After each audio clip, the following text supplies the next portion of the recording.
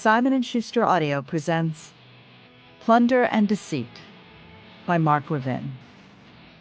Read by Adam Grouper with the author.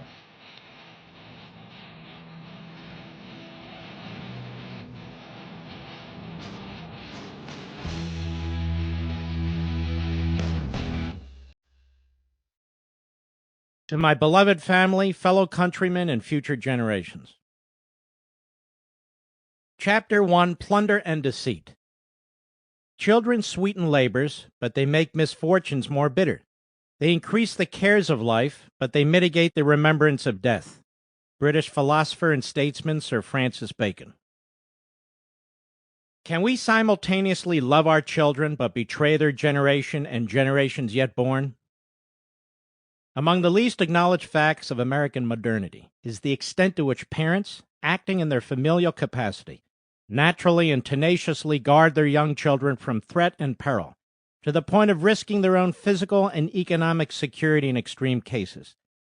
However, as part of the political and governing community, that is, the ruling generation, many of these same parents wittingly and unwittingly join with other parents in tolerating, if not enthusiastically championing, disadvantageous and even grievous public policies that jeopardize not only their children's future, but the welfare of successive generations. To be clear, not all parental decisions are impactful or consequential in the lives of children. Obviously, not all decisions are equal.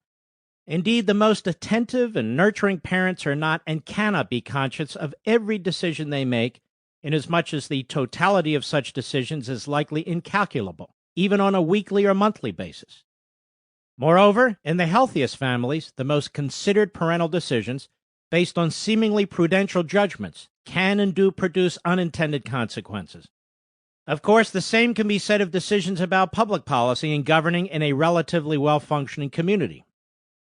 However, there are accepted norms of behavior, a moral order, born of experience and knowledge, instinct and faith, teaching and reason, and love and passion, that provide definition for and boundaries between right and wrong, good and evil, and fairness and injustice, applicable to families and societies alike.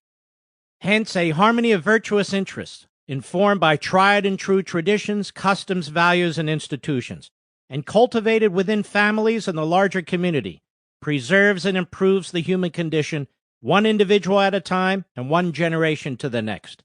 Broadly speaking, this is the civil society.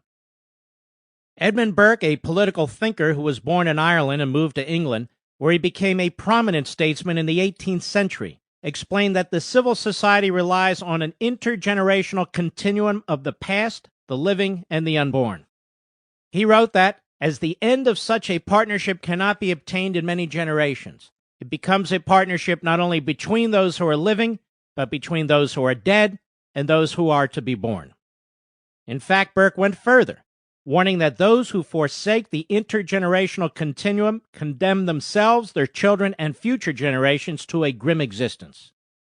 He said, "One of the first and most leading principles on which the Commonwealth and the laws are consecrated is, lest the temporary possessors and life renters in it, unmindful of what they have received from their ancestors, or of what is due to their posterity, should act as if they were the entire masters, that they should not think it among their rights to cut off the entail or commit waste on the inheritance by destroying at their pleasure the whole original fabric of society, hazarding to leave to those who come after them a ruin instead of a habitation, and teaching these successors as little to respect their contrivances as they had themselves respected the institutions of their forefathers." History confirms Burke's observation.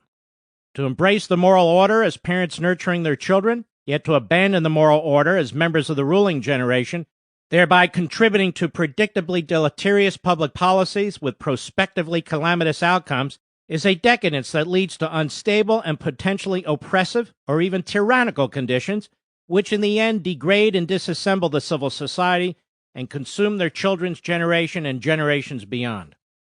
Reformation and recovery may be possible, but difficult and complicated, and typically only after the exaction of an enormous human toll.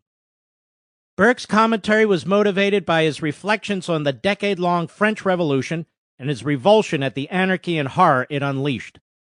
In the ensuing more than 2 centuries, and up to this very moment, the world has witnessed much worse. This is not to say that all instances of civil and societal dislocation take the form of bloody revolution or civil war. Obviously, there are varying pathologies peculiar to particular doctrines, cultures, governing systems, and so on. There are also differing events and circumstances, some building over time and others descending more abruptly, that contribute to the character of the discontinuity. But violence is the ultimate exposure. Before Burke, Charles de Montesquieu, a French philosopher whose life predated the American Revolution, but who was hugely influential on the Constitution's framers, also wrote of the disastrous aftermath of the civil society's abandonment. He explained, "When that virtue ceases, ambition enters those hearts that can admit it, and avarice enters them all. Desires change their objects. That which one used to love, one loves no longer. One was free under the laws, one wants to be free against them. Each citizen is like a slave who has escaped from his master's house. What was a maxim is now called severity. What was a rule is now called constraint. What was vigilance is now called fear. There, frugality, not the desire to possess, is avarice. Formerly, the goods of individuals made up the public treasury. The public treasury has now become the patrimony of individuals. The republic is a cast-off husk, and its strength is no more than the power of a few citizens and the license of all." In modern America, the unraveling of the civil society had been subtly persistent, but is now intensifying. Evidence of rising utopian statism, the allure of political demagogues and self-appointed masterminds, peddling abstractions and fantasies in pursuit of a non-existent paradisiacal society, and the concomitant accretion of governmental power in an increasingly authoritarian and centralized federal leviathan abounds. As subsequent chapters will demonstrate, the ruling generation's governing policies are already forecast to diminish the quality of life of future generations. Among other things, witness the massive welfare and entitlement state, which is concurrently expanding and imploding, and the brazen abandonment of constitutional firewalls and governing limitations. If not appropriately and expeditiously ameliorated, the effects will be dire, and the ruling generation knows it. On August 2014, Wall Street Journal NBC poll found that Americans are registering record levels of anxiety about the opportunities available to younger generations and are pessimistic about the nation's long-term prospects, directing their blame at elected leaders in Washington. 76% of adults lack confidence that their children's generation will have a better life than they do, an all-time high. Some 71% of adults think the country is on the wrong track, and 60% believe the U.S. is in a state of decline. This widespread discontent is evident among just about every segment of the population. 57% of those polled said that something upset them enough to carry a protest sign for one day. That included 61% of Democrats and 54% of Republicans, as well as 70% of adults who identify with the Tea Party and 67% of self-described liberals. It is past time and therefore imperative that the ruling generation acquaints itself with James Madison's uncomplicated and cautionary insight, written to bolster the proposed Constitution's ratification at the state conventions. In Federalist 51, Madison explained the essential balance between the civil society and governmental restraint.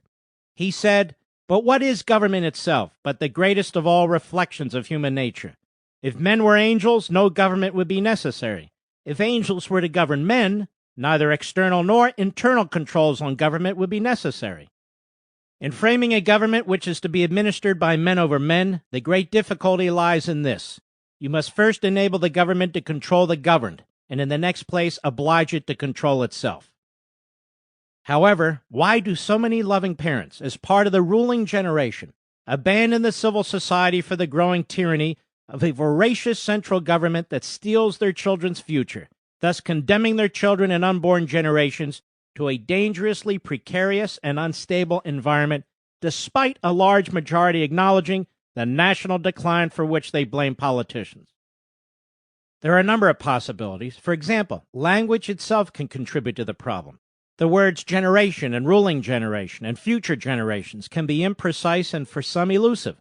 They can be thought of as merely theoretical and conceptual, or an unreality. hence the growth of numerous offshoots intended to provide context and clarification. Baby boomers, Generation X, millennials, Generation Z, etc. That said, it is neither my purpose nor my desire to give them each exposition and fill these pages with distractions about sociological constructs. Nonetheless, despite inexact nomenclature, there are differences relating to various age groups, some big and others inconsequential, just as there are similarities and shared interests. This is also true of individuals generally. More to the point, and importantly, parents are constantly thinking about and talking about their own children and interacting with them in their everyday lives. Obviously, children are of flesh and blood, and their existence and condition are reality. Given that the future is not the here and now, and future generations are images or ideas of amorphous groups of strangers, born and unborn, parents can delude themselves that their own children's immediate welfare, which they work to protect and improve, can be detached from the well-being of future generations. This psychology also makes it easier for parents, as part of the ruling generation, to downplay or ignore the longer-term and broader ruinous effects of contemporary public policies and reject any role or responsibility in contributing to them. It is a contradiction that usually originates with governing elites and statists, who relentlessly reinforce and encourage it.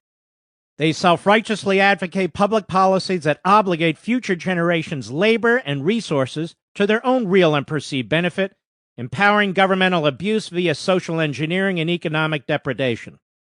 They disguise the delinquency as compassionate and premised on good intentions, often insisting their objectives will improve the prospects of those most severely burdened by them, the children. Moreover, the mastermind's tactics are disarming if not seductive. As I wrote in Ameritopia, where utopianism is advanced through gradualism, it can deceive an unsuspecting population, which is largely content and passive. It is sold as reforming and improving the existing society's imperfections and weaknesses without imperiling its basic nature. Under these conditions, it is mostly ignored, dismissed, or tolerated by much of the citizenry and celebrated by some. Transformation is deemed innocuous, well-intentioned, and perhaps constructive, but not a dangerous trespass on fundamental liberties.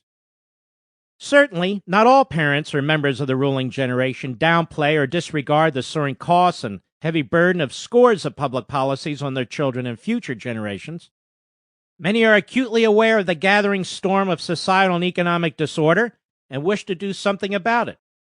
For them, the difficulty lies in not knowing how to effectively influence the omnipresence and complexity of a massive governing enterprise that is less Republican and more autocratic, an ambitious project indeed. The masterminds and their flatterers are progressively immune to regular democratic processes and pressures, such as elections and citizen lobbying, unless, of course, the electoral results and policy demands comport with their own governing objectives. Otherwise, they have an escalating preference for rule by administrative regulation, executive decree, and judicial fiat as the ends justify the means. Many in the ruling generation have themselves become entrapped in economically unsustainable governmental schemes in which they are beneficiaries of and reliant on public programs, such as unfunded entitlements, to which they have contributed significantly into supposed trust funds and around which they have organized their retirement years. They are finding self-deluding solace in the politically expedient and deceitful representations by the ruling class, which dismisses evidence of its own diversion and depletion of trust funds and its overall maladministration as the invention of doomsayers and scaremongers. In his 2-volume masterpiece, Democracy in America, French historian and scholar Alexis de Tocqueville, writing about the species of despotism that might afflict America, observed the following: Our contemporaries are constantly excited by two conflicting passions. They want to be led, and they wish to remain free. As they cannot destroy either the one or the other of these contrary propensities, they strive to satisfy them both at once. They devise a sole, tutelary, and all-powerful form of government, but elected by the people. They combine the principle of centralization and that of popular sovereignty. This gives them a respite. They console themselves for being in tutelage by the reflection that they have put in leading strings, because he sees that it is not a person or a class of persons, but the people at large who hold the end of his chain. By this system, the people shake off their state of dependence just long enough to select their master and then relapse into it again. Thus mollified, many in the ruling generation are by and large inattentive and heedless about the bleak prospects inflicted on younger people, who will neither benefit from the government's untenable programs, into which they are or will also be forced to make contributions, nor possess the wherewithal to pay the trillions of dollars in outstanding accumulated debt when the amassed IOU bubble bursts during their lifetimes or the lifetimes of future generations. Still, it is argued that millions of people benefit from such programs. Of course, trillions of dollars in government expenditures over many years most assuredly benefit the recipients of subsidies or other related payments, but this does not change the arithmetic. The eventual collapse of a colossal government venture will indiscriminately engulf an entire society and economy, including its millions of beneficiaries and benefactors, resulting in widespread disorder and misery. While this alone is daunting, no less derelict and pernicious are the other seemingly myriad ideological pursuits and social designs loosed on society by a ubiquitous federal government. There's no comparable corporate structure shoring up the civil society and counterbalancing the federal government's discrediting and impositions. The federal government makes, executes, and adjudicates the laws. It even determines the extent to which it will comply with the Constitution, which was established in the first place to prevent governmental arrogation.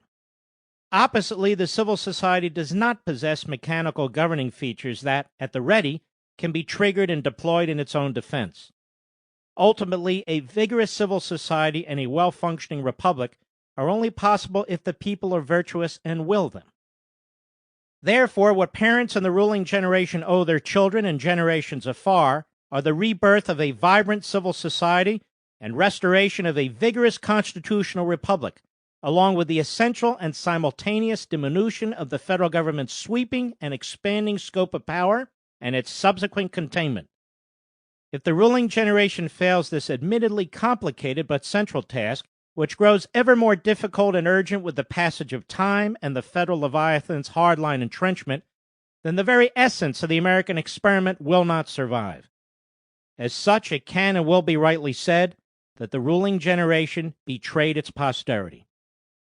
But what will be said of the younger generation, that is, the rising generation, say young adults from 18 to 35 years of age, if their response to the mounting tyranny of centralized, concentrated governing power is tepid, contributory, or even celebratory? Do they not wish to be a free and prosperous people?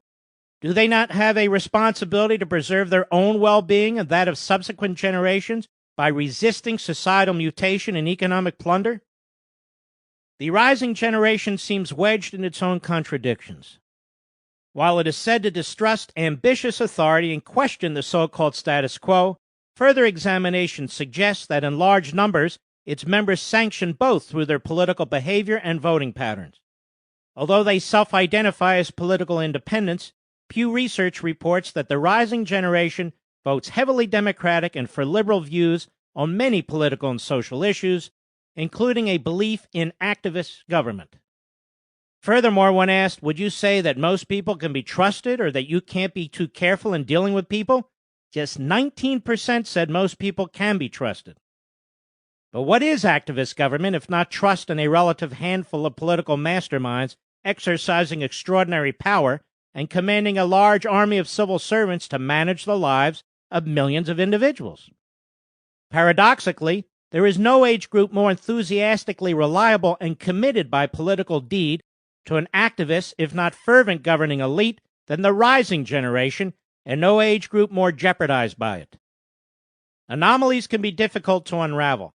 However, a few observations are merited. As a general and logical matter, younger people's dearth of life experiences and their quixotic idealism make them especially vulnerable to simplistic appeals and emotional manipulation for utopia's grandiosity and social causes, which are proclaimed achievable only through top-down governmental designs and social engineering, and concurrently the detachment from and deconstruction of societal traditions, customs, and values for which they have little or modest conception and investment.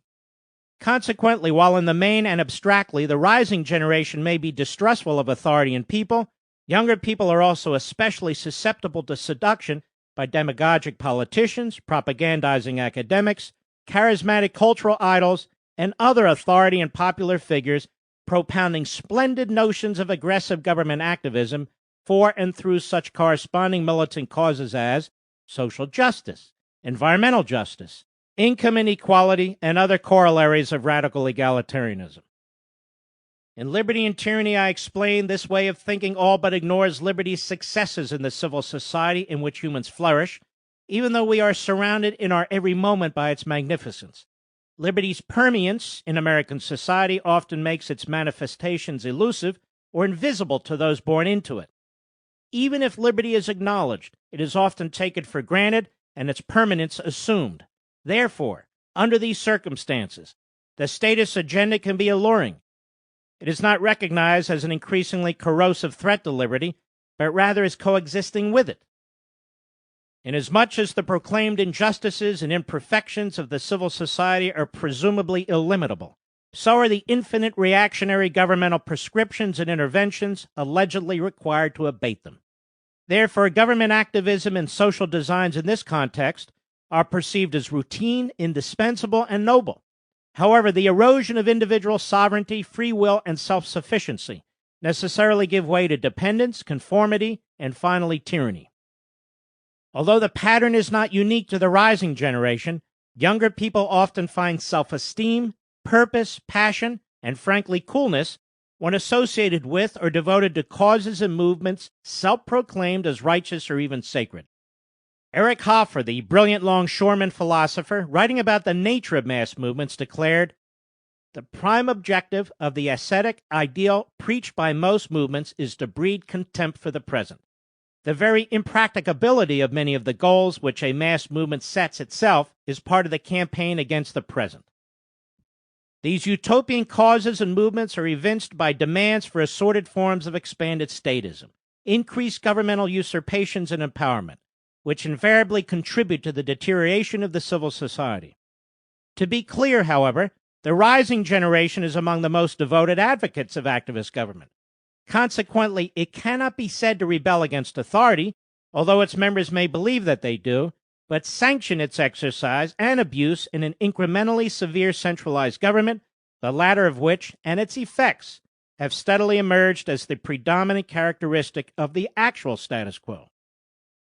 In particular, undergirding the rising generation's ethos in this regard is the relentless indoctrination and radicalization of younger people on a daily basis and over the course of many years, from kindergarten through 12th grade to higher education in colleges and universities, which ingrains within them a vulnerability to exploitation and zealotry. It builds among them acceptance or even clamor for self-destructive policies and conditions that ensure future economic and political instability. Even the most diligent parents have little effective input into what their children are taught in these classrooms. Indeed, they have no adequate or routine influence in the selection of teachers and professors, curriculum, or textbooks, which principally advance, either openly or through insinuation, a statist agenda and ideological groupthink hostile to the civil society and the American heritage. The immunization of formal education from parental and community input is a monumentally disastrous event. Professor Bruce Thornton of California State University observes that the project is deceitful and insidious. He writes, "The founding of the United States was not about things like freedom and inalienable rights, but instead reflected the economic interests and power of wealthy white property owners. The Civil War wasn't about freeing the slaves or preserving the Union, but about economic competition between the industrial North and the plantation South. The settling of the West was not an epic saga of hardships endured to create a civilization in a wilderness, but genocide of the Indians, whose lands and resources were stolen to serve capitalist exploitation. Inherent in this sort of history were the assumptions of Marxist economic determinism and the primacy of material causes over the camouflage of ideals and principles." In fact, Thornton's point about the perversion of formal education as a format for class warfare proselytizing is the modern American version of a central theme in the Communist Manifesto. Its authors, Karl Marx and Frederick Engels, argued, "The history of all hitherto existing society is the history of class struggles." They continued, "Free man and slave, patrician and plebeian, lord and serf, guildmaster and journeyman, in a word, oppressor and oppressed, stood in constant opposition to one another, carried on an uninterrupted, now hidden, now open fight that each time ended either in the revolutionary reconstruction of society at large or in the common ruin of the contending classes.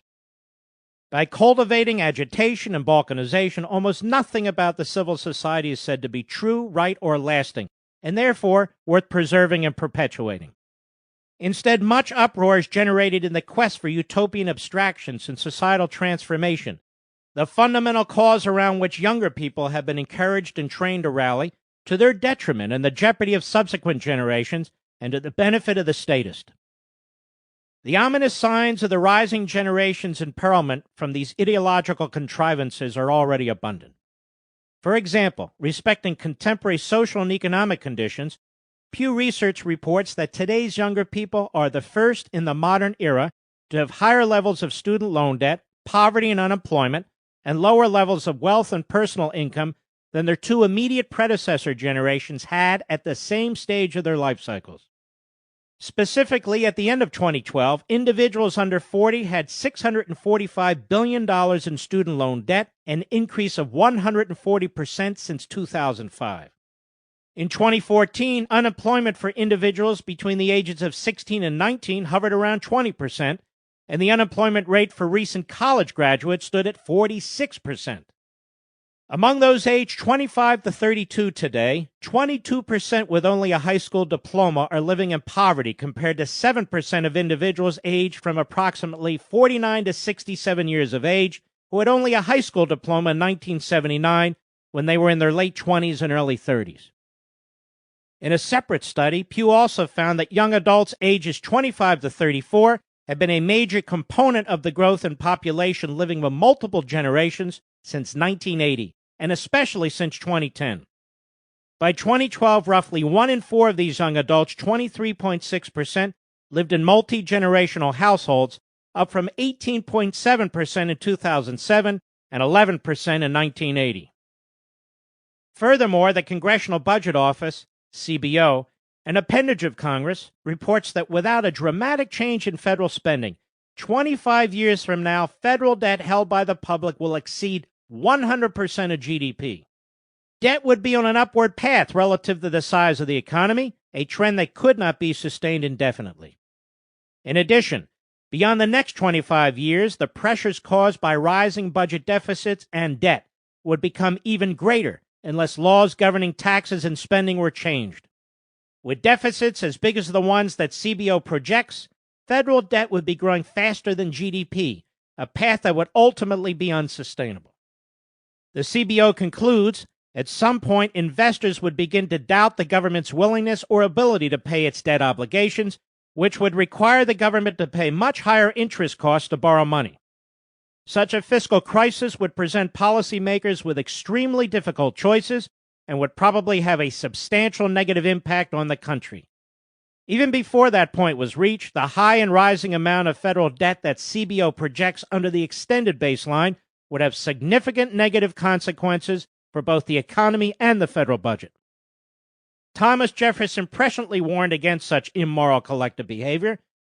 He said, "We believe, or we act as if we believed, that although an individual father cannot alienate the labor of his son, the aggregate body of fathers may alienate the labor of all their sons, of their posterity in the aggregate, and oblige them to pay for all the enterprises, just or unjust, profitable or ruinous, into which our vices, our passions, or our personal interests may lead us. But I trust that this proposition needs only to be looked at by an American to be seen in its true point of view, and that we shall all consider ourselves unauthorized to saddle posterity with our debts, and morally bound to pay them ourselves, and consequently within what may be deemed the period of a generation or the life of the majority." A few years later, Jefferson expressed even more trepidation. He said, "With the decline of society begins indeed the bellium omnium in omnia, the war of all against all, which some philosophers, observing to be so general in this world, have mistaken it for the natural instead of the abusive state of man. And the forehorse of this frightful team is public debt. Taxation follows that, and in its train wretchedness and oppression. The laws of economics, like the laws of science, are real, unlike the utopian images and empty assurances of expedient and self-aggrandizing politicians and bureaucrats. There is a point of irreversibility from which no generation and the larger society can recover. Moreover, just as economic and political liberty are intertwined, spreading economic instability leads to political turmoil and ultimately societal disorder or collapse. In the interim, as this process unfolds, the dissolution of constitutional republicanism, including representative and consensual governance, dispersed authority among federal branches and between the federal and state governments, and the empowerment of a pervasive federal administrative state incessantly insinuating itself into the lives of the people, becomes regular and routine. The ensuing amalgamation of governmental control and the escalating police powers discharged to coerce and subjugate the individual through multitudinous rules, regulations, taxes, fines, and penalties confounds and benumbs much of the citizenry. Furthermore, the designed societal transformation and the decay of enlightened self-government are portrayed as compassionate, progressive, and inevitable. Nonetheless, the federal colossus will not reform itself and self-surrender its design. Its advocates, surrogates, and beneficiaries neither admit failure nor entertain circumspection. They are increasingly fanatical as they insist on more zealous applications of their ideological preoccupations and societal schemes. The time is urgent for the ruling generation and the rising generation, that is, parents and their progeny, to step up in defense of their joint interests and in opposition to their common foe, a government unmoored from its constitutional beginnings and spinning out of control.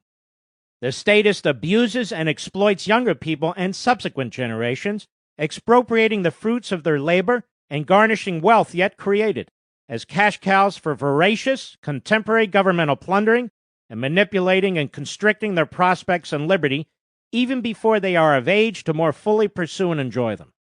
The ruling generation, upon sober reflection, must stir itself to action in order to untangle the web of societal and generational conflicts produced by the statist's endless and insidious social engineering and encroachment, even though it requires some level of economic self-sacrifice and partial withdrawal from governmental entitlements and subsidies. The equally formidable struggle for younger people is first to recognize the constant and self-reinforcing influences of statist manipulation and exploitation, break loose from them, and then rally against them in their own defense. The rising generation must question, confront, and civilly resist the real authoritarianism that endangers its future and the quality of life of those not yet born, whether preached in the classroom, popularized through entertainment, or idealized by demagogic politicians. Their well-being as a free, self-sufficient, and thriving people is at stake. The real fight they must wage is against utopian statism, which grows at the expense of the civil society and their own security and happiness. Otherwise, the rising generation, and unborn, unrepresented generations that follow, will degenerate into a lost and struggling generation, living an increasingly bleak and hollow existence under steadily more centralized, managed, and repressive rule. At the beginning of this chapter, I asked, can we simultaneously love our children, but betray this generation and generations yet unborn? The answer is no. I also asked, do younger people wish to be free and prosperous? Do they have a responsibility to preserve their own well-being and that of subsequent generations by resisting societal mutation and economic plunder? The answer to both questions is yes. It turns out that the ruling and the rising generations have much in common after all. In the first place and in the end, we must rely on our individual and collective capacity, albeit imperfect and fallible, for sound judgment and right reason. There are eternal and unchangeable universal truths that no professor, politician, expert, or combination thereof can alter or invalidate. The mission of this book, as in my past books, is to persuade as many fellow citizens as possible, through scholarship, facts, and ideas, to avert a looming tragedy. Not a Greek tragedy of the theater in mind, but a real and devastating American tragedy, the loss of the greatest republic known to mankind. Chapter 2. On the Debt. George Mason University economics professor Dr. Walter Williams rightly describes the underlying pathology driving the nation to economic and financial ruin as a moral problem. We've become an immoral people, demanding that Congress forcibly use one American to serve the purposes of another. Deficits and runaway national debt are merely symptoms of that real problem. As Williams states, nearly 75% of today's federal spending can be described as Congress taking the earnings of one American to give to another through thousands of handout programs, such as farm subsidies, business bailouts, and welfare.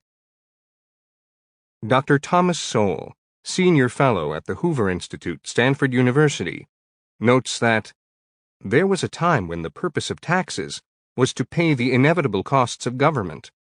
To the political left, however, taxes have long been seen as a way to redistribute income and finance other social experiments based on liberal ideology.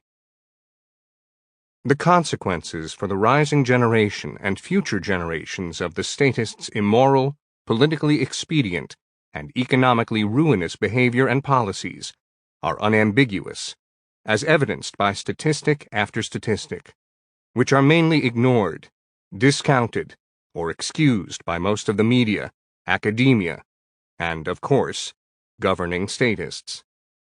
Nonetheless, there is no mistaking the eventual societal turmoil these facts and figures portend. Evidence all Americans, and especially younger people, must heed. The nation's fiscal operating debt was already $10.6 trillion on the day President Barack Obama took office in January 2009. By the end of January 2012, however, the fiscal operating debt had increased 44.5% to $15.4 trillion. As of April 12, 2015, the fiscal operating debt was $18.152 trillion, a 71% increase in less than 6.5 years. Each man, woman, and child in this country's share of the national debt has grown from $33,220 at the beginning of the Obama presidency to more than $56,900 today. To be sure, the debt habit began long before the Obama presidency, but it is now a full-blown addiction. During the Obama administration, government spending and borrowing have both skyrocketed. The financial bailouts and expanded social spending during the prior administration of George W. Bush contributed mightily to the federal government's debt. In fact, Bush is second only to Obama in the amount of debt in absolute dollars with which he burdened younger people and future generations. But with the addition of the massive Patient Protection and Affordable Care Act program, or Obamacare, and other profligate spending programs, including some $800 billion for the American Recovery and Reinvestment Act of 2009, or stimulus program, there is no denying that the past several years have created historic records for yearly deficits and overall debt. As C. Eugene Sterling of the Urban Institute explained, over decades we have wound a straitjacket policy around ourselves, especially in retirement, health, and taxation, budget areas where now dead or retired members of Congress inscribed permanent policies.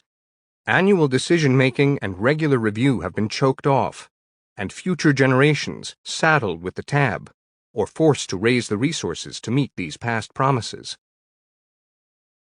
In July 2014, the nonpartisan Congressional Budget Office, CBO, released its annual long-term budget outlook.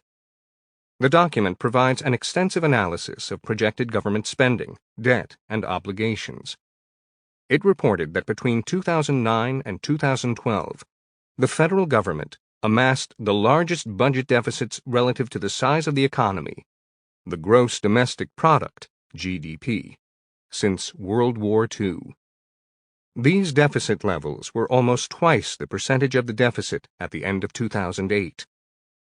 Measured in dollars, the federal deficit in 2008 was nearly $500 billion. By 2012, the deficit was $1.4 trillion. In 2014 alone, the federal budget deficit was larger than the combined market capitalization of Apple Computers, ExxonMobil Corporation, and Microsoft, three of the world's largest corporations. Economists discuss the budget deficit in terms of its percentage of GDP. For most of the 40-plus years before 1998, federal debt held by the public was on average 39% of GDP. But when the unprecedented deficits that began at the end of the Bush administration exploded at the beginning of the Obama administration, and swelled further during the course of the Obama administration, the total amount of federal debt held by the public in 2014 rose to nearly 74% of GDP. Assuming that current laws remain in place, including the so-called Budget Control Act, federal debt will reach 103% of GDP by 2039. CBO's long-term projections do not incorporate the negative economic impacts that are projected to accompany the government's debt burden. When the economic impact is calculated, it is estimated that the debt burden will reach 111% of GDP by 2039. Moreover, debt would be on an upward path relative to the size of the economy, a trend that could not be sustained indefinitely. Increased public debt also means increased debt servicing costs, particularly when the Federal Reserve eventually discontinues its artificially low interest rate policy. When the Fed starts to raise interest rates, rising interest expenses to the Treasury is going to exacerbate the climb in the deficit, according to economist Michael England of Action Economics, LLC. The increase in interest payments by the federal government will consume a still larger portion of the federal budget, thus increasing the gap between remaining revenues and government benefits and programs. Interest payments are expected to more than double relative to the size of the economy, from 2% to 4.5% of GDP. Ever-increasing federal spending exacerbates the national debt problem. For most of the past 40 years, federal spending has averaged 20.5% of GDP. But in Obama's first year in office, federal spending spiked to 24.4% of GDP, the highest level since World War II.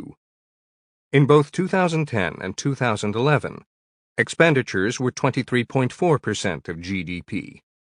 Even with sequestration cuts and follow-on budget deals, spending was 22% of GDP in 2012 and nearly 21% of GDP in 2013. CBO projects spending levels to increase to 26% of GDP by 2039. This is an immense increase in federal spending. It is attributable to two primary components: federal entitlement spending and debt financing. They are said to be permanent fixtures in the budget, which means both are supposedly beyond the reach of Congress's annual budget process. Social Security and the federal government's health care programs, Medicare, Medicaid, Children's Health Insurance Program, and subsidies related to Obamacare, will double in relative costs over the next several decades. For the past 40 years, they have together consumed on average 7% of GDP.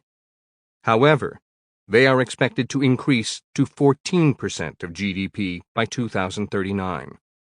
Social Security, Medicare, and Medicaid account for 60% of the government's non-interest expenditures in recent years, steadily growing as a share of annual federal expenditures. For example, in 1970, social programs accounted for 32% of total federal expenditures. Social programs grew to 44% of federal expenditures in 1980 and 1990, and 54% in 2000. They were promoted as safety net programs for the protection of the poor, elderly, and vulnerable. But in each case, the programs have snowballed and have become unsustainable. CBO expects their spending percentages to continue increasing indefinitely.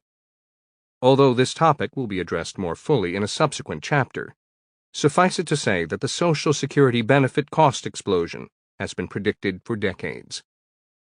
There are currently 58 million people receiving Social Security benefits. By 2024, that number will grow to about 77 million, and by 2039, there will be 103 million eligible beneficiaries.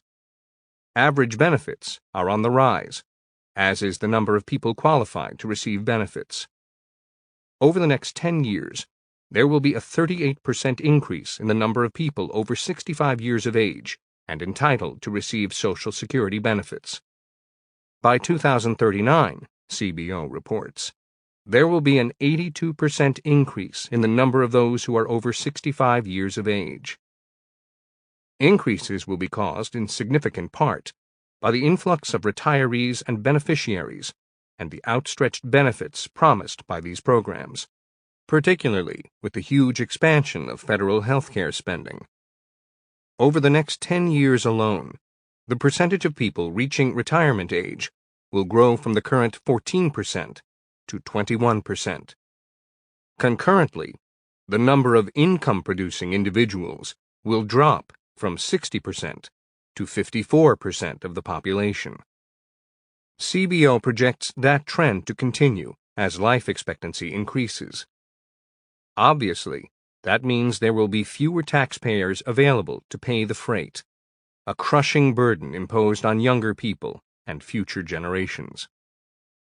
Again, although this will be the subject of a subsequent chapter, it merits mention here that federal spending on health care increased from 9.5% of GDP in 1985 to 16.2% of GDP in 2012.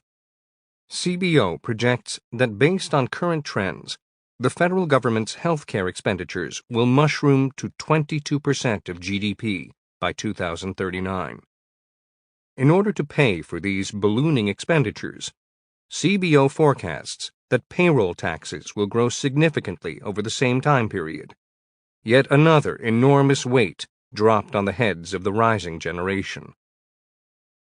Not only is federal spending out of control, it is also inefficient and poorly monitored.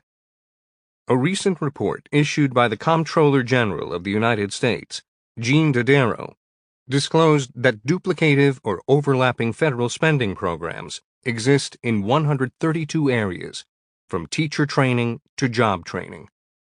Dodaro also found that improper payments by 18 different federal departments in 2012 cost the federal government a whopping $107 billion. In fact, so bad is the federal government's management of its massive resources that the General Accountability Office, GAO, found the accuracy of most of its financial reporting suspect. In its latest audit of the federal government, the GAO concluded there are significant and material weaknesses in the accounting performed at all levels of the federal government. Among other things, it declared that this incompetence 1. Hampers the federal government's ability to reliably report a significant portion of its assets, liabilities, costs, and other related information. 2. Affects the federal government's ability to reliably measure the full cost as well as the financial and non-financial performance of certain programs and activities. 3. Impairs the federal government's ability to adequately safeguard significant assets and properly record various transactions. And 4. Hinders the federal government from having reliable financial information to operate in an efficient and effective manner. In addition to the 3 major impediments, GAO identified other material weaknesses. These are the federal government's inability to 1. Determine the full extent to which improper payments occur and reasonably assure that appropriate actions are taken to reduce them. 2.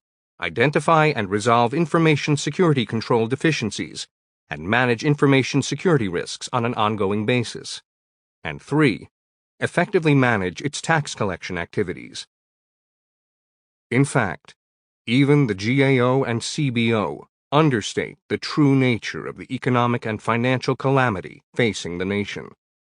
On February 25, 2015, Boston University professor of economics, Dr. Lawrence J. Kotlikoff, testified before the Senate Budget Committee about America's fiscal insolvency and its generational consequences. He flatly stated that our country is broke. It's not broke in 75 years or 50 years or 25 years or 10 years. It's broke today. Indeed, it may well be in worse fiscal shape than any developed country, including Greece. He condemned Congress for cooking the books.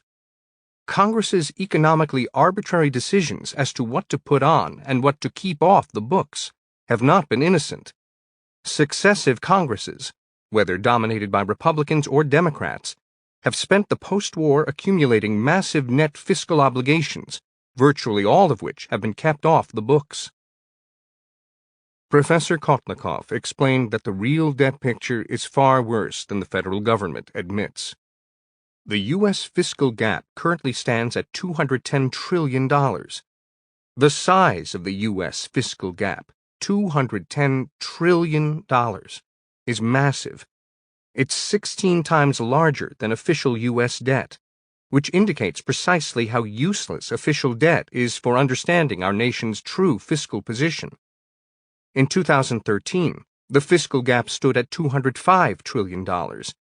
In 2014, it was $210 trillion. Hence, the country's true 2014 deficit, the increase in its fiscal gap, was $5 trillion, not the $483 billion increase in official debt reported by the CBO. Professor Kotlikoff concluded what should be obvious to all. U.S. post-war generational policy is accurately characterized as take as you go.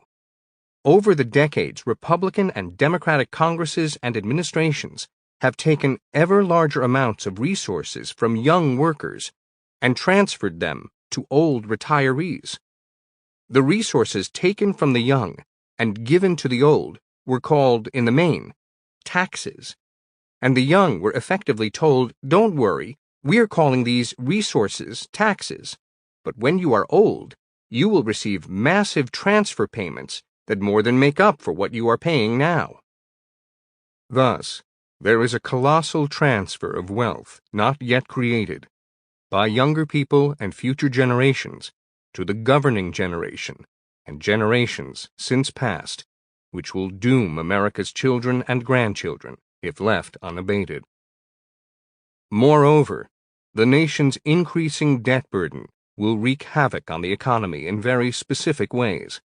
Higher interest rates, slower economic growth, weaker job markets, higher taxes, and higher inflation rates. The CBO notes that the enormous amount of government securities required to finance debt crowd out investments by individuals and businesses in the private marketplace, including in manufacturing, research, infrastructure, and small and large business opportunities. Because wages are determined mainly by workers' productivity, the reduction in investment would reduce wages as well, lessening people's incentive to work. In order to compete for investments, both government and private borrowers will face higher interest rates. While those rising interest rates will encourage individuals to save, the offsetting growth in interest costs will increase the cost of borrowing, thus further driving up the cost of the debt. The late Dr. Edward M. Gramlich, former Federal Reserve Board governor, explained that, for workers to become more productive, investments must be made in education and training, in modernized plants, equipment, and productive techniques, in new discoveries and innovations, and in transportation, communications, and other infrastructure. To make these investments, there must be a pool of savings that can be used for this purpose. Historically, the United States has had a particularly low rate of private savings. But what is worse, the federal government's deficit is financed by soaking up much of the savings we do manage to put away. When the government spends more money than it has, it borrows the rest. Most of the money borrowed comes from private savings. Dr. Gramlich went on to warn that we cannot ignore the consequences of deficits much longer, because they will lead to a stagnant long-term economy that will not only be unable to support Social Security, Medicare, and other social programs, but will not be able to provide opportunity for today's youth who will be paying the bills. Professor Kotlikoff also points out that the impact of these policies has had another predictable outcome. Older generations consumed more. Younger generations had no or little reason to consume less, and the national saving rate fell. A Moody's Analytics analysis shows that workers under the age of 35 have gone from saving a small percentage of their incomes shortly after the 2009 recession to a current savings rate of negative 2%. In 2009, the savings rate for younger people was over 5%. A good rule of thumb is that a healthy savings rate is around 10%. Consequently, the very low savings rate among younger people is a sobering indicator of financial precariousness. Debt accumulation, especially student loan and credit card debt, is a major contributor to the problem.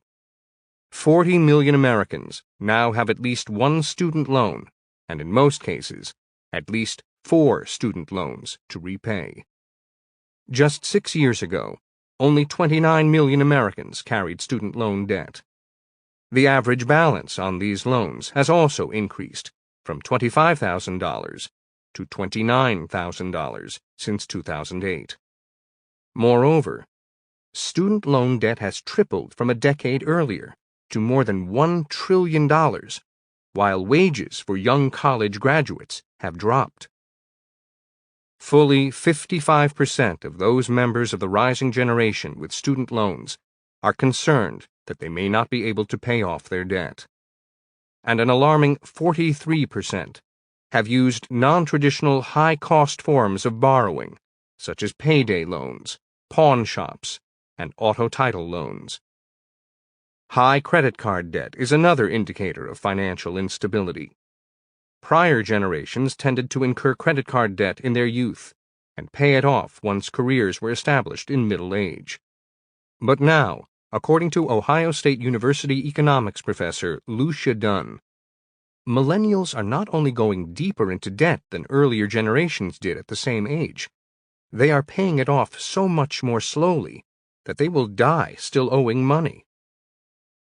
The tendency to make only minimum payments on their credit card balances suggests credit card debt for younger people will continue to grow well into their 70s. Many younger people have to delay major purchases of homes and automobiles. Money is being diverted from retirement accounts. There are fewer business startups, and families are being delayed.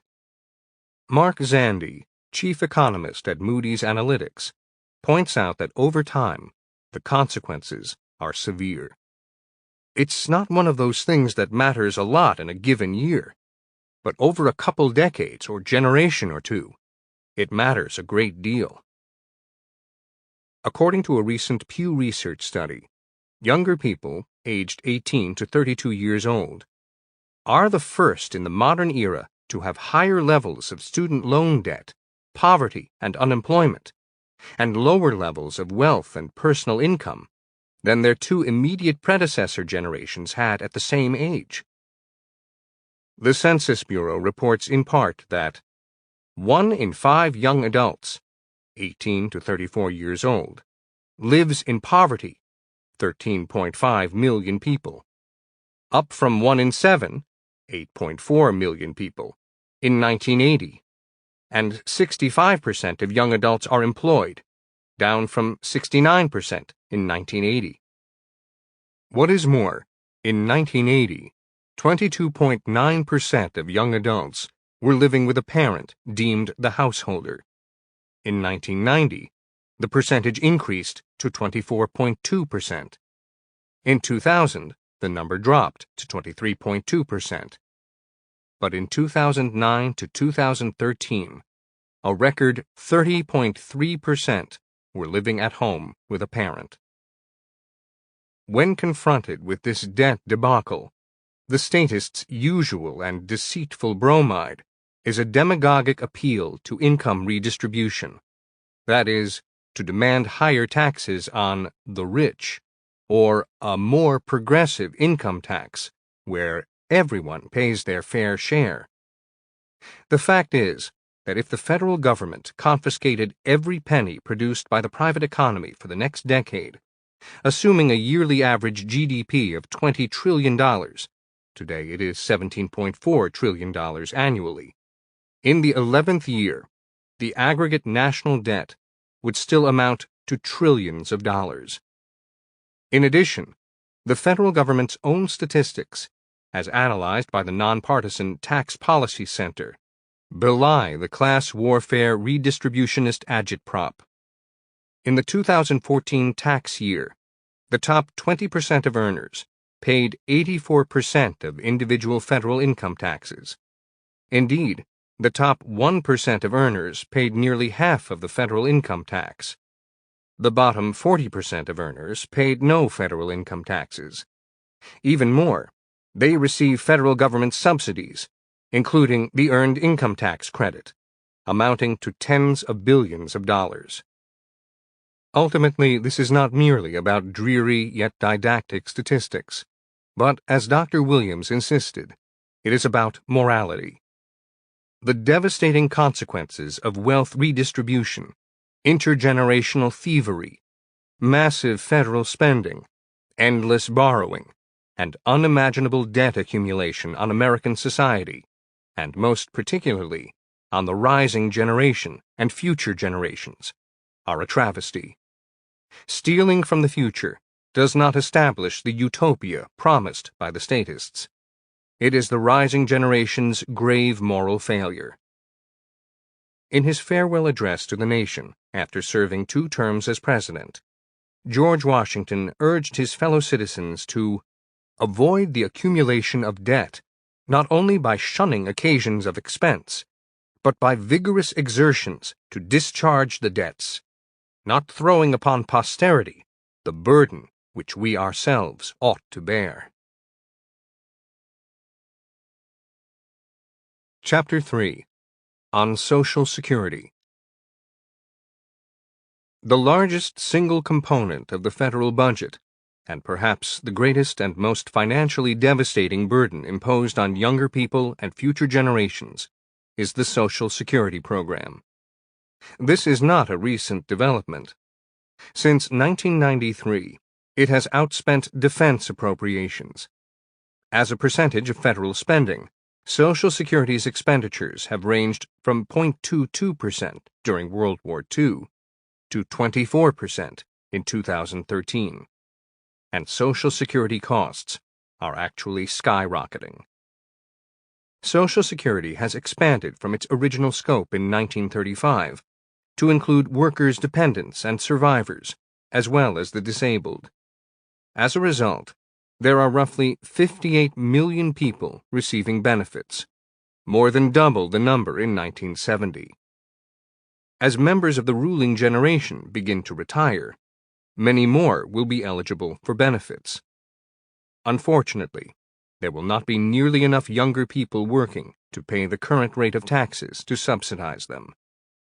In 1940, there were 159 workers for every beneficiary. That ratio has dropped precipitously, from 16.5 in 1950 to 5.1 in 1960 to 3.7 in 1970 to slightly below 3 in 2010, and it is projected to get worse. There will only be 2.2 workers for every beneficiary in 2030. Social Security provides benefits through 2 major programs: Old Age and Survivors Insurance, OASI, and Disability Insurance, DI. Note the use of the word insurance. It is a fiction, about which I will elaborate later. The OASI program provides payments to retirees and, in certain circumstances, to their dependents. DI provides payments to people who are disabled and presumably cannot work. OASI and DI have separate trust funds, but for simplicity's sake, they are usually considered together when their financial viability is analyzed. Theoretically, Social Security is financed by payroll taxes on employees and employers, and, to a lesser extent, taxes on Social Security benefits and income from trust fund assets. FICA taxes, payroll taxes under the Federal Insurance Contributions Act, are falsely said to fund Social Security and part of Medicare. Payroll taxes, as opposed to income taxes, apply to employees regardless of their income. They are most onerous on poorer workers, and, of course, younger people who are just entering the workplace. They are also effectively a tax on employment, as the employer must consider this fixed additional cost in his hiring decisions. The rate of taxation to supposedly fund Social Security has been increasing over time. Currently, workers pay 6.2% of their first $117,000 of earnings in Social Security taxes, and their employers pay an additional 6.2%. The self-employed pay the full 12.4% themselves. When the program started in the 1930s, however, the tax rate was only 1% of income on a much lower income threshold, and did not reach 3% until 1960. In fact, the amount of money subject to the Social Security payroll tax has grown significantly over time. From the 1930s until 1950, workers paid tax on the first $3,000 of their income. That cap did not reach $10,000 until the 1970s. Presently, workers pay FICA taxes on the first $117,000 of their income, and that amount will continue to rise with increases in the average wage. The age when retirement benefits are available has also increased.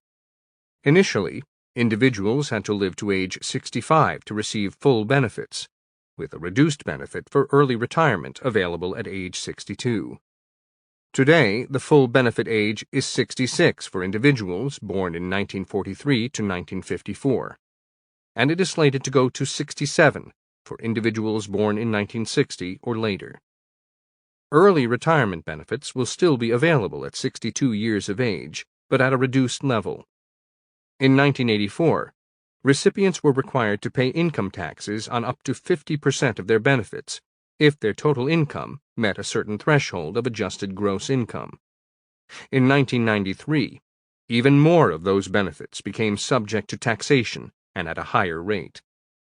In short, today's workers are paying a higher tax rate on a larger portion of their income than many of the retirees whom they are helping to subsidize. They are also required to wait until they are older to receive benefits, and will pay income taxes on a portion of those benefits. But here is the worst news for younger workers and future generations. According to the Associated Press, a historic shift is occurring. If you retired in 1960, you could expect to get back 7 times more in benefits than you paid in Social Security taxes, and more if you were a low-income worker, as long as you made it to age 78 for men and 81 for women. As recently as 1985, workers at every income level could retire and expect to get more in benefits than they paid in Social Security taxes, though they didn't do quite as well as their parents and grandparents. Not anymore. For the first time, people who are retiring today will receive less in benefits than they paid into the system in taxes. A lot of factors are involved in making these comparisons, of course, such as how long someone lives after retirement, how much they earned, and thus paid into the system when they decided to start receiving benefits, and so forth. Incidentally, Social Security itself is very complicated. The Social Security Handbook has 2,728 separate rules governing its benefits, and it has thousands upon thousands of explanations of those rules in its program operating manual system. But in 2011, the Urban Institute found that a married couple who earned average lifetime salaries retiring that year had paid about $598,000 in Social Security taxes during their working years.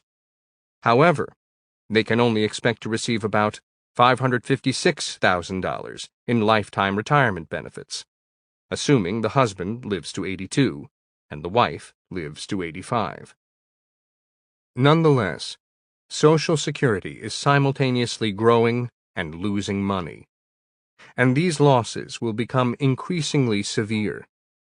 In 2010, more money went to subsidize benefits than were received from taxes. According to the trustees of the Social Security trust funds, there will be a cash deficit averaging about $77 billion annually through 2018, which will then rise steeply as the number of beneficiaries continues to grow at a substantially faster rate than the number of covered workers.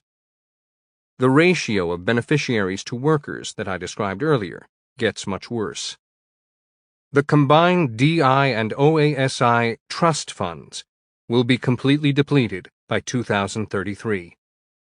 In fact, the trustees forecast that expenditures will exceed tax revenues throughout the next 75 years. When they calculate the present value of the unfunded obligation for the next 75 years, it comes to $10.6 trillion, or $1 trillion more than last year's prediction. Indeed, the $10.6 trillion will be necessary to fund obligations on top of the income the federal government receives from Social Security taxes. The future suggests several unpleasant scenarios.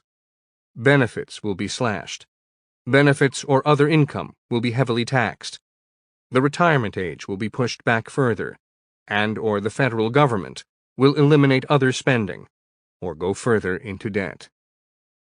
Inasmuch as those retiring today will receive less than they contributed over the years into the system, it is difficult to see how younger people will be left with anything but horrendous debt and broken promises.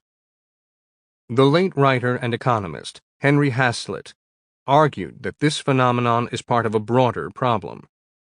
He explained that there are two factors that give rise to the majority of mistakes in economic policy: the special pleading of selfish interests and the tendency to ignore secondary consequences. The first factor is clear. Some economic policies benefit everyone, or nearly everyone, while other policies only benefit a distinct group to the detriment of everyone else. For example, consider a proposal to subsidize corn producers.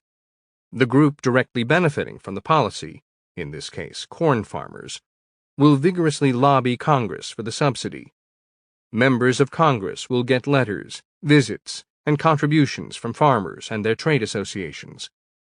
However, they will hear almost nothing from the public at large on such a narrow issue. Therefore, the interests of the vocal minority will receive more weight than the interests of the majority. The measure passes as part of an omnibus spending bill, and the cost of the new subsidy is added to the trillions of dollars spent every year by the federal government. The same has held true for Social Security over the years. Organized and vocal groups, claiming to represent retirees and the soon-to-retire, have successfully lobbied lawmakers to increase the number of individuals qualifying for Social Security and the amount and variety of benefits. The second factor describes the tendency for public policy to be based on its immediate effects or its effect on a specific group, without regard to long-term consequences for the economy and nation generally. For example, the benefits of a taxpayer bailout to a failing car maker are immediate and evident for the car maker, its investors, and its employees. But the financial dislocation and lost fiscal opportunities resulting from the diversion of economic resources to tax subsidies are distant and disregarded.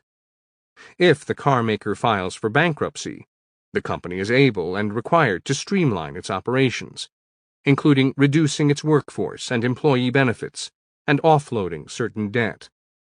Although this allows the newly organized company a fresh opportunity to regain profitability and survive in the longer term, including expanding and hiring down the road, the immediate upshot of the reorganization, with its downsizing and so on, is visible and tangible. Hazlitt explained the phenomenon this way. In this lies almost the whole difference between good economics and bad. The bad economist sees only what immediately strikes the eye. The good economist also looks beyond. The bad economist sees only the direct consequences of a proposed course. The good economist looks also at the longer and indirect consequences. The bad economist sees only what the effect of a given policy has been or will be on one particular group. The good economist inquires also what the effect of the policy will be on all groups. Clearly, the rising generation and generations unborn are harmed most by these practices, particularly with massive generational transfer payments and debt accumulation. Younger people do not have powerful organizations lobbying the federal government on their behalf against current and future profligate spending and borrowing. Conversely, the American Association of Retired People, AARP, is an extremely powerful and influential presence on Capitol Hill, relentlessly pressuring Congress for expanded government subsidies for the rising generation and against most serious efforts to reform Social Security and Medicare. At the heart of the problem is the ruse that Social Security is an insurance program, making an honest national discussion about it extremely difficult. In truth, in no legal, ethical, or rational sense are there actually trust funds or individual trust accounts. Most workers pay into the system each month or bi-monthly. In turn, those tax proceeds are used to pay current Social Security beneficiaries. Therefore, it differs fundamentally from an individual directly funded insurance policy or pension fund account like a 401k, where a person contributes to a specific account over time, and that money is invested just for the beneficiary's future. In fact, Social Security is not even a true pay-as-you-go system. In the past, when more money was received by the federal government than was necessary to cover current beneficiaries, the excess funds were not returned to the taxpayers. Instead, the taxes were used to fund other general expenditures of the federal government. Of course, this is a shell game. If any private investment firm or insurance company conducted itself this way, it would risk prosecution for conducting an unlawful Ponzi scheme. And today, younger workers are compelled to contribute payroll taxes into a system that benefits current retirees and will not exist, at least not as promised, when they reach retirement age. Consequently, there are no real assets in the Social Security trust funds. The federal government uses an accounting measure reflecting how one part of the government owes money to another. At best, it can be said that Social Security trust funds consist of specially issued government bonds that earn interest. Even so, the interest is owed by the federal government, requiring it to issue additional IOUs to the Treasury Department. Presumably, when the federal government runs out of funds to pay Social Security benefits, it will have to cash in those bonds. But from where does the money to pay off the bonds come? The general revenue of the federal government, that is, the taxpayers, and the accumulation of more debt. The late Nobel laureate for economics, Dr. Milton Friedman, explained that these trust funds are nothing but an accounting measure to mislead the public and preserve the fiction that Social Security is insurance. Dr. Friedman described how Social Security uses terms like contributions and benefits instead of taxes and subsidies.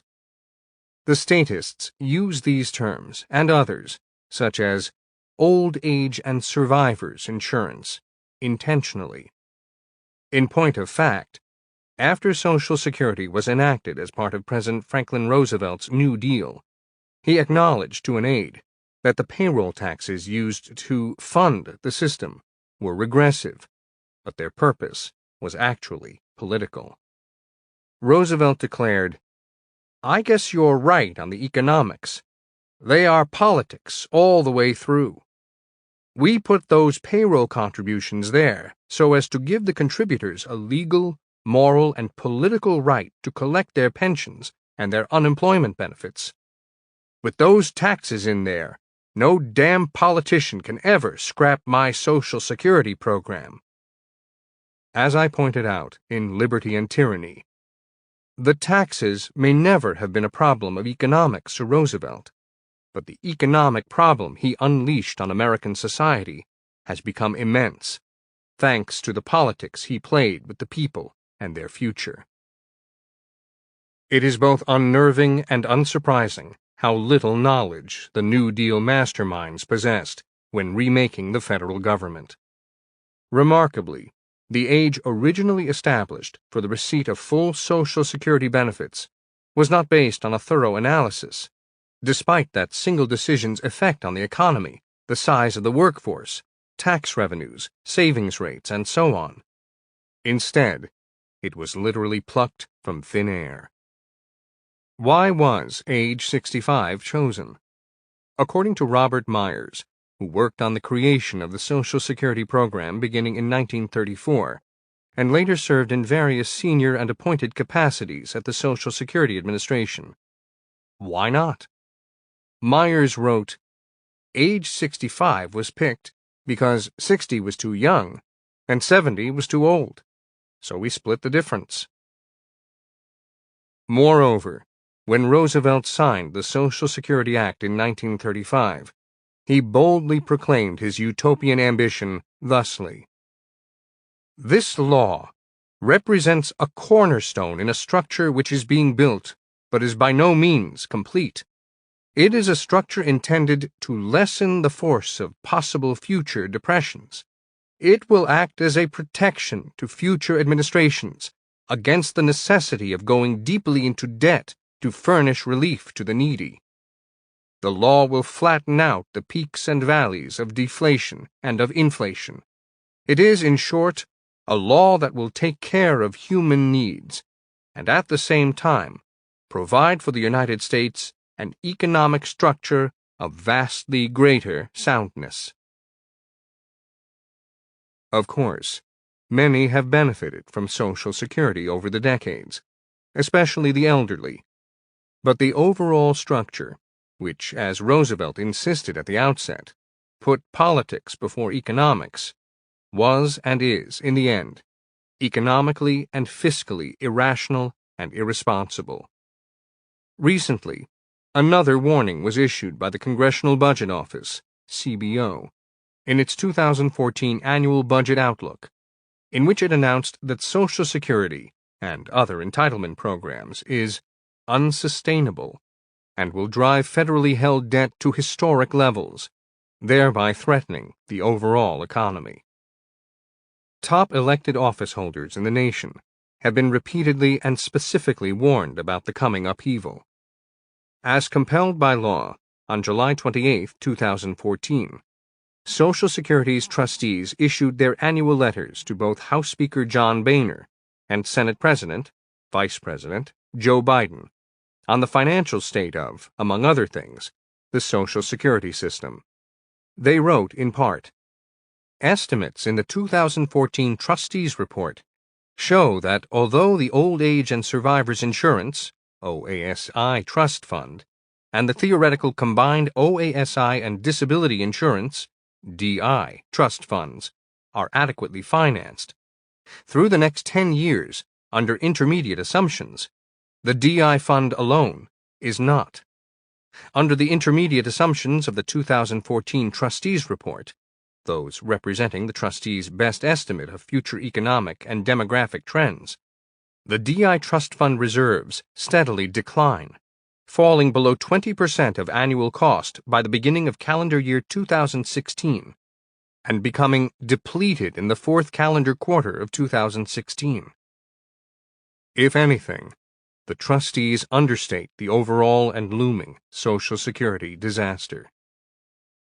Predictably, the statists cling zealously to their utopianism and dogmatically reject virtually every suggestion to restructure Social Security. On October 15, 2010, 101 Democratic members of Congress wrote President Obama, insisting that any proposals by the National Commission on Fiscal Responsibility and Reform to modify Social Security benefits, adjust age requirements, or introduce private investment options would be blocked in Congress. They declared in part, "We write today to express our strong support for Social Security and our view that it should be strengthened. We oppose any cuts to Social Security benefits, including raising the retirement age. We also oppose any effort to privatize Social Security, in whole or in part. If any of the Commission's recommendations cut or diminish Social Security in any way, we will stand firmly against them." Rather than exploring even modest but still meaningful options and alternatives to the current unsustainable Social Security system, such as ensuring that workers age 55 and over remain covered under the traditional Social Security system with no change in promised benefits, while allowing younger workers to opt out of Social Security and invest in private sector retirement alternatives, statists demand greater federal centralization and control, this time over the individual's private retirement plans, as an increasingly desperate federal government looks for ways to expand its reach and confiscate more earnings from the rising generation. For example, 401k plans have enabled approximately 52 million American workers to own stocks and bonds as part of their private retirement portfolios. But there is a growing movement to eliminate these tax and savings benefits in order to further fund federal insurance. As explained by the Cato Institute's Michael D. Tanner, Teresa Ghilarducci, director of the Schwartz Center for Economic Policy Analysis at the New School in New York, has argued before Congress that 401k plans should be abolished and replaced by an expanded social insurance system. Representative Jim McDermott, Democrat of Washington, who sits on the tax-writing Ways and Means Committee, has pronounced himself intrigued by Ghilarducci's ideas. And former Congressman George Miller, Democrat of California, has called for eliminating or reducing the tax break for 401k contributions. The Obama administration has also sought to limit tax breaks for 401ks, although primarily for wealthier participants. In a speech calling for the expansion of Social Security, Senator Elizabeth Warren, Democrat of Massachusetts, criticized private retirement accounts like 401k plans that leave the retiree at the mercy of a market that rises and falls, and sometimes at the mercy of dangerous investment products. Tanner points out that no policy proposed in recent years would have done more to expand capital ownership than allowing younger workers to invest a portion of their Social Security taxes through personal accounts. One of the unsung benefits of such Social Security reform is that it would enable even the lowest-paid American worker to benefit from capital investment. Indeed, since the wealthy presumably already invest as much as they wish to, lower-income workers would be the primary beneficiaries of this new investment opportunity. The American people are facing some very unpleasant realities about the nation's financial vulnerabilities. The federal government is deeply in debt. The largest federal program, Social Security, is hemorrhaging money. The national birth rate does not provide enough working people from whom money can be transferred to subsidize beneficiaries, and most individuals do not have enough personal savings to get them through severe economic times. As the late economist Dr. Herbert Stein once wrote, "If something can't go on forever, it will stop." And in this case, the federal government's biggest program will stop with a crash, taking down the older recipients and the younger payers alike. Chapter 4. On Medicare and Obamacare. Another impending fiasco for America's younger people and future generations involves the federal government's control over health care. In the United States, trillions of dollars are spent each year on health care. The Centers for Medicare and Medicaid Services, CMS, a federal agency within the Department of Health and Human Services, HHS, estimated that national health expenditures were $2.8 trillion in 2012, or about 17.2% of America's gross domestic product, GDP. Others have noted that there are hundreds of billions in hidden costs that should be added to that number, such as costs to families who serve as home caregivers and money spent on vitamins, bringing the total to over $3 trillion annually. But the amount spent on health care is not by itself the key. North Korea's tyrannical regime spends a lot less per person on health care than the United States, and no one in his right mind would advocate switching systems. Similarly, Bangladesh, also among the world's poorest nations, spends a far lower percentage of GDP on health care, a mere 3.6%. Most Americans would agree that there are few human and moral priorities more important than the mental and physical health of an individual or family. The key problem in America is the increasingly centralized role of government in the provision of healthcare services, which does, in fact, become administratively unmanageable and financially unsustainable over time. Top-down command and control decision-making, combined with political and social engineering and redistributive subsidies, destroy the application of genuine insurance practices, distort and eventually contract the marketplace, hugely inflate costs, generate widespread economic inefficiencies, unpredictability, and scarcity, and severely diminish the quality of healthcare services and their availability to countless patients. The federal government provides health insurance, funds to state healthcare programs, or direct care to the elderly, Medicare, the poor, Medicaid, the children of those not poor enough for Medicaid, Children's Health Insurance Program, or CHIP, the military, TRICARE, and veterans, the Veterans Administration. The largest of the programs, Medicare, provides health care coverage to nearly all seniors over the age of 65. In 2014, about 54 million individuals were eligible for Medicare, 45 million seniors, and 9 million disabled individuals, for a total cost of $612 billion. As with Social Security, the scope of covered individuals and services has grown significantly since Medicare's inception in 1965.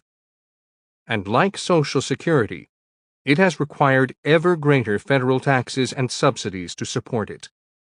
Meanwhile, the number of individuals retiring and becoming eligible for Medicare is soaring.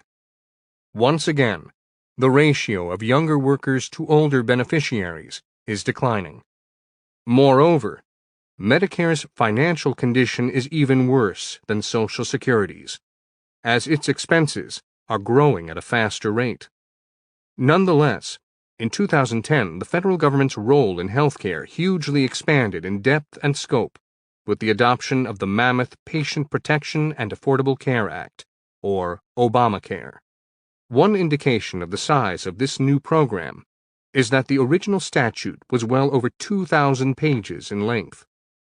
By 2013, tens of thousands of pages of related regulations were issued, totaling almost 11,600,000 words.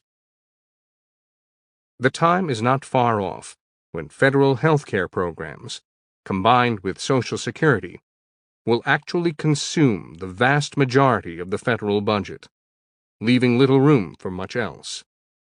In fiscal year 2013, 41% of the federal government's expenditures supported just Social Security and Medicare.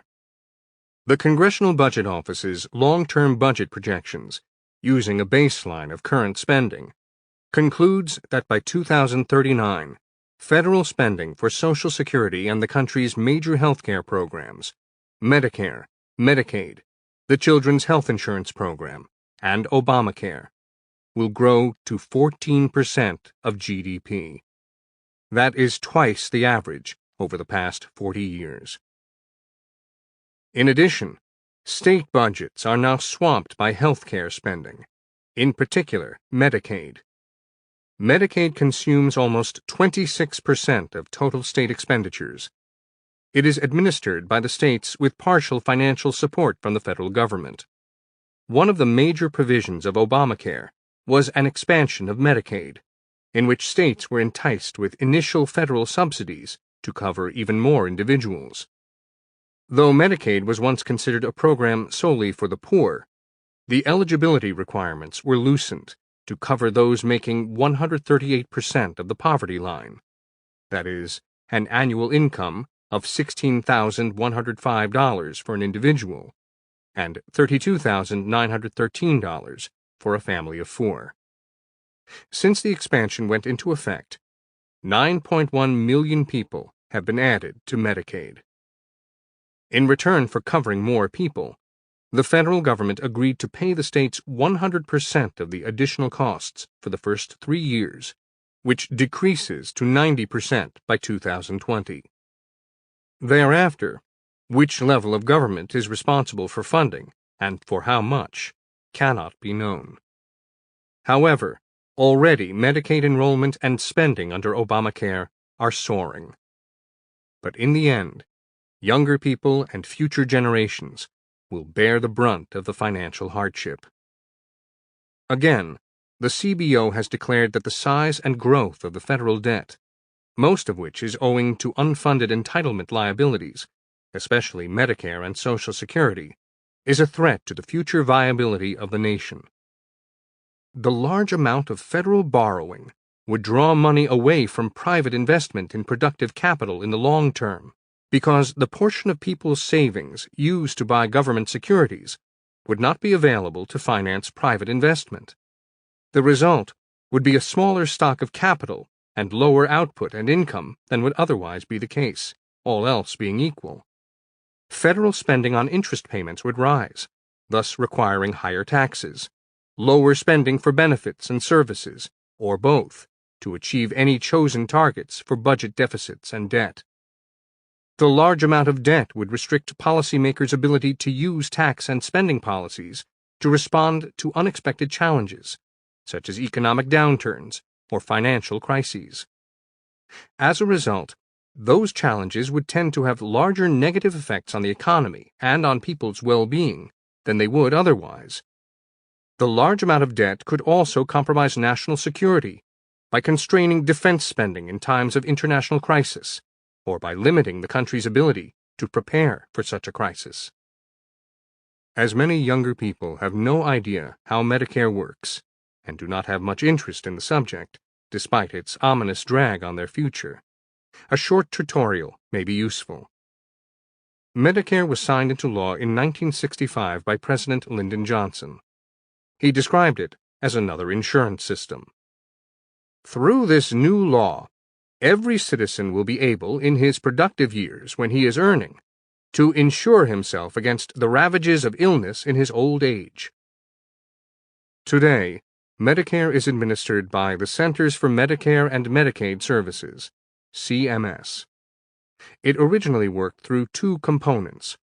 Part A, hospital insurance, HI, which covers costs associated with stays at hospitals, hospices, and nursing facilities, and Part B, supplementary medical insurance, SMI, which covers doctors, outpatient treatment, and durable equipment.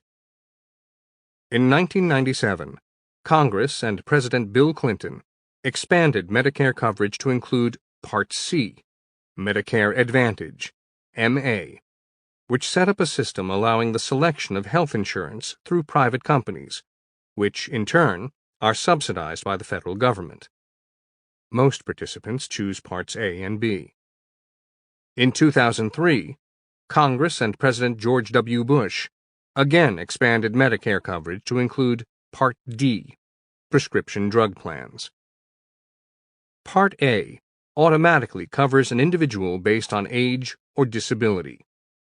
Like Social Security, Part A HI is, in theory, financed primarily through the Federal Insurance Contributions Act, FICA, payroll taxes on employees and employers. Employees pay 1.45% of their earnings, which is matched by the employer, and the self-employed pay the full 2.9%. This rate used to have the same cap on income as Social Security, but the cap was completely removed in 1990. When the program started, the tax rate was only 0.35% on the first $6,600 of income, the same tax base as Social Security. Johnson claimed that the average worker would pay about $1.50 a month for hospital insurance protection in the program's first year. Within 6 years, however, the rate jumped from 0.35% to 1% a year, a 185% increase. By contrast, Part B is voluntary. It is said to be a form of insurance, although it actually does not function that way. But it does require the payment of premiums and copays. In 1966, the premium was set at $3 a month. Each year the premium changes, and the premiums are also adjusted according to certain income levels. The Congressional Research Service, CRS, reports, the standard monthly Part B premium for 2014 is $104.90. Higher income beneficiaries, currently defined as those with incomes over $85,000 a year, or couples with incomes over $170,000 per year, pay $146.90, $209.80, $272.70, or $335.70 per month, depending on their income levels. Part D, the prescription drug program, is also voluntary and is funded mostly by premiums and general tax revenues. As with Part B, it initially provided for a uniform premium, but now the formula includes higher premiums on higher earners. The history of Medicare is similar to that of Social Security. It was first touted as an insurance system, but it never was. And it has grown into a centralized bureaucratic octopus with tentacles reaching in every direction. One thing is clear. Younger people are taxed today for promises of comprehensive health care coverage in their senior years, which is simply impossible. Over the longer run, the Medicare design was political in nature and could never work as a rational economic model. Like Social Security, today it is simultaneously expanding and imploding. Of course, those who have already retired have benefited considerably from the system. The evidence demonstrates that an average worker who retired in 2011 would have paid $60,000 in Medicare-related taxes, yet received $170,000 in benefits. This system cannot last forever, and it will not, given reality and mathematics. Indeed, in 2014, the trustees overseeing Medicare declared that the HI Trust Fund will run dry in 2030. The trustees also predict that Medicare will take an even larger share of the nation's resources, nearly doubling from 3.5% of GDP in 2013 to 6.9% in 2088. In fact, the present value of the HI Trust Fund's unfunded obligation through 2075 is $3.6 trillion. Consequently, not only will future generations lose the tax contributions they have paid into Medicare trust funds, for they will no longer exist even in theory, but they will have to bear the impossible burden of Medicare's massive unfunded obligations. In addition, Medicare has a perverse effect on the delivery of quality health care services, which will only exacerbate over time. For example, Obviously, the healthcare system cannot function well without the services of doctors and other providers. Doctors are largely paid on a fee-for-service basis. Initially, Medicare reimbursed doctors for usual, customary, and reasonable fees. Such a vague standard paid by a distant third party was soon blamed for rising costs. Therefore, about 25 years ago, the federal government created an incredibly complex standardized payment scheme, the Resource-Based Relative Value Scale, RBRVS. This system sought to assign a numerical value to the multitude of medical services.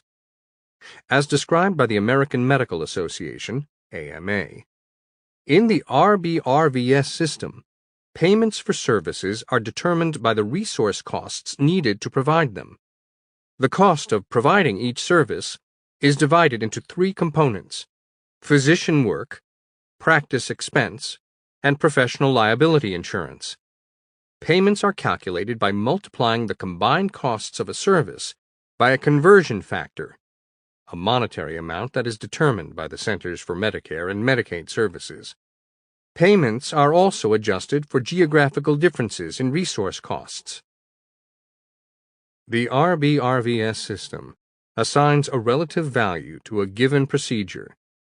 The values are updated periodically by a handful of individuals from the AMA who serve on the Relative Value Update Committee, RUC. They meet in secret each year to discuss and reach their decisions. The federal government adopts nearly all of the RUC's recommendations. The effects of this centralized Byzantine approach and point system are not limited to Medicare because of Medicare's size and influence over the entire healthcare system. Roughly 80% of private insurers use the point system for their own payment structures. Therefore, the impracticability of Medicare's centralized management and archaic decision-making practices also significantly impairs the broader private sector. The absurdity of the federal government's top-down control over healthcare is perhaps best explained with a simple example. The retail price for a loaf of bread is different in New York than it is in Alabama. There are differences in price for a loaf of bread between towns and cities in the same state, such as Brooklyn, New York, and Utica, New York. The reason is there are untold factors relating to resources, allocation, labor, administration, and so on, which go into the cost of planting, harvesting, transporting, processing, baking, packaging, labeling, and transporting again a loaf of bread, as with any product. There are also countless regulations and taxes at every level of the process, from beginning to end, and they differ from jurisdiction to jurisdiction. Imagine the disorder and dislocation, including cost increases, supply shortages, and instability, if the federal government were in charge of supervising the production and delivery of a loaf of bread. It has been tried by many totalitarian regimes, with terrible consequences. Yet the healthcare system, which the federal government increasingly monopolizes, is far more complicated and intricate than the numerous processes involved in putting bread on the family table. Unsurprisingly, another outcome from government's omnipresence in the healthcare system is vast levels of fraud, waste, and abuse. On June 25, 2014, the General Accountability Office, GAO, reported, "We have designated Medicare as a high-risk program since 1990, in part because we found the program's size and complexity make it vulnerable to fraud, waste, and abuse. Although there have been convictions for multi-million-dollar schemes that defrauded the Medicare program, the extent of the problem is unknown. There are no reliable estimates of the extent of fraud in the Medicare program, or for the healthcare industry as a whole. By its very nature, fraud is difficult to detect, as those involved are engaged in intentional deception." Nonetheless, the GAO pointed out that in 2013, the Centers for Medicare and Medicaid Services estimated that improper payments in the Medicare program were almost $50 billion in fiscal year 2013, about $5 billion higher than in 2012. Improper payments may be a result of fraud, waste, or abuse, but it is important to distinguish that the $50 billion in estimated improper payments reported by CMS in fiscal year 2013 is not an estimate of fraud in Medicare. Reported improper payment estimates include many types of payments that should not have been made or were made in an incorrect amount, such as overpayments, underpayments, and payments that were not adequately documented. Sadly, there is more. There exists another layer of complexity that is bewildering to patients and adds heavy administrative costs to healthcare providers: medical codes. The AMA developed Current Procedural Technology (CPT) codes in the 1960s, which assign a number for every service a doctor or facility provides, as a way to introduce uniformity in medical records. There are thousands of such codes, which are updated each year. Now these codes have spawned more codes. In 1983, CMS incorporated CPT codes into the billing process for Medicare through the development of the Healthcare Common Procedure Coding System, HCPCS. HCPCS codes include CPT codes for services, as well as codes for supplies, devices, and equipment provided to patients.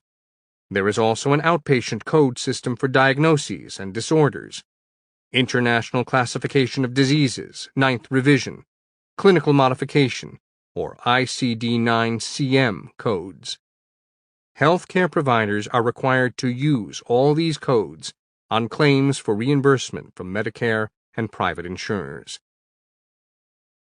As the consolidation of healthcare management tightens further, the federal government is about to require a switch from ICD-9, which has 13,000 codes, to ICD-10, which has 68,000 codes. In the new system, there are separate codes for injuries sustained while sewing, ironing, playing a brass instrument, crocheting, doing handicrafts or knitting, or injuries caused by a bird, duck, macaw, parrot, goose, or turkey. Tracking existing injuries will also require more intricate codes. The one code for suturing an artery will become 195 codes, designating every single artery, among other variables. This unfathomable coding system, which engulfs doctors' offices in suffocating administrative minutiae unrelated to the provision of timely and quality medical services, is also prone to error and outright fraud. In May 2014, the Office of the Inspector General, IG, for the HHS, conducted a review of doctors' reimbursement claims for office visits and other evaluations, EM services, for calendar year 2010. It discovered that Medicare inappropriately paid $6.7 billion for claims for EM services in 2010 that were incorrectly coded and or lacking documentation. These payments accounted for 21% of Medicare payments for this type of visit for the year. The IG also discovered that 42% of claims for such services in 2010 were incorrectly coded, billing too much or too little, and 19% lacked documentation. Despite the backdrop of spiraling costs, centralized decision-making, administrative overkill, and widespread waste, fraud, and abuse, in 2010, a Democratic Congress passed and Obama signed the most dramatic expansion of federal control over health care since the passage of Medicare and Medicaid nearly 50 years earlier: Obamacare. For starters, the Heritage Foundation estimates that by 2023, Obamacare will add $1.8 trillion to federal health care spending. It also requires individuals to purchase insurance policies, whether they want to or not. and moves other people onto the Medicaid rolls by loosening eligibility requirements and subsidizing the creation of state insurance exchanges. Furthermore, all individuals not already covered by a private employer plan or public program, such as Medicaid, must purchase their own health insurance policy or pay a penalty to the Internal Revenue Service. This is the so-called individual mandate. Although before the law was passed, Obama insisted that an individual who liked his existing health insurance policy would be able to keep it. This was a deliberate falsehood. In truth, the law required that all insurance policies offer essential health benefits, as determined and dictated by the Obama administration. Consequently, many existing private policies have been or will be discontinued, severely limiting available healthcare options for consumers. In fact, Obamacare opened the door to infinite future governmental directives and commands covering all aspects of healthcare and medical services. For example, the federal government now determines who insurance companies must cover and what benefits they must offer. It prevents insurance companies from denying coverage to people who are already ill, or charging higher premiums for those who have greater risk factors. It also puts caps on the out-of-pocket amounts that insurance companies can charge policyholders. These mandates and many more will obviously make it increasingly difficult for insurance companies to remain financially viable. Obamacare's architects attempted to ameliorate the cost of some of these mandates by forcing younger, healthy individuals to buy insurance they may neither want nor need. Younger people, who as a group are healthier and less likely to use healthcare services, are subsidizing Obamacare, just as they are subsidizing Medicare and Social Security. Even so, Obamacare is not financially viable. Thus, premiums for private coverage continue to rise appreciably. In 2014, health insurance brokers in the individual and small group markets reported that average annual premiums increased by 11% small group and 12% individual, with much higher increases in some states. Delaware and California, for example, had 100% and 53% increases, respectively. Obamacare's advocates also insisted that if passed, it would help contain costs. But the experience of Medicare shows otherwise. Massachusetts Institute of Technology, MIT, economist Amy Finkelstein studied the early effects of Medicare on health care costs and determined that by 1970, within only a few years of its initial passage, it caused a 37% increase in hospital spending. A major selling point of Obamacare was that once individuals without insurance were finally covered, for example through Medicaid expansion, they would no longer go to emergency rooms, ERs, for care. ERs are required by federal law to provide care to everyone, regardless of whether a person has insurance or the ability to pay. ERs are also a very expensive way to receive medical treatment. The Robert Wood Johnson Foundation found that the average ER visit costs $580 more than a trip to the doctor's office. Unfortunately, the early results after Obamacare's passage show a spike in visits to ERs for medical treatment. Among the reasons is that although Medicare and Medicaid claim to provide better access to health insurance, they cannot guarantee access to a doctor. Not all doctors can afford to keep their practices afloat when Medicare reimburses their services and costs at significantly lower rates. A survey of doctors in 2013 found that only 45.7% accepted Medicaid patients. This is not a new development. The same survey showed that in the past 10 years, the rate has fluctuated between 50 and 55%, and the situation is getting worse. The Associated Press reported that a survey in 2014 by the Physicians Foundation found that 81% of doctors described themselves as either overextended or at full capacity. and 44% said they plan to cut back on the number of patients they see, retire, work part-time, or close their practice to new patients. At the same time, insurance companies have routinely limited the number of doctors and providers on their plans as a way to cut costs. The result has further restricted some patients' ability to get appointments quickly.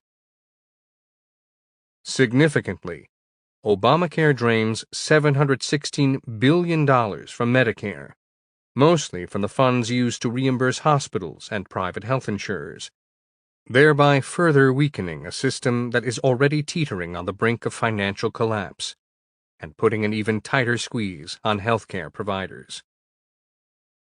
Amazingly, there is a longer-term plan in the works that would drag the rest of the private healthcare system under the control of the federal government.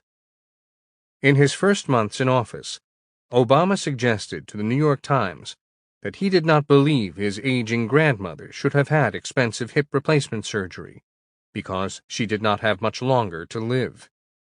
He said, "Whether sort of in the aggregate, society making those decisions to give my grandmother or everybody else's aging grandparents or parents a hip replacement when they're terminally ill is a sustainable model is a very difficult question."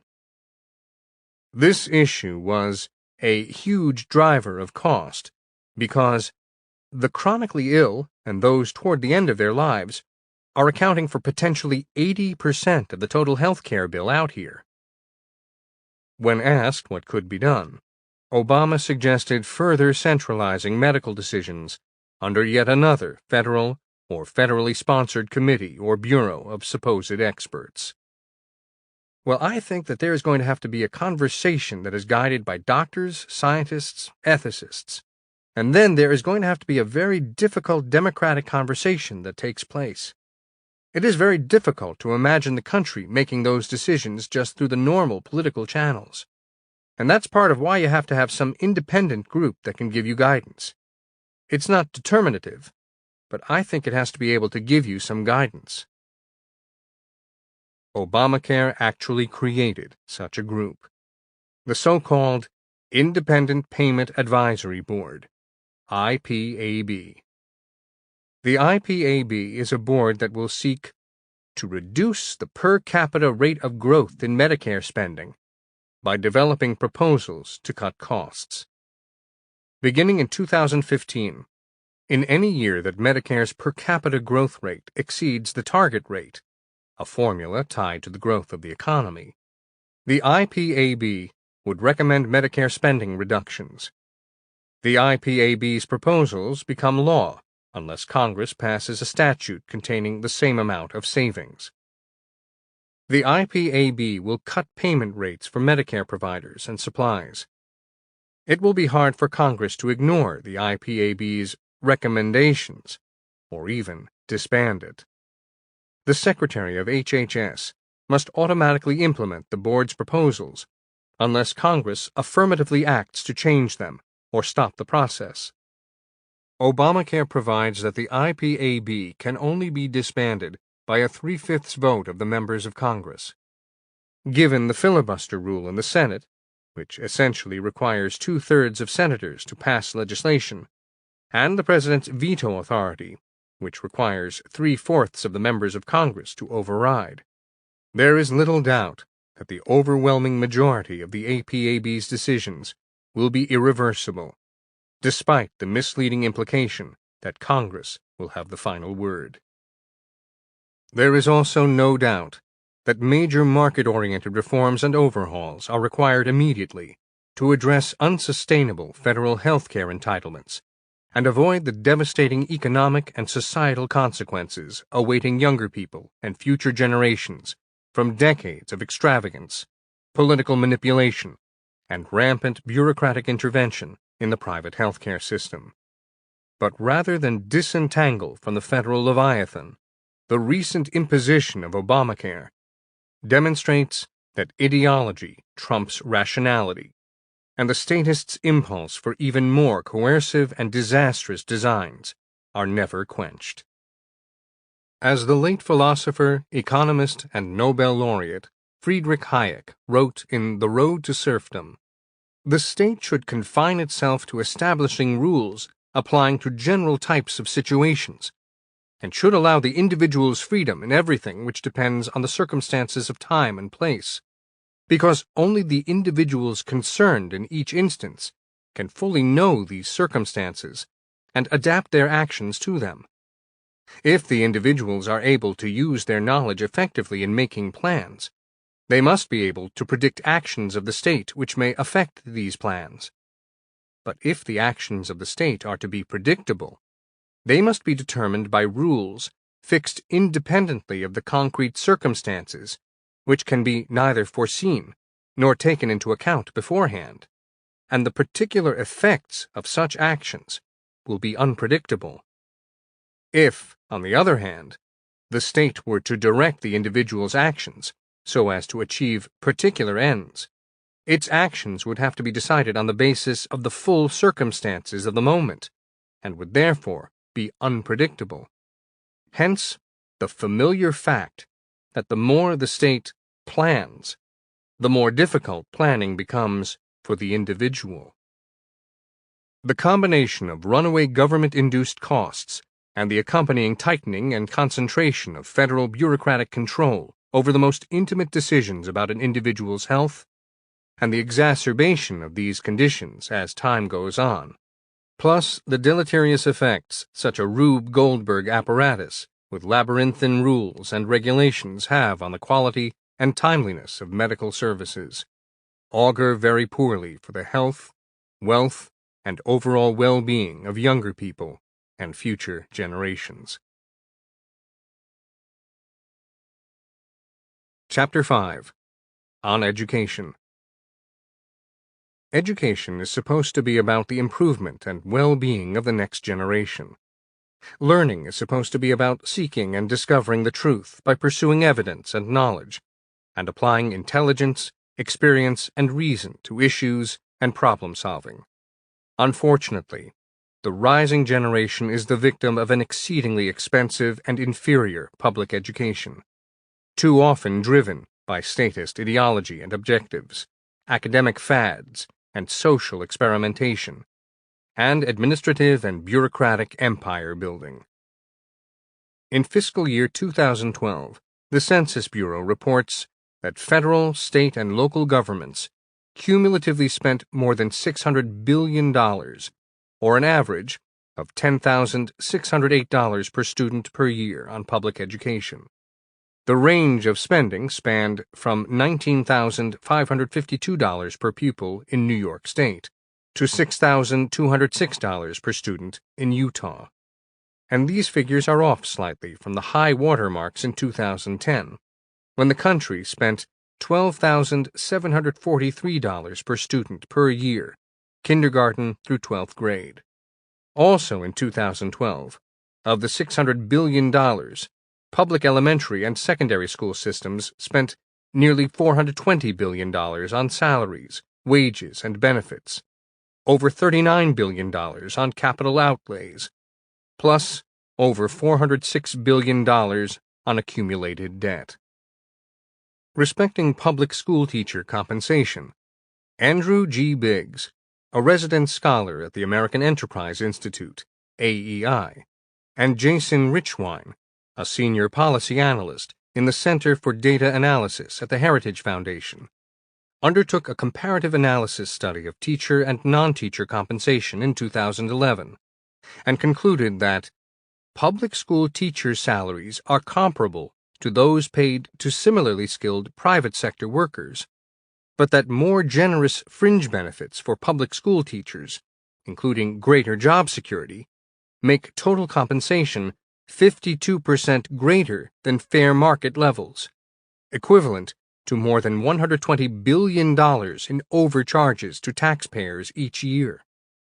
Apart from overall school system debt, in 2014, the National Council on Teacher Quality reported that state teacher pension systems had a total of $499 billion in unfunded liabilities, an increase of $100 billion in just 2 years. Spending levels on kindergarten to 12th grade public education are even more striking when compared with those of other developed first world nations on the international stage. According to the Organization for Economic Cooperation and Development, OECD, only Luxembourg and Norway spend more per child than the United States, and Luxembourg's spending is skewed because of its status as an international financial center with a very small national population. All other countries the OECD surveyed spend dramatically less than the United States. Despite the enormous and unparalleled costs, America's public schools are performing poorly, and many are failing. The Program for International Student Assessment, PISA, is an international organization affiliated with the OECD that periodically administers standardized proficiency tests to fourth graders and 15-year-olds in schools in 65 countries. These results are analyzed and made available to participating countries for near and long-term education budgeting and planning. The PISA 2012 results were published recently, and they point to a failing American educational system. In math literacy, only 9% of American 15-year-olds finished in the top ranks of proficiency, level 5 or above out of 6 levels. This is a lower percentage of top performers than their opposite numbers in 27 countries. It is also a higher share than students in 22 nations, roughly equivalent to those in 13 more nations, and lower than the average score developed by the OECD of 13% of students in the top-performing category. 26% of students scored at the level 2 or lower, which PISA established as the lowest passing level of proficiency for the testing continuum. The average score was 23%. Students in 26 nations scored higher, and in 29 nations finished with lower scores.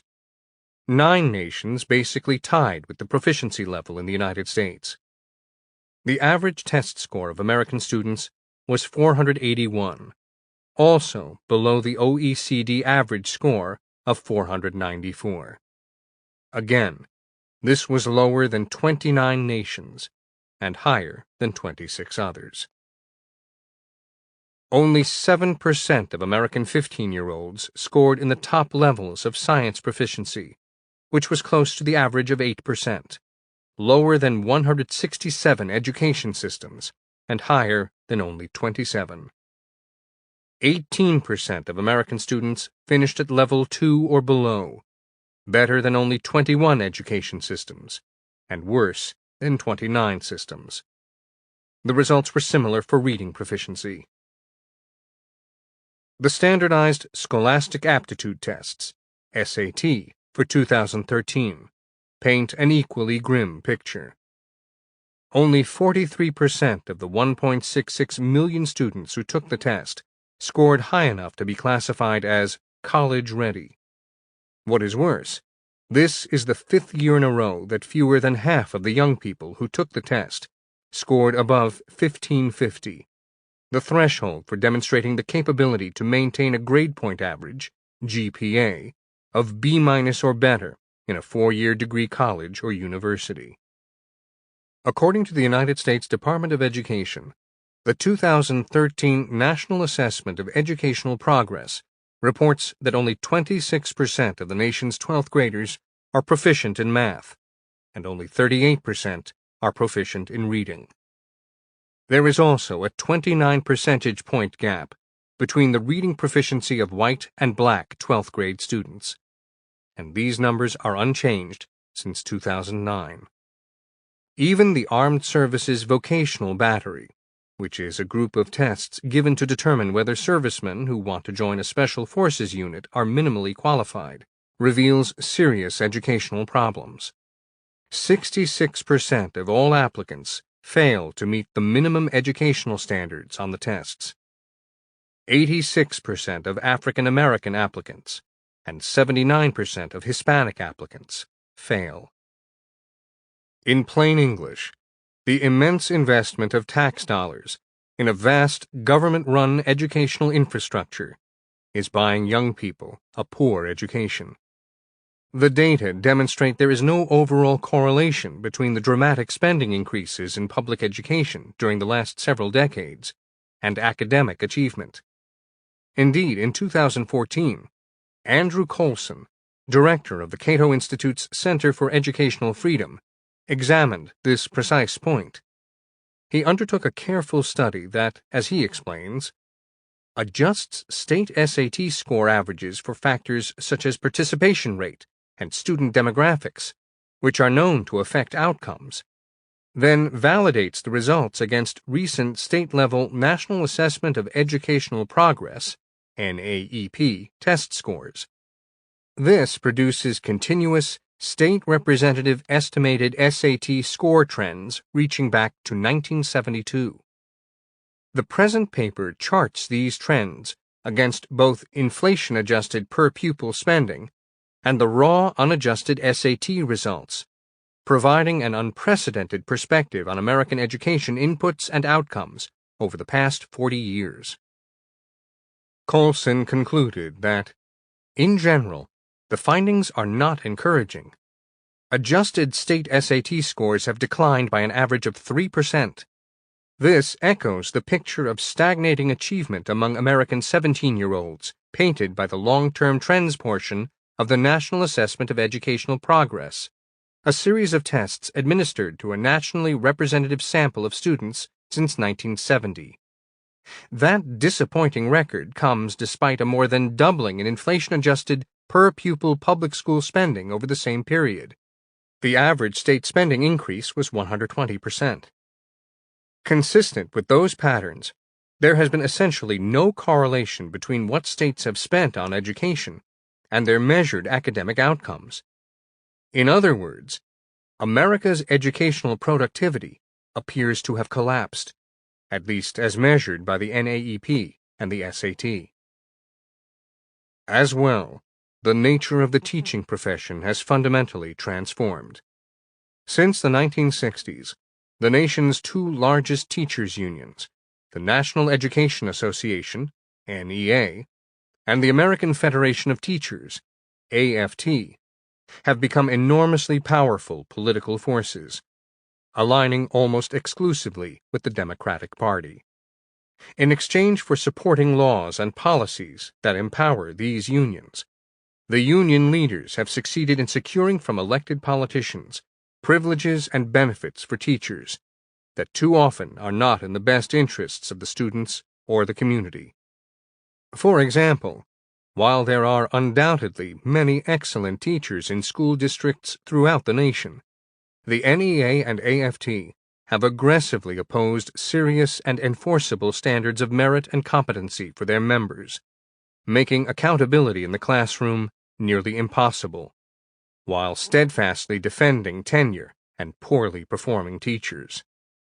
The late longtime president of the AFT, Albert Shanker, once admitted that, in our system, we have a large number of teachers who have not reached even very low levels of literacy and numeracy.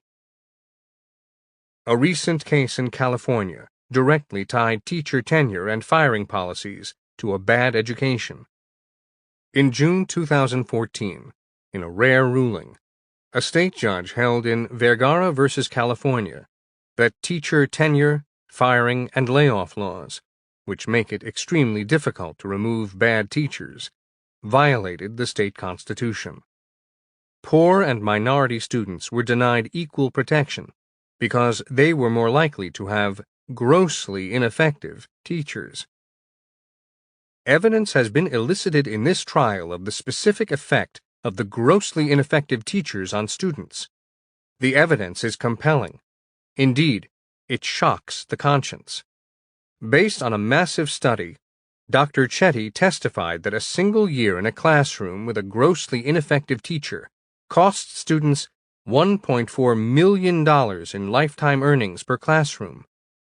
Based on a 4-year study, Dr. Kane testified that students in LAUSD, Los Angeles Unified School District, who are taught by a teacher in the bottom 5% of competence, lose 9.54 months of learning in a single year compared to students with average teachers. The judge found the firing process so complex, time-consuming, and expensive as to make an effective, efficient, yet fair dismissal of a grossly ineffective teacher illusory. In addition to the problem of teacher competency, there is the malignancy of status-driven political conformity, ideological indoctrination, social engineering, and academic experimentation that have suffused public schools with such agendas as multiculturalism, global warming, and the distortion of American history, among other things. Furthermore, academic fads have been forced upon successive generations of elementary and secondary school students, including the new math, the open classroom, values clarification, cooperative learning, outcome-based education, no child left behind, and more recently, Common Core and Race to the Top, for which trillions of dollars have been and are being wasted on inferior educational outcomes. Even the once heralded school lunch program is not safe from statist overreach, where billions of dollars are spent on federally mandated lunches that many students refuse to eat. For those students who move on to a post-secondary education, the circumstances worsen. For starters, the price of a college education is often financially debilitating. 71% who graduated in the last few years owe an average of $29,400 in outstanding student loans. As of 2012, the cost of a college degree had grown 40% since 2001. The numbers are even worse when compared to a longer historical perspective. In 1963 to 1964, the average tuition, room and board, and fees for a 4-year institution, public, private, or for-profit, was $1,248. In 2013, the figure was $20,234. The cost to attend college is rising so fast that, according to the Federal Reserve Bank of New York, the amount of outstanding student loans in the United States, as reported on credit reports, grew to $1.13 trillion in the third quarter of 2014, an increase of approximately $100 billion from the prior year. And around 11% of the student loan debt was more than 90 days delinquent or in default. Overall, about 1/3 of borrowers with student loans owned by the DOE are more than 5 days late on their payments. There is also something unique about college tuition debt that does not occur with other kinds of debt: credit card debt, auto loan debt, and so on. First, it is the fastest growing type of indebtedness in the country. The Pew Research Center found that in households headed by young adults, those without tuition debt had more than 7 times the overall net worth of similar households with student loans, $64,700 to $8,700. Those with student loan debt also had nearly double the overall indebtedness of those who had no such loans, $137,010 to $73,250. The Federal Reserve's Survey of Consumer Finances, as reported by the Wall Street Journal, found that student debt now burdens 41.4% of those under 35. In 2007, only 33.6% of people under 35 had loans, and in 1998, it rose to 23.3%. The balances of those who borrow have been growing as well, to $17,300 in this survey, up from $13,000 in 2007 and $10,000 in 1998. For those beginning careers, thousands of dollars in debt can take years for net worth to climb into positive territory. Tuition, fees, and room and board costs for colleges and universities of all stripes rose faster than the rate of inflation each year for more than the last 30 years. These increases came whether in good economic times or bad, or whether the demand for college degrees was waxing or waning. Nevertheless, colleges and universities have established some of the most prodigious fundraising operations in existence. The top 20 richest American universities all have endowment funds of about $5 billion or more. The richest, Harvard University, has an endowment fund in excess of $32 billion, down from more than $36 billion before the Great Recession. But most of these institutions are not eager to use their own funds to defray costs. America post-secondary education has become a huge industry. Colleges and universities employed about 850,000 people, or about 1.5% of the total workforce, in 1960, including administrators, faculty, and support personnel. According to the Bureau of Labor Statistics, BLS, there were about 4 million people working on the nation's campuses as of 2009, or approximately 3% of the nation's workers. Of those nearly 4 million people, 1.7 million were faculty, professors, and instructors. The rest were administrators and support personnel. Employees at these institutions are also well compensated. As of March 2010, the average per-hour cost for employee compensation for college and university workers was $44.82. Just over $31.12 of that sum covered wages and salaries, and the remaining $13.70 per hour went toward benefits. According to the BLS, the average employer cost for employee compensation in March 2014 was $31.93 per hour, wages and salaries accounting for $21.96, with the remaining $9.97 going toward employee benefits. Another significant factor for the soaring cost of college tuition is the irresponsible and extravagant spending on major construction projects. In 2012, the New York Times reported that a decade-long spending binge to build academic buildings, dormitories, and recreational facilities, some of them inordinately lavish to attract students, has left colleges and universities saddled with large amounts of debt. Oftentimes, students are stuck picking up the bill. Overall debt levels more than doubled from 2000 to 2011 at the more than 500 institutions rated by Moody's, according to inflation-adjusted data. In the same time, the amount of cash, pledged gifts, and investments that colleges maintain declined more than 40% relative to the amount they owe. The Times added, "The debate about indebtedness has focused on students and graduates who have borrowed tens of thousands of dollars and are struggling to keep up with their payments. Nearly 1 in every 6 borrowers with a student loan balance is in default. But some colleges and universities have also borrowed heavily, spending money on vast expansions and amenities aimed at luring better students. Student unions with movie theaters and wine bars, workout facilities with climbing walls and lazy rivers, and dormitories with single rooms and private baths. Spending on instruction has grown at a much slower pace, studies have shown. Students end up covering some, if not most, of the debt payments in the form of higher tuition, room and board, and special assessments, while in other instances, state taxpayers pick up the costs. Debt has ballooned at colleges across the board, public and private, elite and obscure. While Harvard is the wealthiest university in the country, it also has $6 billion in debt, the most of any private college, the data compiled by Moody's shows. As of 2011, colleges and universities have racked up a debt bill of $205 billion. Indeed, outstanding debt at the 224 public universities rated by Moody's grew to $122 billion in 2011, from $53 billion in inflation-adjusted dollars in 2000.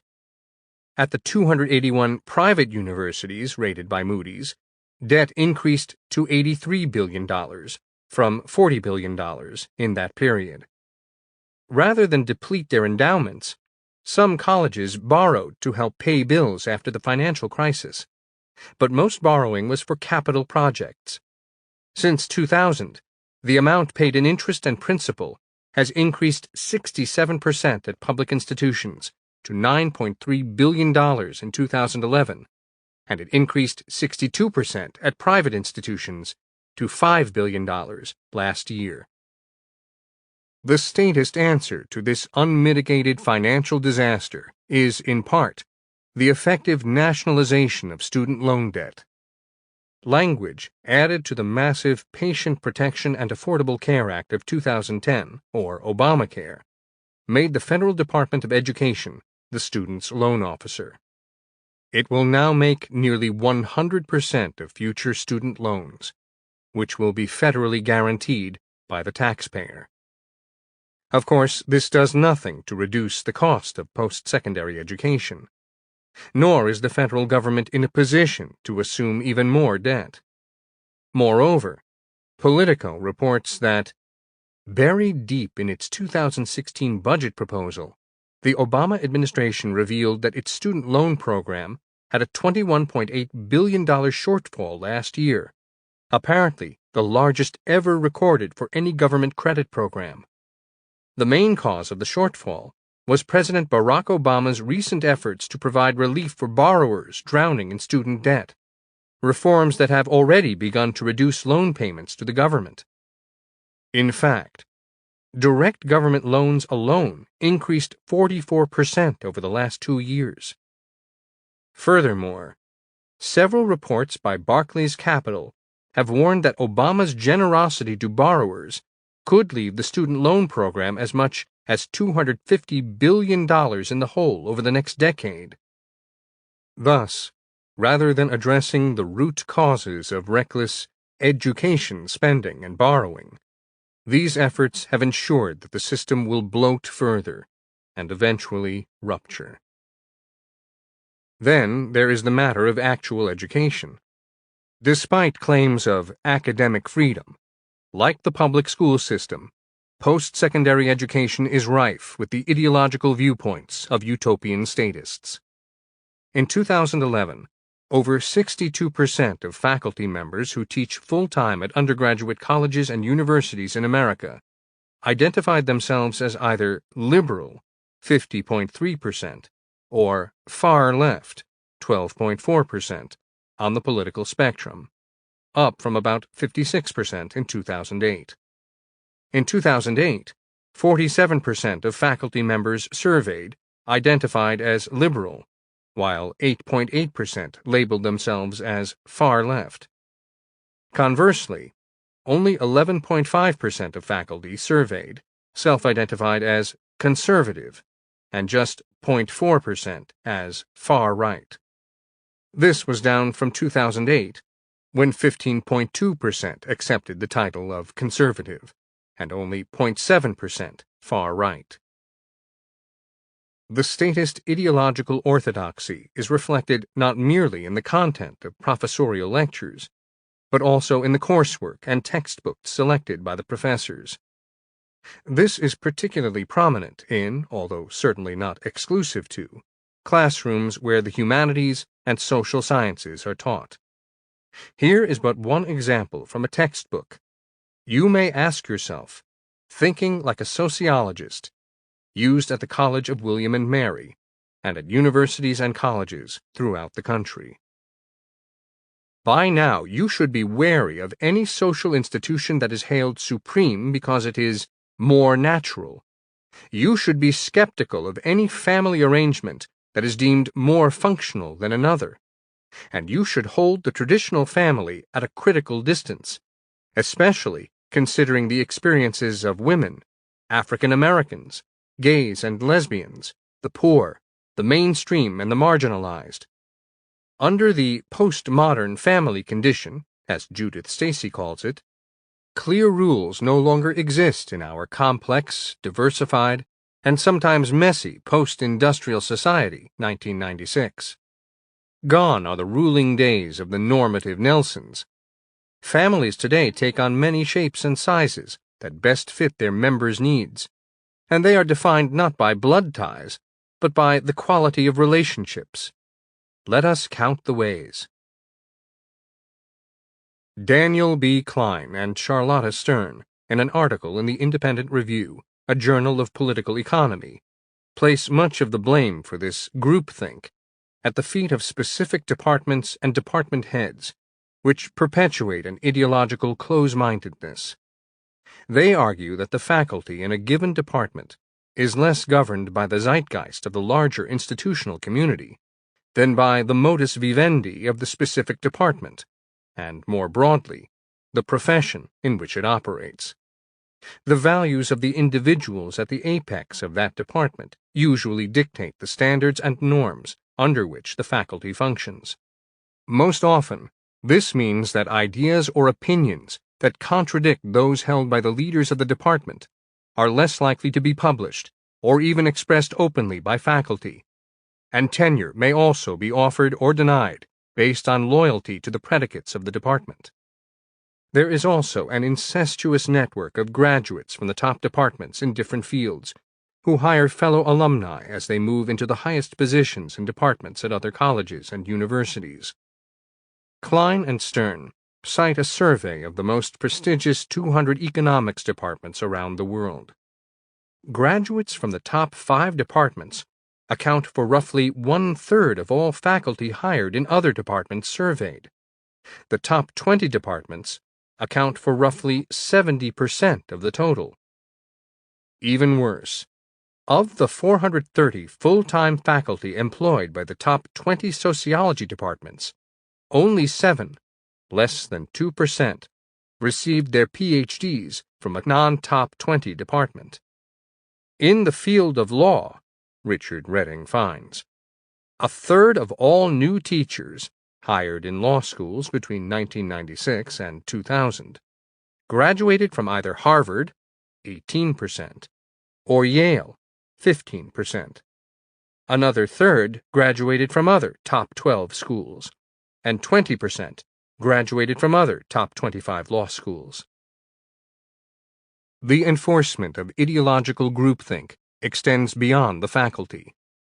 College and university campuses are now among the least tolerant institutions for inquiry and debate. Too frequently they accept or even encourage an atmosphere of discomfort, intimidation, or militancy in promotion of the statist orthodoxy. The purpose is primarily political indoctrination of the sort that is hostile to the civil society and America's heritage. And toward this end, the campus and classroom atmosphere narrows the scope of what is considered legitimate thought or opinion, dismisses or derides more traditional viewpoints that challenge statist convention, and disregard outright the perspective of individuals who are not identifiable members of a politically preferred group, either by birth or by belief. Even as students graduate from colleges and universities, most are treated to one last speech from a statist spouting ideological boilerplate. According to Young America's Foundation, as reported by Fox News in 2015, liberal speakers outnumbered conservatives by at least 6-1 at the nation's top 100 schools, as ranked by U.S. News and World Report. Among the top 10 of the list, none hosted conservative speakers. At the end of his book, The Closing of the American Mind, the late philosopher, educator, and author Allen Bloom questioned whether the nation's failing educational system, most notably higher education, could constitute or reconstitute the idea of an educated human being. This is the American moment in world history, the one for which we shall forever be judged.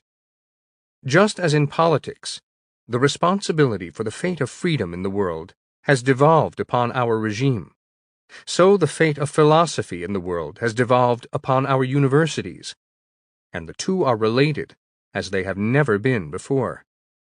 The gravity of our given task is great, and it is very much in doubt how the future will judge our stewardship. There are salient realities that very few in the academy will acknowledge. The most prominent is that education is not supposed to be about administrators and educational bureaucrats, labor unions, tenured educators, improvident construction projects, and statist indoctrination. It is supposed to be about the enrichment and improvement of young people and society. Students are not lab rats to be subjected to endless educational experiments. They are not Pavlov's dog to be conditioned as societal malcontents.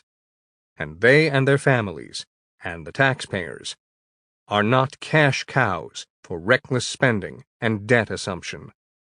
The failure of American education is an unforgivable dereliction of one generation to the next. Chapter 6. On Immigration. When the issue of immigration is raised or debated, the one group rarely considered or consulted is the group most adversely affected by current immigration policies, the rising generation.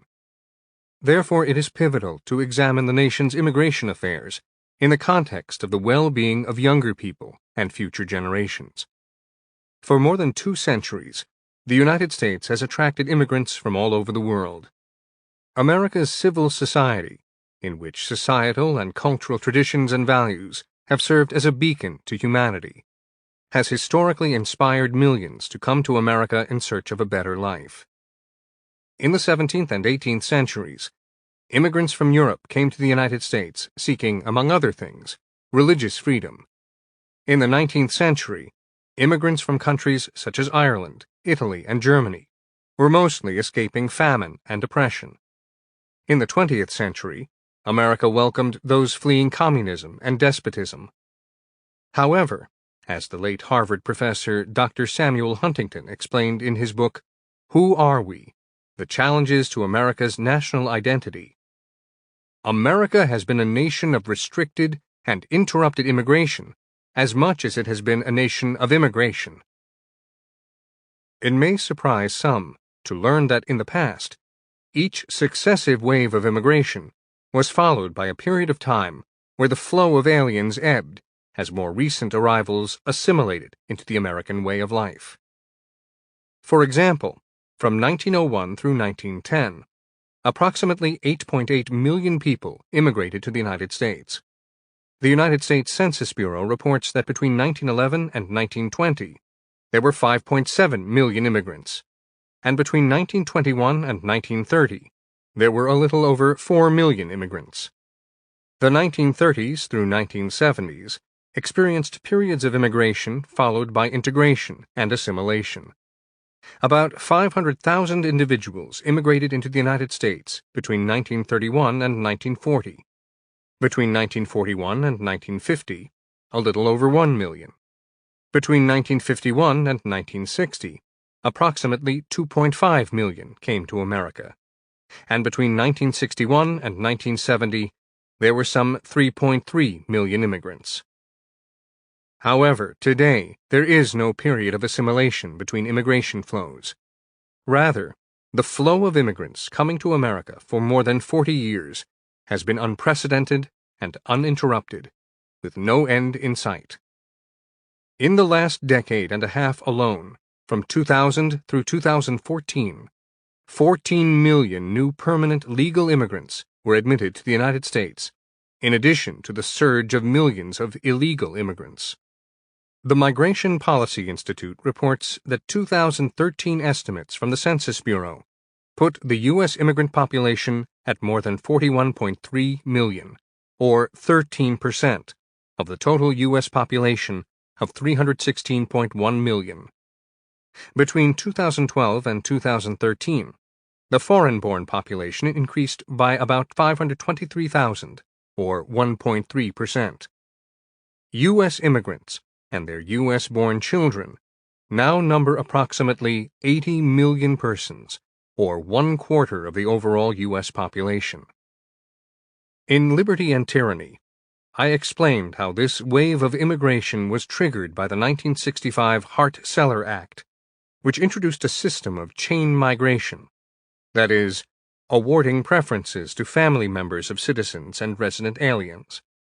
This was a radical departure from past immigration policy. For the first time, the law empowered immigrants in the United States to elicit further immigration into the country through family reunification. The late author Theodore White wrote that the Immigration Act of 1965 changed all previous patterns, and in so doing, probably changed the future of America. It was noble, revolutionary, and probably the most thoughtless of the many acts of the Great Society. As a result, in subsequent years, immigrants have been poorer, less educated, and less skilled than those who preceded them, a pattern that continues today. Moreover, President Barack Obama, as a matter of unilateral executive policy, and in contravention of existing immigration law, has severely weakened deportation efforts.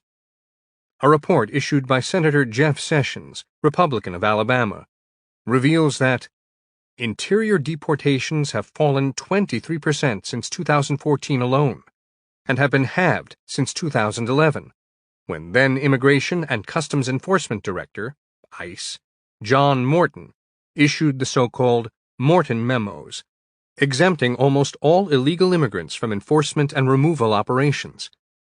The effective result of the administration's non-enforcement policy is that anyone in the world who manages to get into the interior of the United States, by any means, including overstaying a visa, is free to live, work, and claim benefits in the United States at Americans' expense.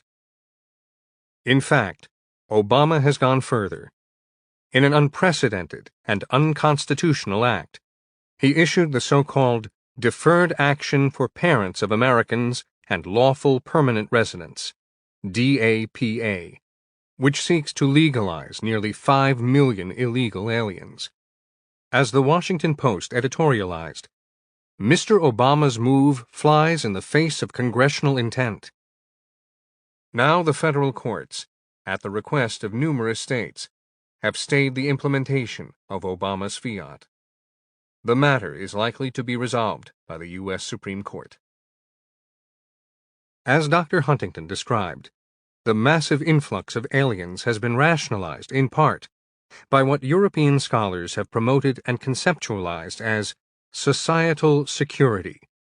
It is an attempt to justify the deleterious effect unfettered, unassimilated immigration has on a society.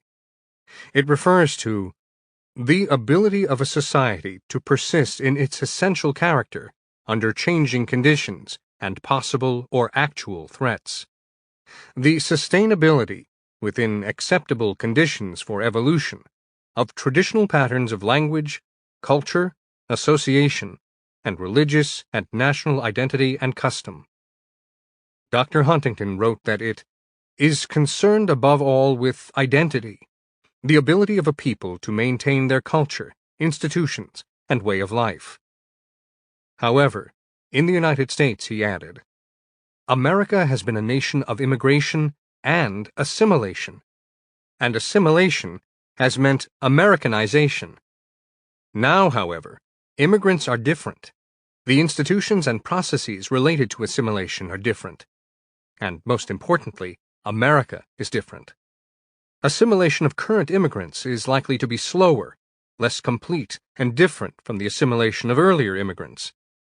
Assimilation no longer necessarily means Americanization. If assimilation no longer means Americanization, then in what kind of society will younger people and future generations live?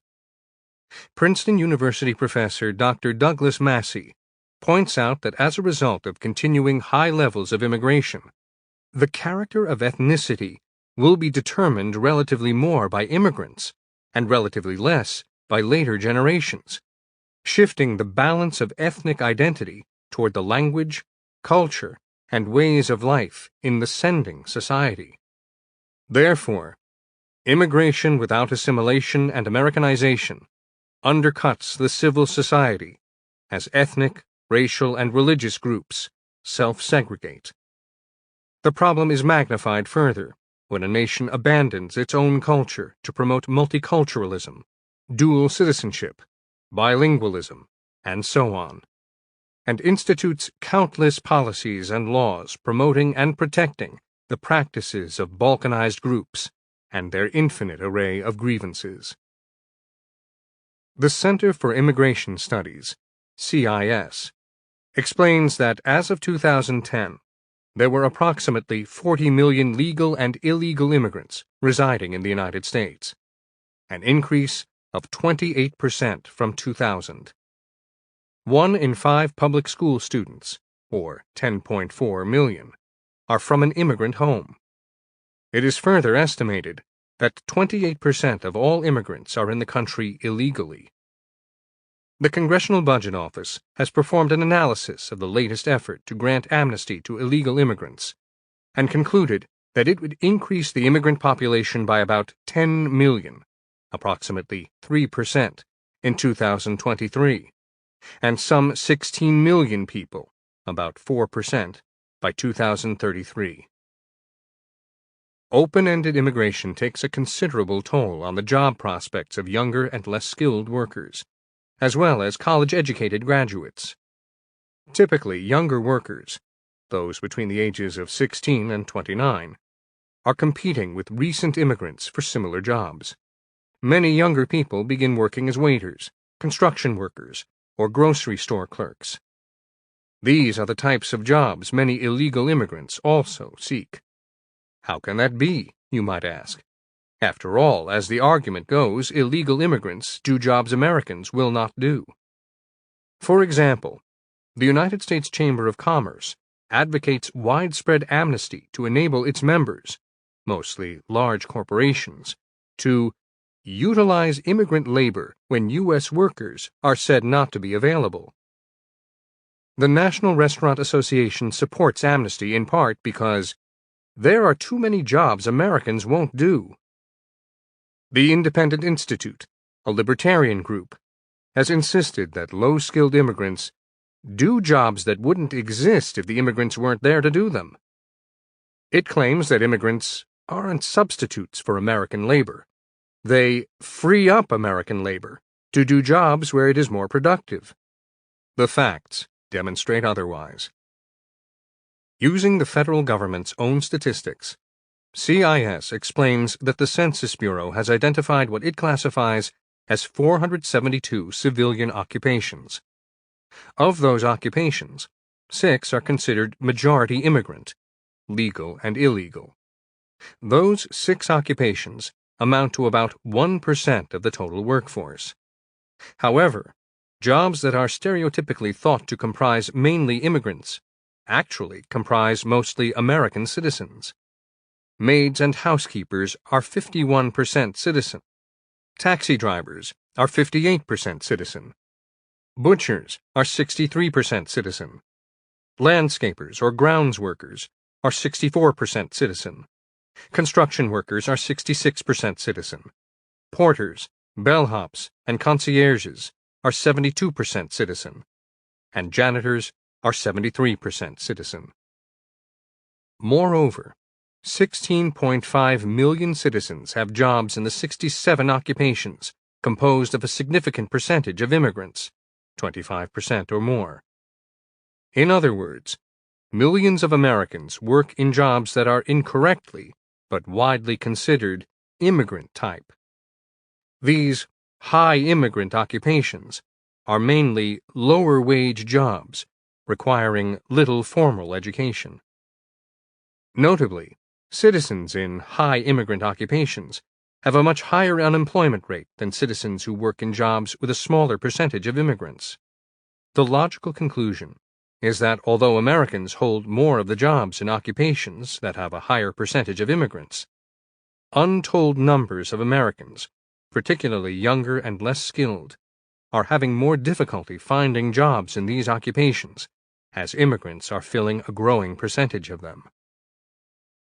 As it happens, on April 22, 2015, the Congressional Research Service, CRS, reported to the Senate Judiciary Committee in part that between 1970 and 2013, the estimated foreign-born population in the United States increased from 9,740,000 to 41,348,066 respectively, an increase of 31,608,66 persons, representing a percentage increase of 324.5% over this 43-year period. The reported income of the bottom 90% of tax filers in the United States decreased from an average of $33,621 in 1970 to $30,980 in 2013, for an aggregate decline of $2,641, or a percent decline of 7.9% over this 43-year period. The share of income held by the bottom 90% of the U.S. income distribution declined from 68.5% in 1970 to 53% in 2013, an absolute decline of 15.5 percentage points over this 43-year period. Thus, statist immigration policies, centered on endless waves of legal and illegal immigration, have contributed significantly to the income deterioration of low-income American earners and the inequality gap between rich and poor, which the statists claim to abhor. Although it is also repeatedly alleged that America must open immigration further to accommodate increased numbers of high-skilled and high-tech workers, because the country is supposedly failing to produce enough homegrown college graduates with science, technology, engineering, or math, STEM skills, to fill the demands of a fast-paced market. This, too, is false. Despite America's mediocre education system, the evidence demonstrates that enough college students in the STEM disciplines are graduating to fill the market's demand. A thorough analysis by scholars Hal Saltzman, Daniel Kuhn, and B. Lindsay Lowell from the Economic Policy Institute found that for every 2 students that U.S. colleges graduate with STEM degrees, only 1 is hired into a STEM job.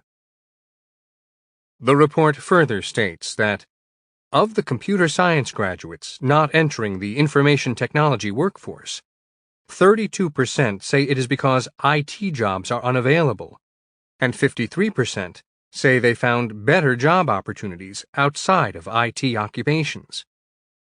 The 3 scholars conclude this indicates that the supply of graduates in STEM-related fields is substantially larger than the demand for them in industry.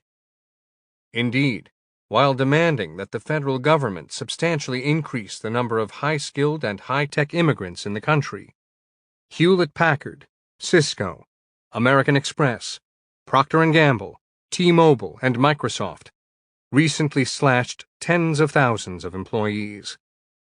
The Census Bureau reports that 74% of those who have a bachelor's degree in science, technology, engineering, and math, commonly referred to as STEM, are not employed in STEM occupations. Furthermore, in the STEM-related industries, wages have remained flat and are hovering around their late 1990s levels. That means the salaries of professionals in these fields have not increased in the last 16 years. While salaries have not increased, the flow of guest workers has increased over the past decade and continues to rise. The annual inflows of guest workers amount to 1/3 to 1/2 the number of all new IT job holders. Saltzman, Kuhn, and Lowell conclude that immigration policies that facilitate large flows of guest workers will supply labor at wages that are too low to induce significant increases in supply from the domestic workforce. Consequently, immigration policies designed to increase the number of high-tech workers ensure that wages are kept lower than they otherwise might be. At the other end of the formal education spectrum, the Bureau of Labor Statistics, BLS, reports that high school dropouts face a much higher unemployment rate than the national average. In 2012 to 13, dropouts had an unemployment rate of 27.9%. The Foundation for American Immigration Reform, FAIR, found that dropouts have been identified as the group who face competition for jobs most directly from illegal aliens. The number of unemployed citizens without a high school diploma increased by 18.7%, while the number of unemployed foreign-born persons decreased by 24.8%. Despite the supposed economic recovery, following the Great Recession, employers continued to favor illegal alien labor, despite millions of less educated Americans who were unemployed. Clearly, current immigration policies and trends are devastating to America's younger people and future generations. Andrew Sum and Ishwar Kotiwada, scholars with the Center for Labor Market Statistics at Northeastern University, explain that employment as a teen and young adult is particularly important and has a wide array of private and social, economic, and educational benefits. High unemployment among these younger people, like high unemployment generally, reduces the volume of labor inputs into the production process and the level of real output of the U.S. economy. Without a job, younger people lose the opportunity to gain experience and become more valuable for higher-skilled jobs, which they may seek in the future. In fact, the earnings of teens and younger adults are used to generate additional consumption expenditures on goods and services, thereby raising aggregate demand throughout the economy and the level of employment of other adult workers. In addition, employment at a young age discourages dropping out of high school.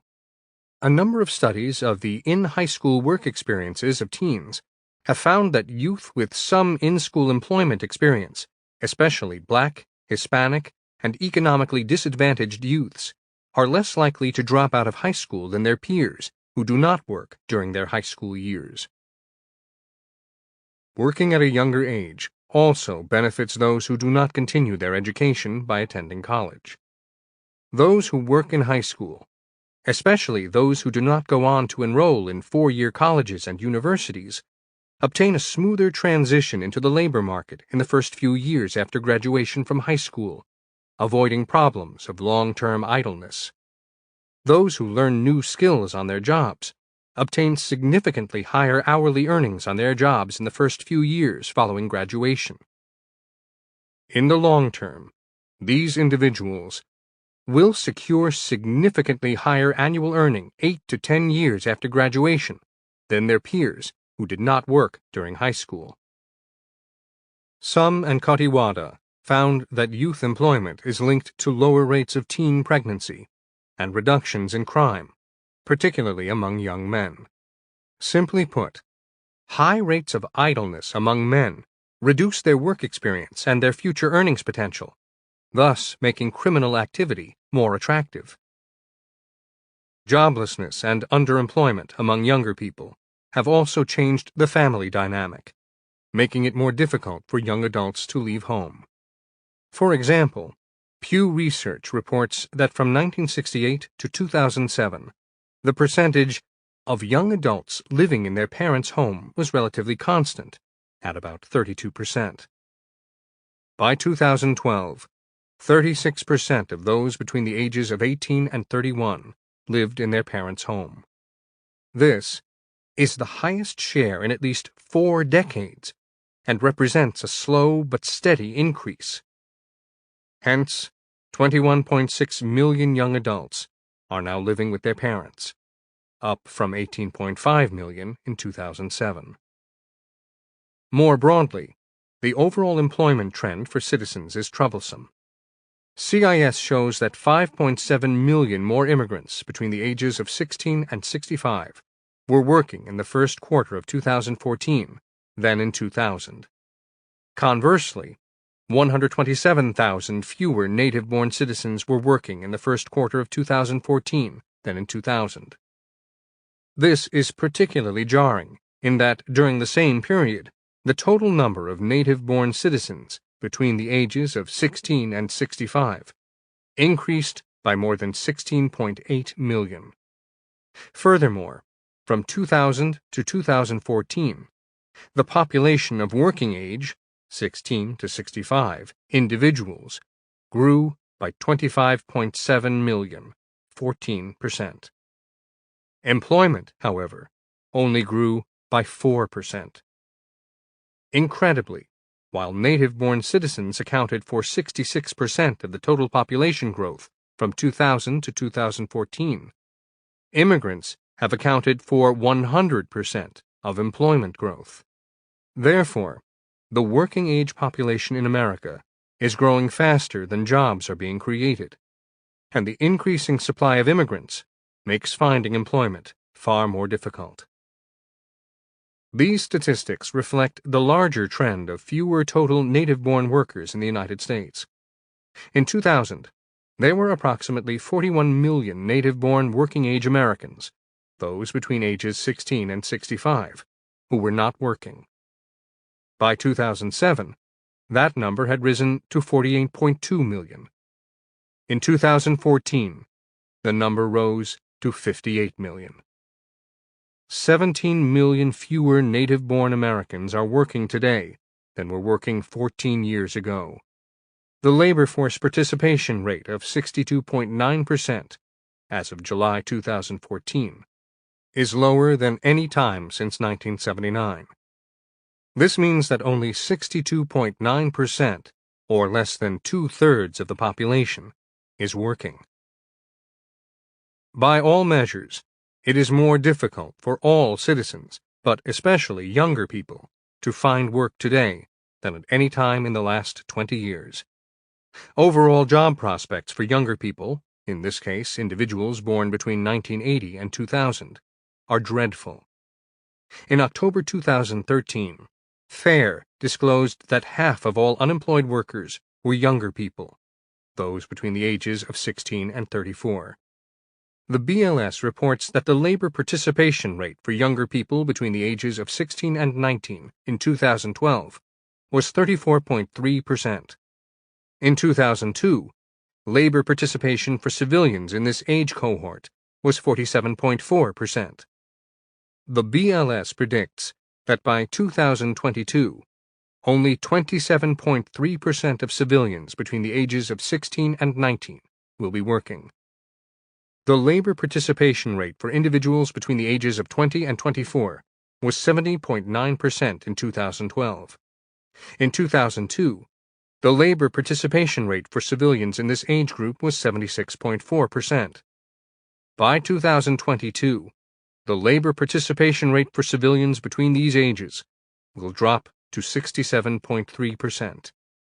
Pew Research reveals that in 2012, 63% of those between the ages of 18 and 31 had jobs, but this is down from 70% of same-aged counterparts who had jobs in 2007.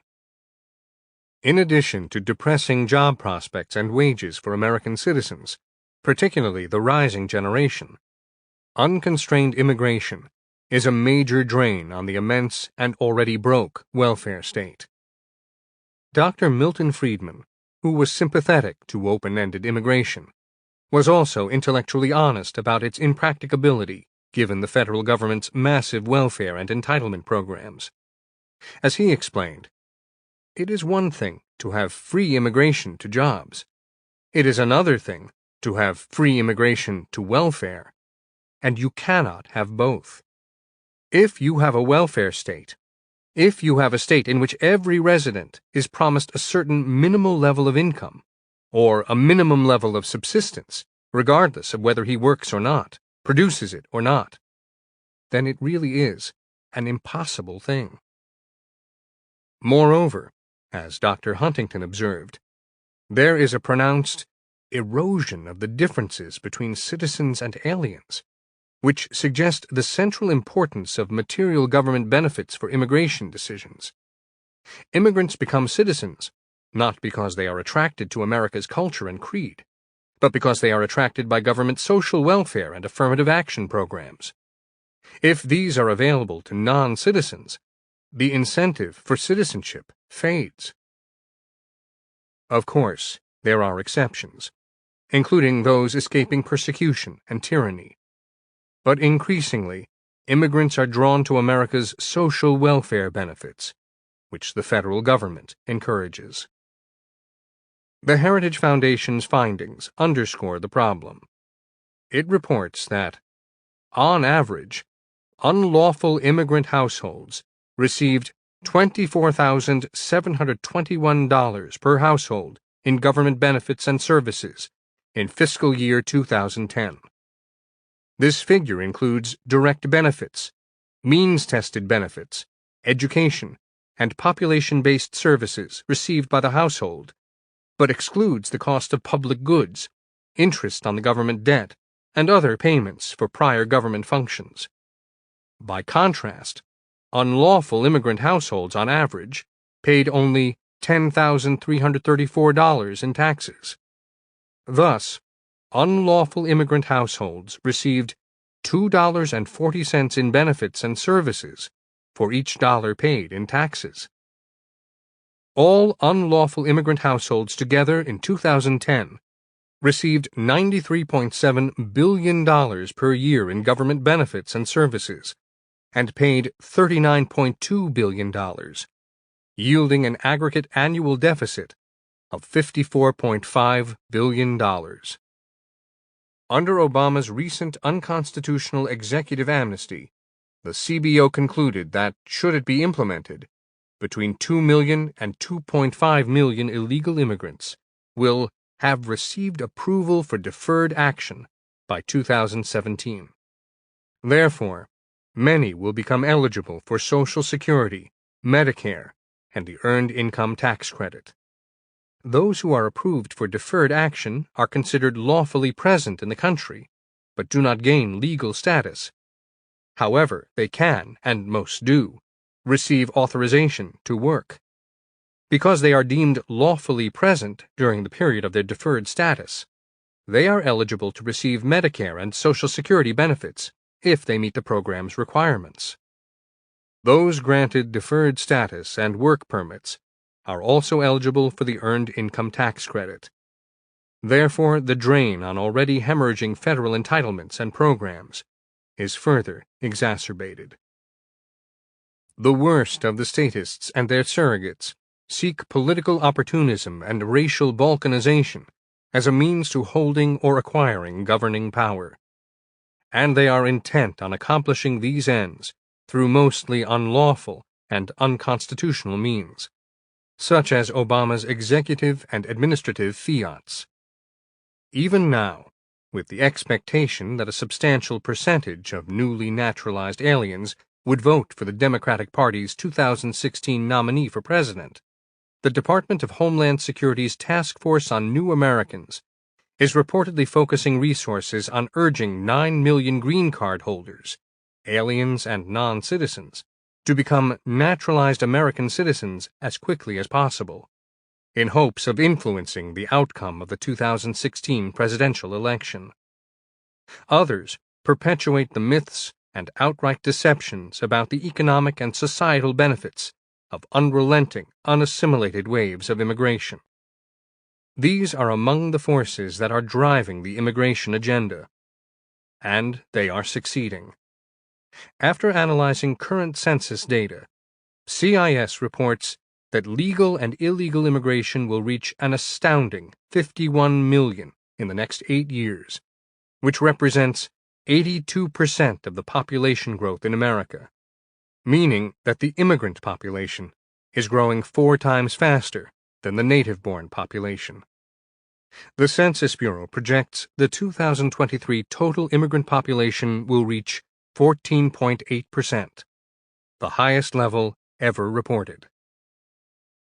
The American people are broadly opposed to these immigration policies. According to the Pew Research Center, 69% of Americans want to restrict and control immigration rates, 72% of whites, 66% of blacks, and 59% of Hispanics. Gallup reports that by 2 to 1, Americans want immigration levels reduced, and Reuters found that by nearly 3 to 1, Americans want immigration levels reduced. The phrase, e pluribus unum, out of many, one, is part of the centerpiece of the Great Seal of the United States. It speaks to the unity of the states and the people, despite their diverse backgrounds, as one American identity with a distinctly American culture. The most troublesome aspect of unbridled immigration and hostility toward assimilation, is the certainty with which it will disunite and unravel America, as millions of new immigrants self-segregate into ethnic, racial, and religious enclaves. It also clearly and hugely influences adversely the economy, employment, governmental spending, and more. And those who will suffer most are yet again younger people and future generations, who will inherit what has been wrought. Chapter 7. On the Environment. So you thought the environmental movement was about clean air, clean water, and polar bears. Such messages are especially seductive to younger people, albeit hugely deceptive and manipulative. John Beale is a former top-ranking Environmental Protection Agency, EPA, official in the Obama administration, who was sentenced to prison for fraud. But starting in mid-2009, he told congressional investigators he was working on a green economics project to modify the DNA of the capitalist system. As reported by Fox News, he argued that environmental regulation was reaching its limits because the fundamental dynamic of the capitalistic system is for businesses and individuals to try to externalize costs. Beale is among a growing number of self-appointed statists, mostly unknown to the public, who have insinuated themselves into positions of governance or hold themselves out as experts, and whose real ideology and agenda extend far beyond clean air and water. For example, in a recent interview, fanatical anti-capitalist and climate activist Naomi Klein proclaimed that capitalism increasingly is a discredited system because it is seen as a system that venerates greed above all else. There's a benefit to climate discussion to name a system that lots of people already have problems with for other reasons. She continued, I don't know why it is so important to save capitalism. It is a pretty battered brand. Just focusing on climate is getting us nowhere. Many, many more people recognize the need to change our economy. If climate can be our lens to catalyze this economic transformation that so many people need for other, even more pressing reasons, then that may be a winning combination. Klein added, this economic system is failing the vast majority of people. Capitalism is also waging a war on the planet's life support system.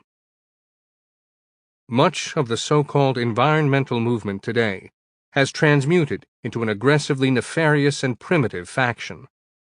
In the last 15 years, many of the tenets of utopian statism have coalesced around something called the degrowth movement. Originating in Europe, but now taking a firm hold in the United States, the degrowthers, as I shall characterize them, include in their ranks none other than President Barack Obama. On January 17, 2008, Obama made clear his hostility toward, of all things, electricity generated from coal and coal-powered plants. He told the San Francisco Chronicle, "You know, when I was asked earlier about the issue of coal, under my plan of a cap-and-trade system, electricity rates would necessarily skyrocket." Obama added, "So if somebody wants to build a coal-powered plant, they can. It's just that it will bankrupt them because they're going to be charged a huge sum for all the greenhouse gas that's being emitted." Degrowthers define their agenda as follows. Sustainable degrowth is a downscaling of production and consumption that increases human well-being and enhances ecological conditions and equity on the planet.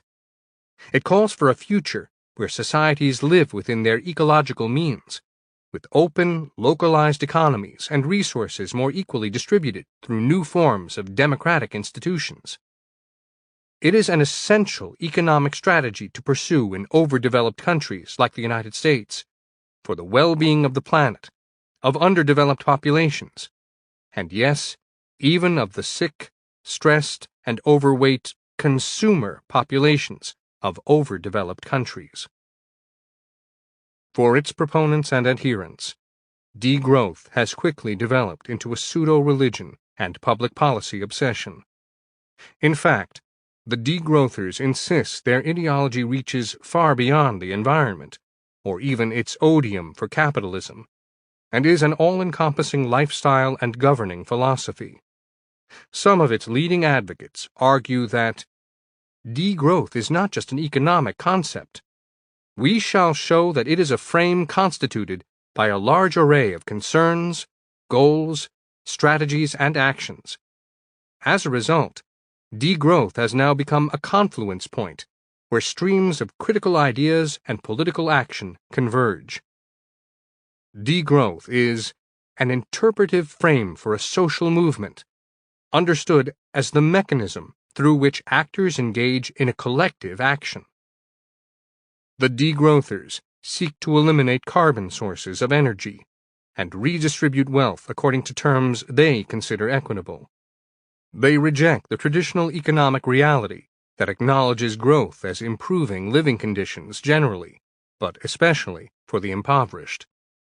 They embrace the notions of less competition, large-scale redistribution, sharing and reduction of excessive incomes and wealth.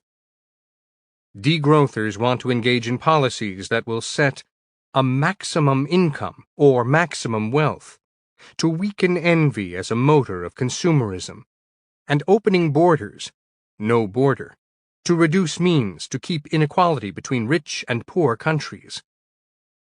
And they demand reparations by supporting a concept of ecological debt, or the demand that the global North pays for past and present colonial exploitation in the global South. French economist and leading degrowther Serge Latouche asserts that we are currently witnessing the steady commercialization of everything in the world. Applied to every domain in this way, capitalism cannot help but destroy the planet, much as it destroys society, since the very idea of the market depends on unlimited excess and domination. He also abhors economic growth and wealth creation, the very attributes necessary to improve the human condition and societies. A society based on economic contraction cannot exist under capitalism. Indeed, on July 18, 2014, scores of extreme groups throughout the world endorsed a proclamation titled The Margarita Declaration on Climate Change, Changing the System, Not the Climate, which calls for, among other things, an end to the capitalistic hegemonic system. Degrowth is usually characterized by a strong utopian dimension. Its foundations rely on a version of economic relations based on sharing, gifts, and reciprocity, where social relations and conviviality are central. To implement this utopian vision of radical egalitarian outcomes, the degrowth movement employs strategies such as alternative building, opposition, and research, and in relation to capitalism, they can be anti-capitalist, post-capitalist, and despite capitalism. The degrowthers insist that governments establish a living wage and reduce the work week to 20 hours, apparently discounting the fact that the population of the globe has increased by several billion human beings in the intervening years. They call for bringing material production back down to the levels of the 1960s and 1970s, and returning to small-scale farming. And degrowthers decree a moratorium on technological innovation, pending an in-depth assessment of its achievements and a reorientation of scientific and technical research according to new aspirations. Imagine the power and breadth of the police state necessary to enforce this form of antediluvian autocracy. We need not look far. In 1848, in the Communist Manifesto, Karl Marx and Friedrich Engels declared in part, "The bourgeoisie cannot exist without constantly revolutionizing the instruments of production, and thereby the relations of production, and with them the whole relations of society. Constant revolutionizing of production, uninterrupted disturbance of all social conditions, everlasting uncertainty and agitation distinguish the bourgeois epoch from all earlier ones. All fixed, fast-frozen relations with their train of ancient and venerable prejudices and opinions are swept away. All new-formed ones become antiquated before they can ossify. All that is solid melts into air. All that is holy is profaned. And man is at last compelled to face with sober senses his real conditions of life and his relations with his kind. The need of a constantly expanding market for its products chases the bourgeoisie over the whole surface of the globe. It must nestle everywhere, settle everywhere, establish connections everywhere. Over 40 years ago, philosopher and author Ayn Rand, in her book Return of the Primitive, The Anti-Industrial Revolution, wrote presciently that the statists had changed their line of attack. Instead of their old promises that collectivism would create universal abundance, and their denunciations of capitalism for creating poverty, they are now denouncing capitalism for creating abundance. Instead of promising comfort and security for everyone, they are now denouncing people for being comfortable and secure. She continued, "The demand to restrict technology is the demand to restrict man's mind. It is nature, i.e., reality, that makes both these goals impossible to achieve. Technology can be destroyed, and the mind can be paralyzed, but neither can be restricted. Whether and wherever such restrictions are attempted, it is the mind, not the state, that withers away. To restrict technology would require omniscience, a total knowledge of all the possible effects and consequences of a given development for all the potential innovators of the future. Short of such omniscience, restrictions mean the attempt to regulate the unknown, to limit the unborn, to set rules for the undiscovered. A stagnant technology is the equivalent of a stagnant mind. A restricted technology is the equivalent of a censored mind. The degrowthers would deindustrialize advanced economies, destroy modernity, and turn plenty into scarcity.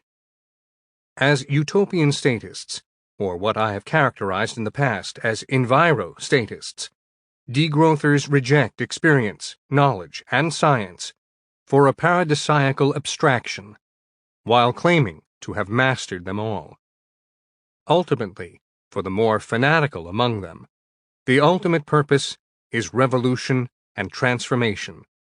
The environment is incidental, if not extraneous, to their central mission, except as a cunning stratagem. Most Americans do not wish to throw themselves into a regressive, primal lifestyle.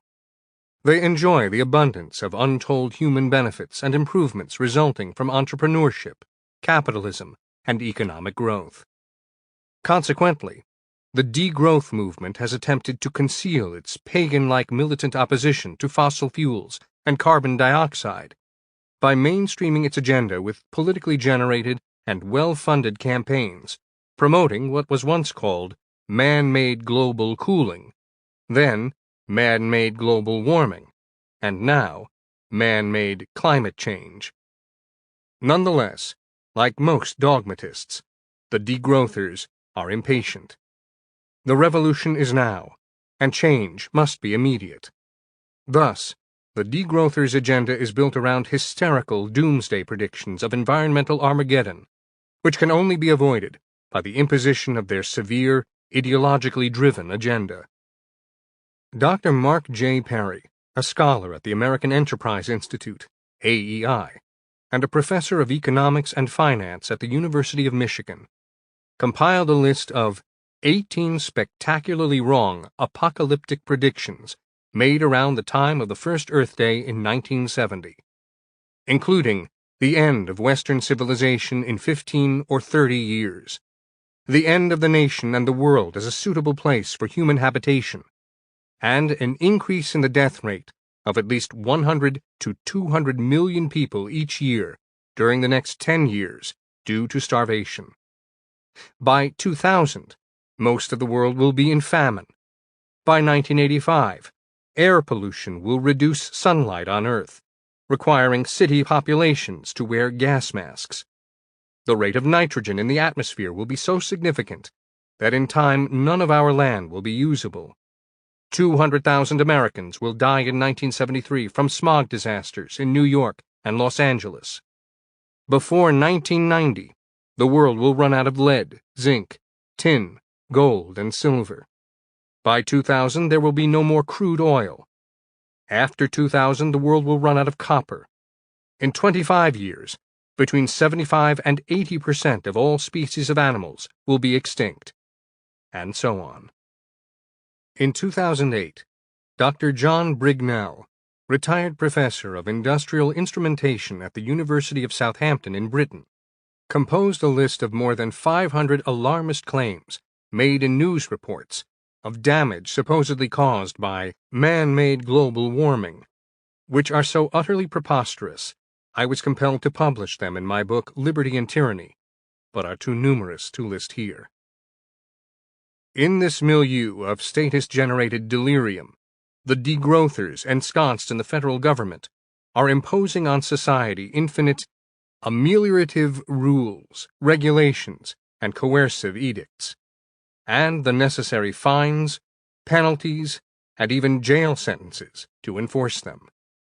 And those who object to these governmental commands and challenge the science behind them are ridiculed and dismissed as, among other things, climate change deniers or flat earthers. In the last several years, particularly during the Obama administration, the federal government has embraced key elements of the degrowther movement and issued a rash of major regulations. Major regulations are rules that are likely to result in 1. An annual effect on the economy of $100 million or more. 2. A major increase in costs or prices for consumers, individual industries, federal, state, or local government agencies, or geographic regions. Or 3. Significant adverse effects on competition, employment, investment, productivity, innovation, or on the ability of United States-based enterprises to compete with foreign-based enterprises in domestic or export markets. The EPA is the main federal government fortress for the degrowth agenda. Consistent with the ideological aims of the degrowth movement, the EPA has dedicated itself to gutting the production of carbon-based resources such as coal, oil, and natural gas as supplies of relatively cheap and abundant electricity and fuel. In recent years, the EPA has tenaciously ramped up its regulatory efforts to cripple the production of energy from these sources. Since 2010, the EPA has issued 65 major regulations affecting all manner of industries. In 2014 alone, the EPA promulgated 13 major regulations. Affected industries include energy companies, particularly coal companies, the auto industry, commercial and solid waste incinerators, Portland cement manufacturing, ocean-going ships, petrochemical companies, the airline industry, the construction industry, and home builders and contractors. In 2015, the EPA is completing 25 major regulations and plans on proposing 26 new major regulations. Affected industries include, again, energy companies, the auto industry and construction, as well as farming. The Heritage Foundation concludes that by 2038, the carbon dioxide rules alone, which phase out the use of coal, an abundant natural resource in the United States, will cost the nation nearly 600,000 jobs and an aggregate gross domestic product decrease of $2.23 trillion. Lest we forget, before the Industrial Revolution, for many centuries, mankind's condition experienced little improvement. As University of California historian and economics professor Dr. Gregory Clark explains, life expectancy was no higher in 1800 than for hunter-gatherers, 30 to 35 years. Stature, a measure of both the quality of diet and children's exposure to disease, was higher in the Stone Age than in 1800. Even for the relatively wealthy, as recently as the 18th century, life was very difficult. Moreover, the modest comforts of society in 1800 were purchased only through a life of unrelenting drudgery. In America today, even poor families are much better off than is widely believed. That is not to say that they do not struggle, or to downplay cases of significant hardship, but it is worth knowing the statistical facts, most of which are generated by the federal government. For example, a recent Heritage Foundation study found that despite media and other portrayals, including those of the degrowthers, acute and widespread hunger mostly does not exist in the United States. The U.S. Department of Agriculture collects data on these topics in its Household Food Security Survey.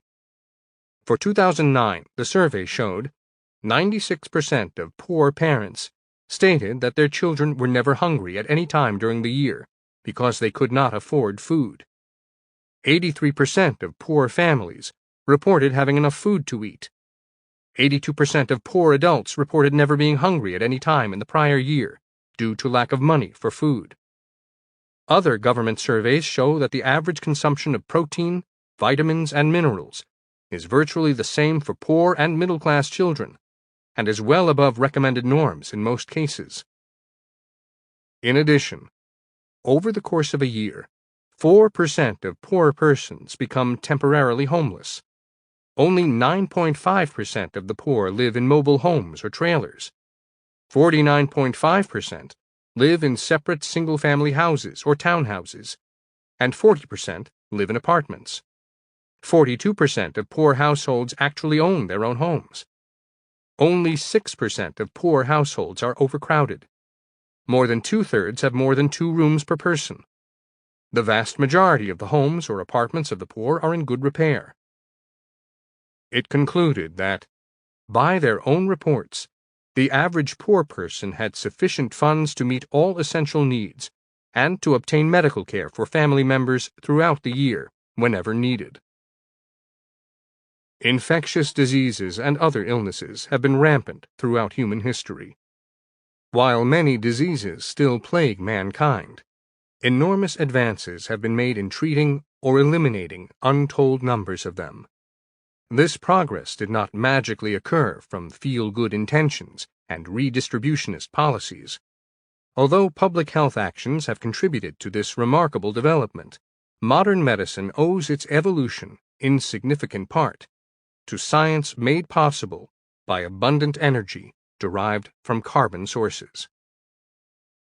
University of Chicago history professor Dr. Kenneth Pomerantz explains that the European technological breakthroughs of the Industrial Revolution are based appreciably on the abundance of coal as a viable natural resource. He states, "Thus it seems sensible, after all, to look at the mining and uses of coal as the most likely European technological advantage that was purely homegrown, crucial to its 19th century breakthrough, and, unlike textiles, not dependent for its full flowering on European access to overseas resources." By the year 1800, economists believe, humanity had reached the limits of development without the technological marvels of the Industrial Revolution. All societies before 1800 had to produce resources, food, energy, raw materials, on a renewable basis from a fixed land area. The advanced organic technology of Europe and Asia was at its natural limits by 1800. The technological developments of the Industrial Revolution were not attainable without plentiful coal and the easing of other resource constraints made possible by the New World. For example, Britain's coal output would increase 14 times from 1815 to 1900. but its sugar imports increased roughly 11-fold over the same period, and its cotton imports increased a stunning 20-fold. Therefore, economists conclude, Europe made the leap because it had coal reserves readily accessible to its population centers. Furthermore, it had the massive, largely empty land area of the Americas relatively close at hand, to lift for a time the ecological constraint with a continent-sized flood of food and raw materials. Coal, an abundant and efficient resource, in combination with the modern market-based capitalist system, clearly benefited poorer people more than other groups. Dr. Pomerantz continues, unskilled labor has reaped more gains than any other group.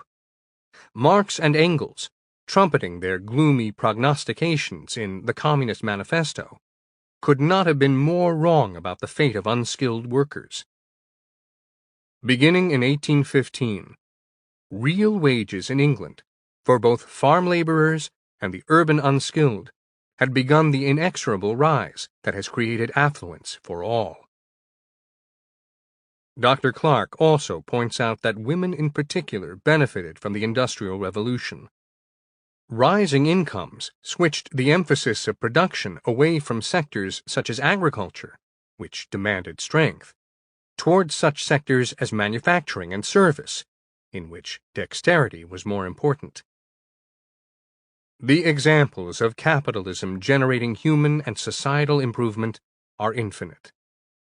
As I explained in Liberty and Tyranny, scientific and technological advances, especially since the Industrial Revolution, have hugely benefited mankind. Running water and indoor plumbing enable fresh water to be brought into the home, and dirty water to be removed through a system of aqueducts, wells, dams, and sewage treatment facilities. Irrigating and fertilizing land creates more stable and plentiful food supplies. Harnessing natural resources, such as coal, oil, and gas, make possible the delivery of power to homes, hospitals, schools, and businesses, and fuel for automobiles, trucks, and airplanes. Networks of paved roads promote mobility, commerce, and assimilation. And the invention of medical devices and discovery of chemical substances extend and improve the quality of life. Carbon dioxide is a naturally occurring byproduct of photosynthesis. It is not, and never has been, a pollutant. Furthermore, it is not covered under the Clean Air Act. Indeed, carbon dioxide makes up a minuscule fraction of greenhouse gases. Water vapor is the most significant element, and greenhouse gases make up no more than about 2% of the entire atmosphere. Yet, without greenhouse gases, including carbon dioxide, temperatures would drop so low that the planet would freeze, oceans would turn into ice, and life would cease to exist. Dr. Patrick Moore, a top ecologist and co-founder of Greenpeace, is among many experts who have insisted that there is no scientific proof that human emissions of carbon dioxide are the dominant cause of the minor warming of the Earth's atmosphere over the past 100 years. If there were such proof, it would be written down for all to see. No actual proof, as it is understood in science, exists. Dr. Moore is not alone. Some 30,000 other experts agree with him. No matter.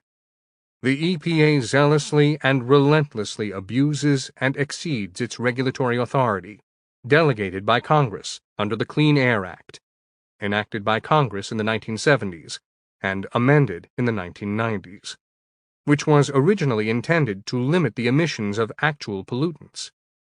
It repeatedly usurps the law, having been provided cover by the U.S. Supreme Court for unleashing numerous and onerous rules intended to wipe out entire industries that provide safe and reliable energy to millions of homes and businesses. Consequently, in 2013, 2014, and 2015, the EPA released, or is planning to release, a series of regulations designed to destroy the coal industry and diminish the oil and gas industries. The first of these rules, the New Source Performance Rule, NSPS, mandates that every newly constructed coal-burning power plant in the United States use a costly and unproven technology to reduce its carbon emissions. The cost of implementing this technology is so exorbitant, it makes building most new coal-burning power plants impracticable. There is currently only one coal-burning power plant under construction in the United States. Its erection has been stymied by exorbitant cost overruns and delays. The second of these regulations, the Existing Source Performance Rule, ESPR, sets preposterously high emission standards for power plants, including those that burn coal. The goal of this rule is to force current power plants that use carbon sources, such as coal and natural gas, to charge increasingly higher rates to consumers for power, eventually driving these energy companies out of business. The harsh consequences of these sorts of regulations are evident in Canada, where the residents of Ontario have experienced huge increases in power costs. The Financial Post reports that the cost of electricity for the average Ontario consumer went from $780 to more than $1,800, with more increases to come. This increase occurred because the controlling political party replaced fossil fuel-generated electricity with renewable energy from wind, solar, and biomass. Reliance on renewable energy, however, raised a new set of problems. Billions more were needed for transmission lines to hook up the new wind and solar generators.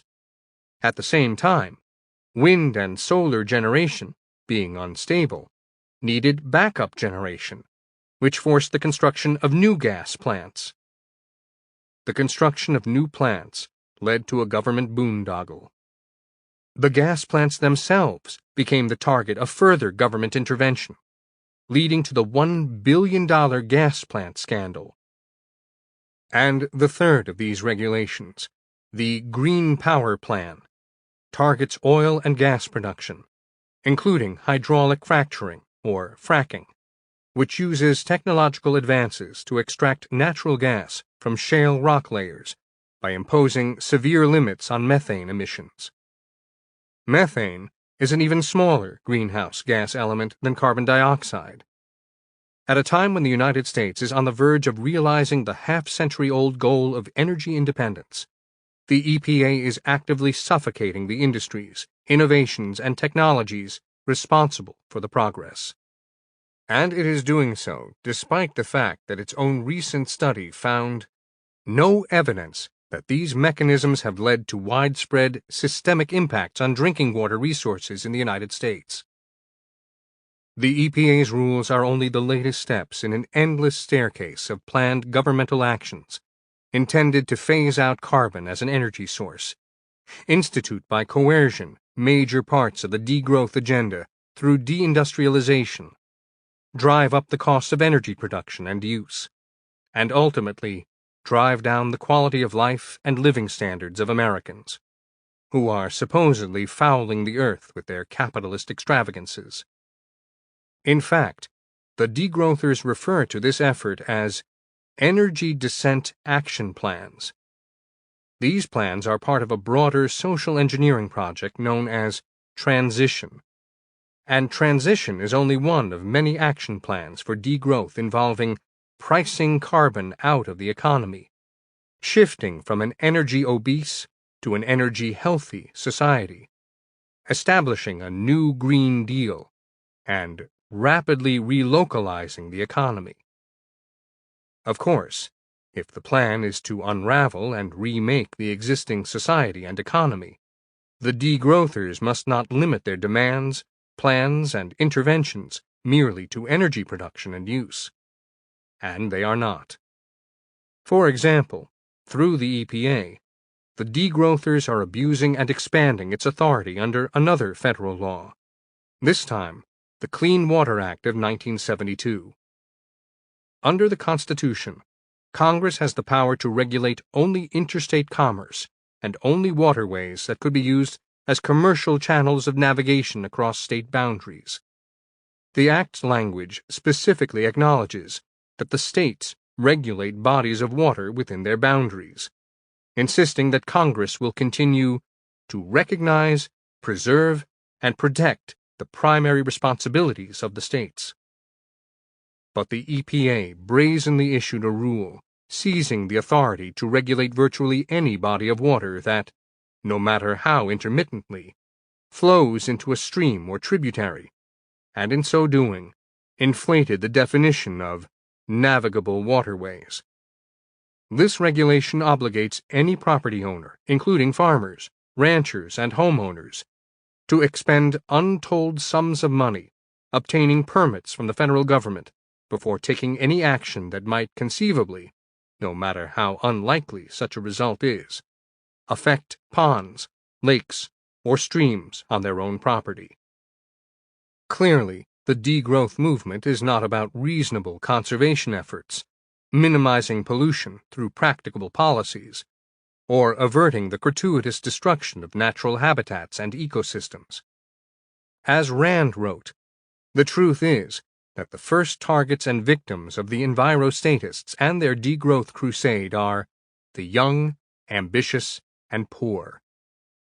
The young people who work their way through college, the young couples who plan their future, budgeting their money and their time, the young men and women who aim at a career, the struggling artists, writers, composers who have to earn a living while developing their creative talents. Any purposeful human being, i.e., the best of mankind. To them, time is the one priceless commodity most passionately needed. They are the main beneficiaries of electric percolators, frozen food, washing machines, and labor-saving devices. And if the production and, above all, the invention of such devices is retarded or diminished by the ecological crusade, it will be one of the darkest crimes against humanity, particularly because the victim's agony will be private. Their voices will not be heard, and their absence will not be noted publicly until a generation or two later, by which time the survivors will not be able to notice anything. Chapter 8. On the Minimum Wage. The minimum wage, and constant demands for its increase, is said to be compassionate, but the concrete evidence shows it is a job killer, especially for low or unskilled workers in general, and younger people in particular. The number of long-term unemployed, those jobless for 27 weeks or more, stood at 2.6 million as of March 2015. The number of individuals employed in part-time work for economic reasons, those individuals who are not part-time workers by choice, or involuntary part-time workers, was 6.7 million in March 2015. From a historical perspective, the number of involuntary part-time workers is particularly high. In 1990, for example, there were approximately 4.8 million individuals who were considered involuntary part-time workers. A recent poll of the unemployed, completed in May 2014, revealed that 47% have completely given up looking for a job. The labor force participation rate, the percentage of the population age 16 and over employed for March 2015, stood at 62.7%. For comparison, the labor force participation rate in 1990 was 66.8%. The labor force participation rate reflects the percentage of individuals who are actually working and paying taxes. The unemployment rate, by contrast, reflects the percentage of individuals who are actively searching for jobs, not those individuals who have given up searching for employment. The federal government defines unemployment as people who are jobless, looking for jobs, and available for work. According to an analysis conducted by the Senate Budget Committee, as of September 26, 2014, nearly 1 in 4 Americans between the ages of 25 and 54 was not working. In absolute numbers, this translates to 28.9 million Americans between these ages who are not working versus 95.6 million who are working. There are a number of explanations for why the labor force in the United States is shrinking. First, the American population is aging. As the largest population cohort, the ruling generation is getting older and retiring, and a larger percentage of the population is physically incapable of work. Second, as indicated in the recent poll of long-term unemployed, many of those who do not have jobs have stopped looking for work. Discouraged by employment prospects, these individuals have simply dropped out of the labor force, despite having a desire and the capacity to hold a job. A shrinking labor force is particularly problematic for the rising generation. Instead of the older generation retiring and subsequent generations filling jobs behind them, jobs are disappearing. Businesses are making the decision not to hire new workers. Fewer available jobs equates to less actual employment. Moreover, as described in Chapter 6, unprecedented waves of immigration, legal and illegal, drive down employment opportunities for American citizens, particularly younger people, as does the government's degrowth agenda, as described in Chapter 7. For teenagers, the March 2015 unemployment rate stood at 17.5%. For the general population, the unemployment rate for whites was 4.7%, for African Americans, 10.1%, and for Hispanics, 6.8%. Furthermore, younger people are in a much worse position than their parents and grandparents.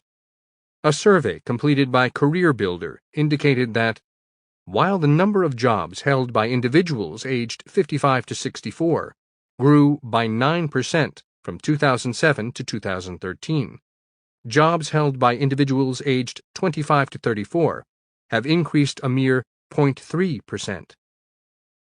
In actual terms, those numbers translate to a gain of 1.9 million jobs versus 110,000 jobs, respectively. In March 2015, there were approximately 2.1 million individuals who were marginally attached to the labor force. This means an individual is not employed, wants to find employment, and searched for a job in the past 12 months. These individuals are considered marginally attached because they have not searched for a job in the 4 weeks preceding the employment survey. Obtaining an entry-level job for teenagers and young adults is a necessary aspect of becoming an adult. Gainful employment inculcates responsibility and a sense of self-worth. It also allows those individuals to supplement the household income if necessary, helping to support the family. However, obtaining a job for many young people is extremely difficult.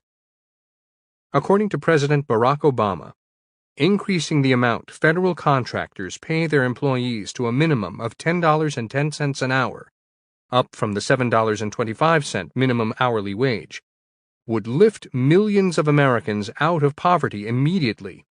It would help millions more work their way out of poverty without requiring a single dollar in new taxes or spending. Always quick to demonize the opposition, Obama characterized those who disagreed with his position as out of step and putting politics ahead of working Americans. He insisted that a minimum wage means making sure workers have the chance to save for a dignified retirement. But forcing employers to pay more for unskilled or less skilled workers, many of whom are younger, on top of the other statist economic and social policies, discourages employee retention and hiring. Consider some basic economic truths. If the government mandates that workers who are earning $7.25 must, overnight, be paid $10.10 an hour, or even $15 per hour, those new dollars must originate from some source. For example, if a fast food restaurant that employs 20 individuals is required to pay some or all of them close to 30% more per hour, it must account for those dollars somewhere. The restaurant can try to sell more food. It can increase the cost of food. It can cut the hours of its employees. It can hire fewer workers. Or it can lay off those currently employed. In addition, increasing the minimum wage directly and adversely affects youth employment, because younger people are most likely to seek low-skilled jobs. For many teenagers, their employment experience begins at the local fast food restaurant, bowling alley, or department store. Therefore, any mandate from the government that employers pay an established wage reduces opportunities for America's youth to obtain entry-level jobs. The supply and demand for professional jobs requiring medical, law, or engineering degrees are not adversely affected by an increase in the minimum wage. They require specialized skills, and those skills translate to higher wages. Low-skilled and unskilled lower-end jobs, often filled by younger people and first-time employees, are the most at risk when the government raises the minimum wage.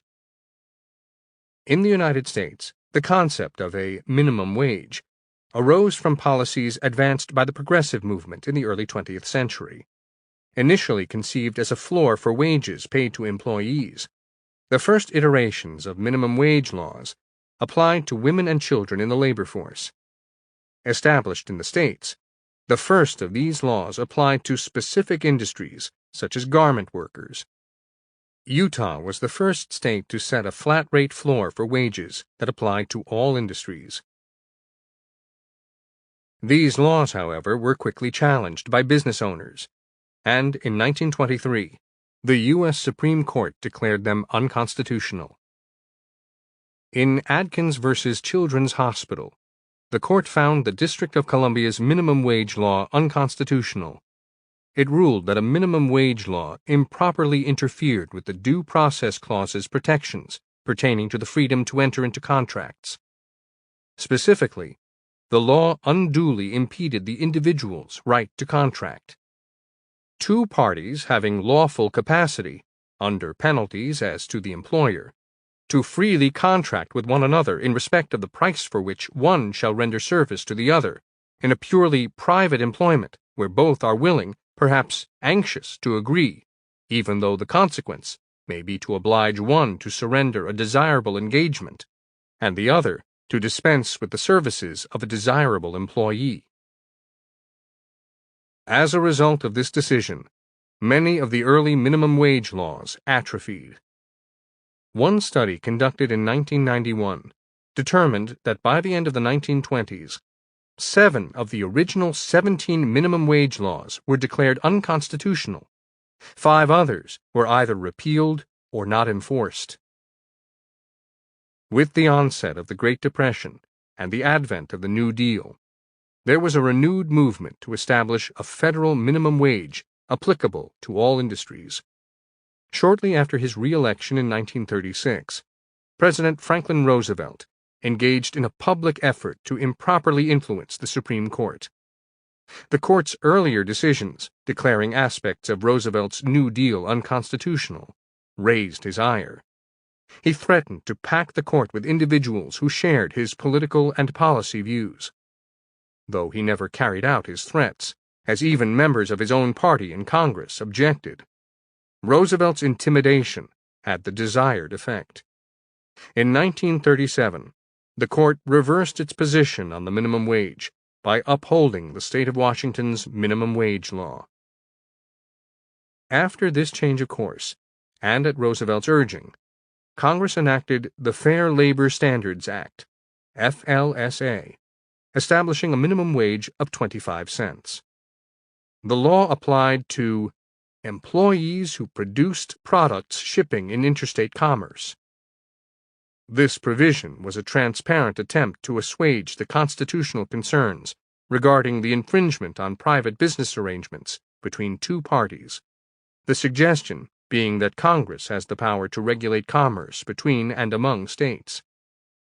Minimum wage laws are now seen everywhere, and politicians at the federal, state, and local levels of government are constantly pressing to increase these minimums.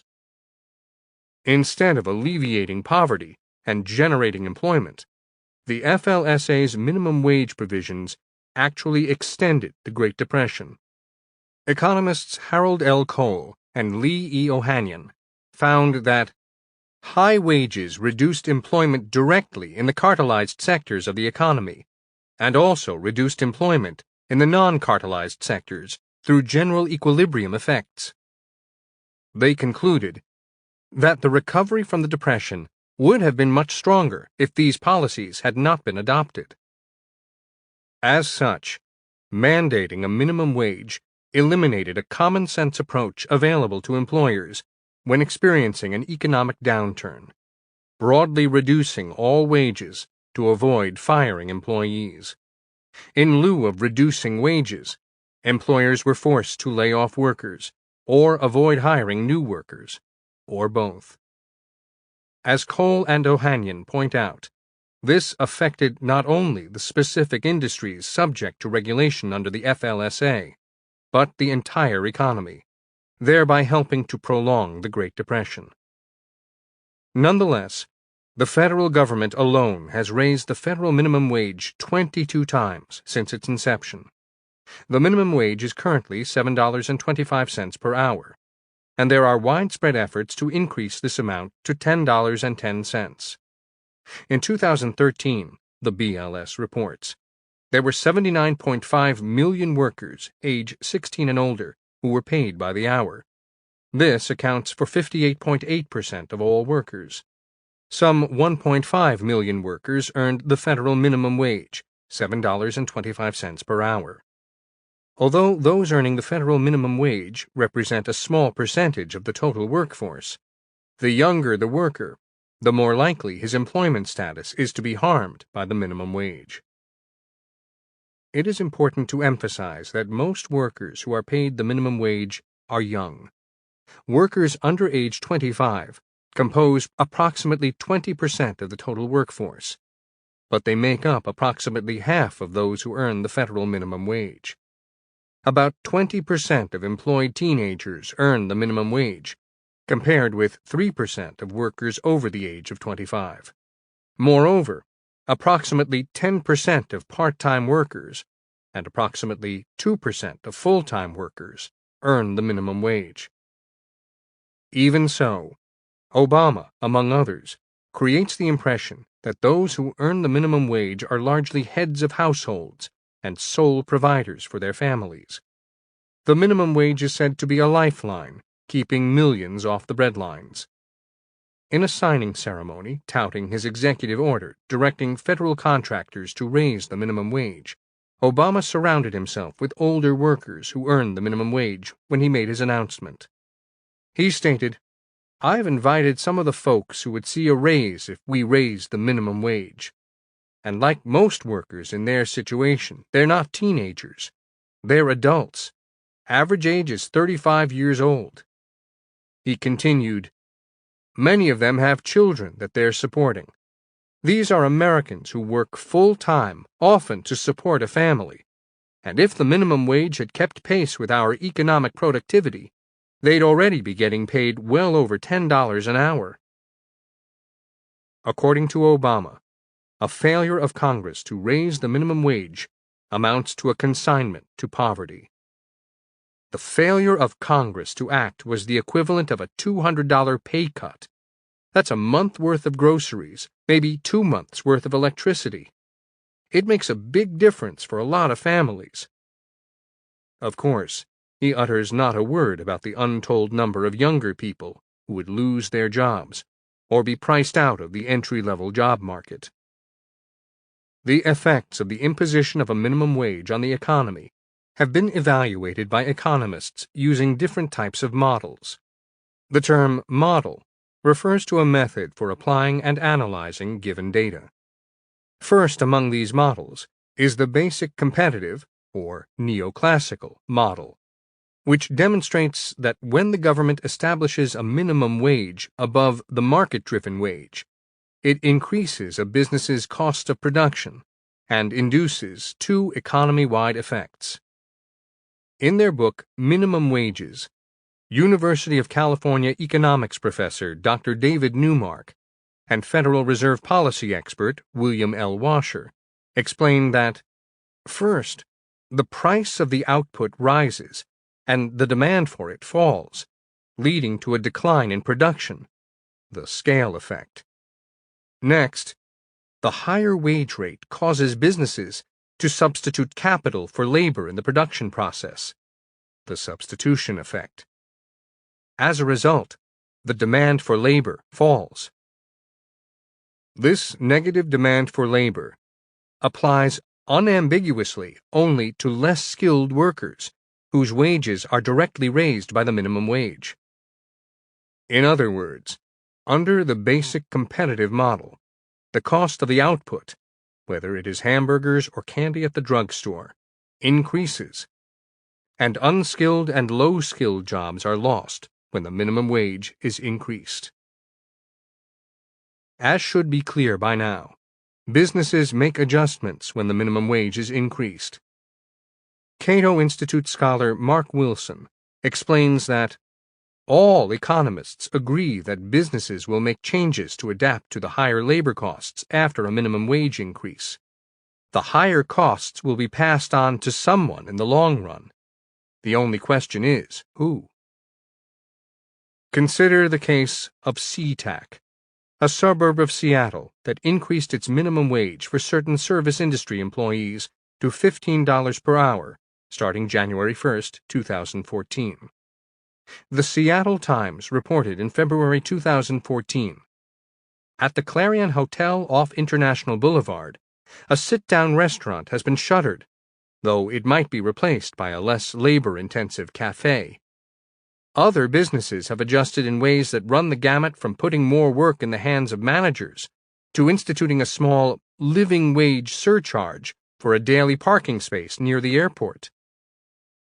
Some businesses in SeaTac have cut benefits to their employees. When asked whether they appreciated the increase in the minimum wage, a hotel employee replied, "I lost my 401k, health insurance, paid holiday and vacation." The hotel reportedly offered meals to its employees. Now the employees must bring their own food. The hotel has also cut overtime and the opportunity to earn overtime pay. A part-time waitress stated, "I've got $15 an hour, but all my tips are now much less."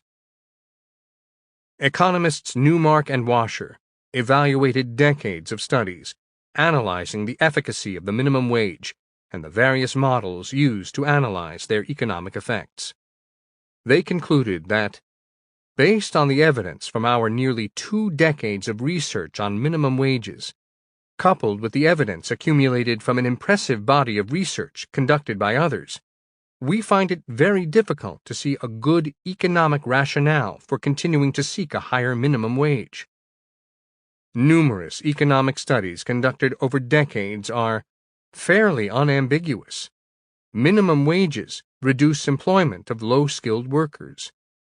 These adverse effects are even more apparent when the research focuses on those directly affected by minimum wages.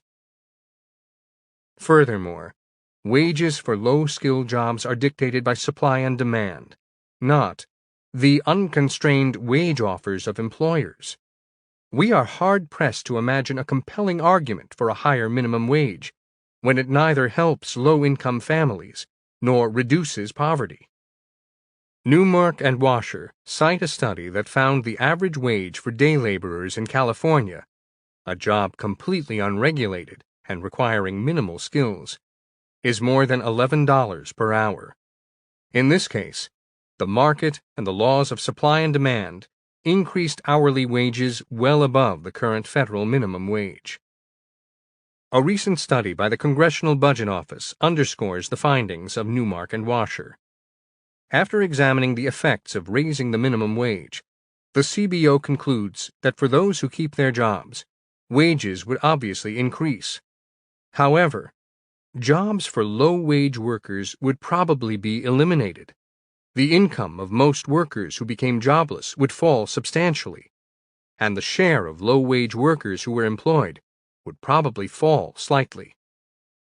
Indeed, increasing the minimum wage would reduce total employment by 500,000 workers. Moreover, most of the increased earnings of those who retain their jobs would not go to families below the poverty level because many low-wage workers are not members of low-income families. The CBO estimates that of the $31 billion in increased earnings, 19% would go to households below the poverty line, while 29% would go to families earning more than 3 times the poverty threshold.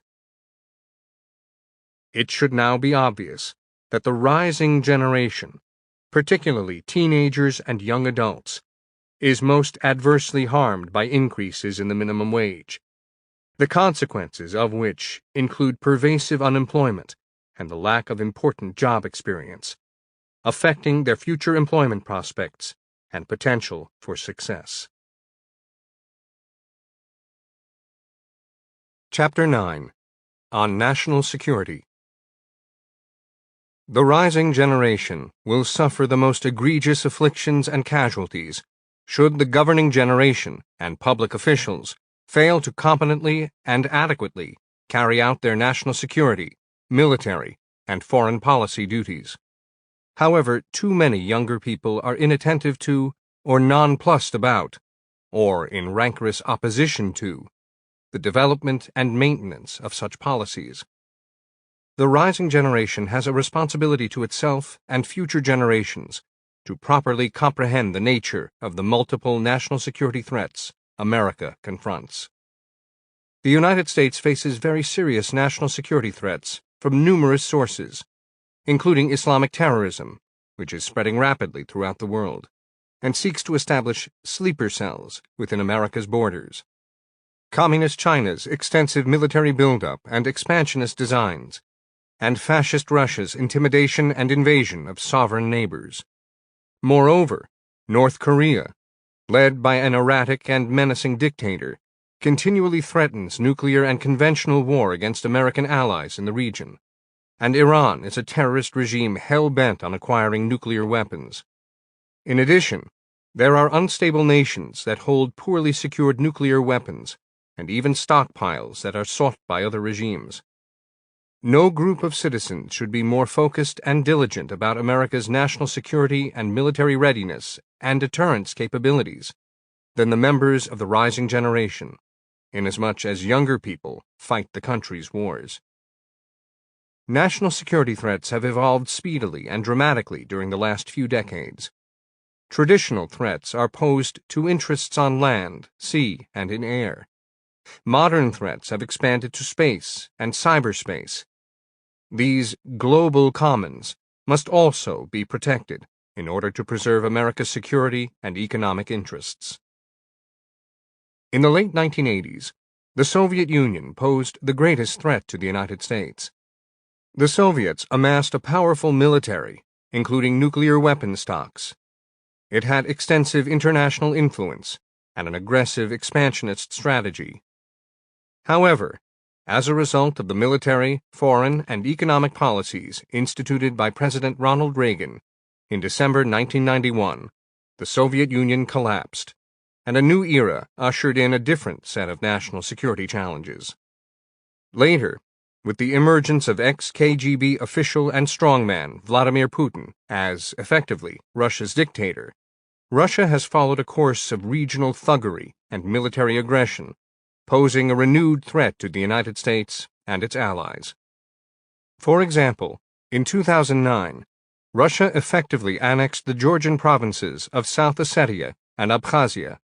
In 2014, Russia annexed Crimea, sponsored armed rebellion and a separatist movement in eastern Ukraine, and escalated tensions with North Atlantic Treaty Organization, NATO, member nations in the region.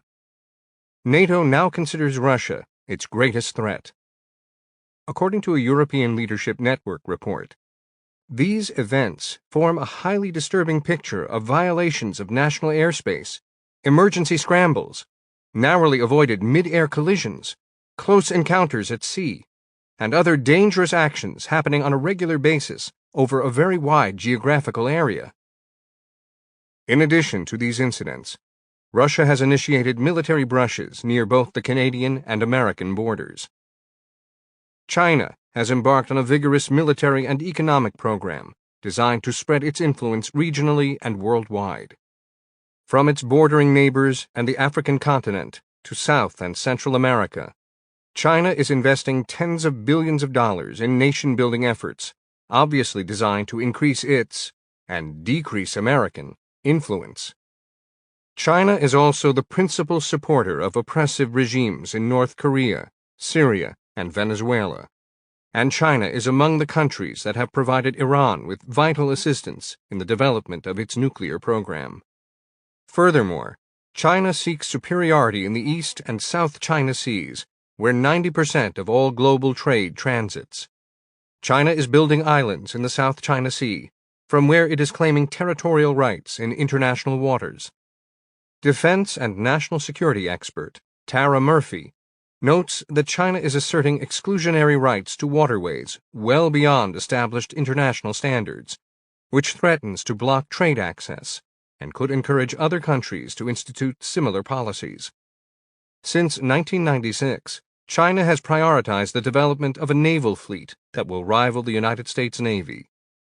According to a United States Navy intelligence analysis, China's submarine capabilities have been greatly improved to the point where China is now able to launch long-range ballistic missiles that can reach America. Alarmingly, senior Navy intelligence officer Jesse Korotkin has determined that China is well ahead of schedule in its goal of modernizing its Navy by 2020. It has transitioned from a coastal defense Navy to one capable of conducting multiple operations in nearly any part of the world. China's current capabilities have the potential to cripple United States military operations from Guam to Okinawa, which would have a debilitating effect on America's defenses in the event of armed conflict. The Islamic regime in Iran is developing capabilities to strike American forces in the Persian Gulf. More than 90% of Persian Gulf oil passes through the Strait of Hormuz, which borders Iran and is only 21 miles wide through its narrowest stretch.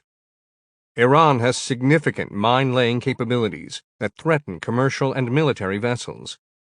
Iran also has a fleet of small but effective submarines, attack boats, and coastal missile batteries that can reach Israel. Moreover, the 2013 Worldwide Threat Assessment of the United States intelligence community, released on January 24, 2014, warns that Tehran has made technical progress in a number of areas, including uranium enrichment, nuclear reactors, and ballistic missiles, from which it could draw if it decided to build missile-deliverable nuclear weapons. These technical advancements strengthen our assessment that Iran has the scientific, technical, and industrial capacity to eventually produce nuclear weapons. Director of National Intelligence James R. Clapper's assessment also cautions that Iran would choose a ballistic missile as its preferred method of delivering nuclear weapons. Iran's ballistic missiles are inherently capable of delivering WMD, and Iran already has the largest inventory of ballistic missiles in the Middle East. Iran's progress on space-launched vehicles, along with its desire to deter the United States and its allies, provides Iran with the means and motivation to develop longer-range missiles, including intercontinental ballistic missiles, ICBM. Incredibly, in the most recent Worldwide Threat Assessment of the U.S. intelligence community, released on February 26, 2015, for political reasons, the Obama administration downplayed Iran's national security threat and does not even mention Iran in the section on terrorism, essentially whitewashing Iran's significantly increased territorial gains and military advances. However, Iran's designs on the Middle East and beyond are vast and growing. It is building an arc of power, or Shia crescent, stretching from Lebanon to Syria, Iraq to Yemen, and throughout other countries and territories by funding and arming terrorist surrogates. Respecting North Korea, the 2013 Worldwide Threat Assessment of the U.S. intelligence community report is alarming. It provides, in part, that North Korea's nuclear weapons and missile programs pose a serious threat to the United States and to the security environment in East Asia, a region with some of the world's largest populations, militaries, and economies. North Korea's export of ballistic missiles and associated materials to several countries, including Iran and Syria, illustrate the reach of its proliferation activities. Indeed, as the Wall Street Journal recently reported, even the latest Chinese estimates, relayed in a closed-door meeting with U.S. nuclear specialists, showed that North Korea may already have 20 warheads, as well as the capability of producing enough weapons-grade uranium to double its arsenal by next year, according to people briefed on the matter. More broadly, the 2013 Threat Assessment declares that nation-state efforts to develop or acquire weapons of mass destruction, WMD, and their delivery systems constitute a major threat to the security of our nation, deployed troops, and allies. The intelligence community is focused on the threat and destabilization effects of nuclear proliferation, proliferation of chemical and biological warfare-related materials, and development of WMD delivery systems. But over the last several decades, another kind of grave threat has emerged.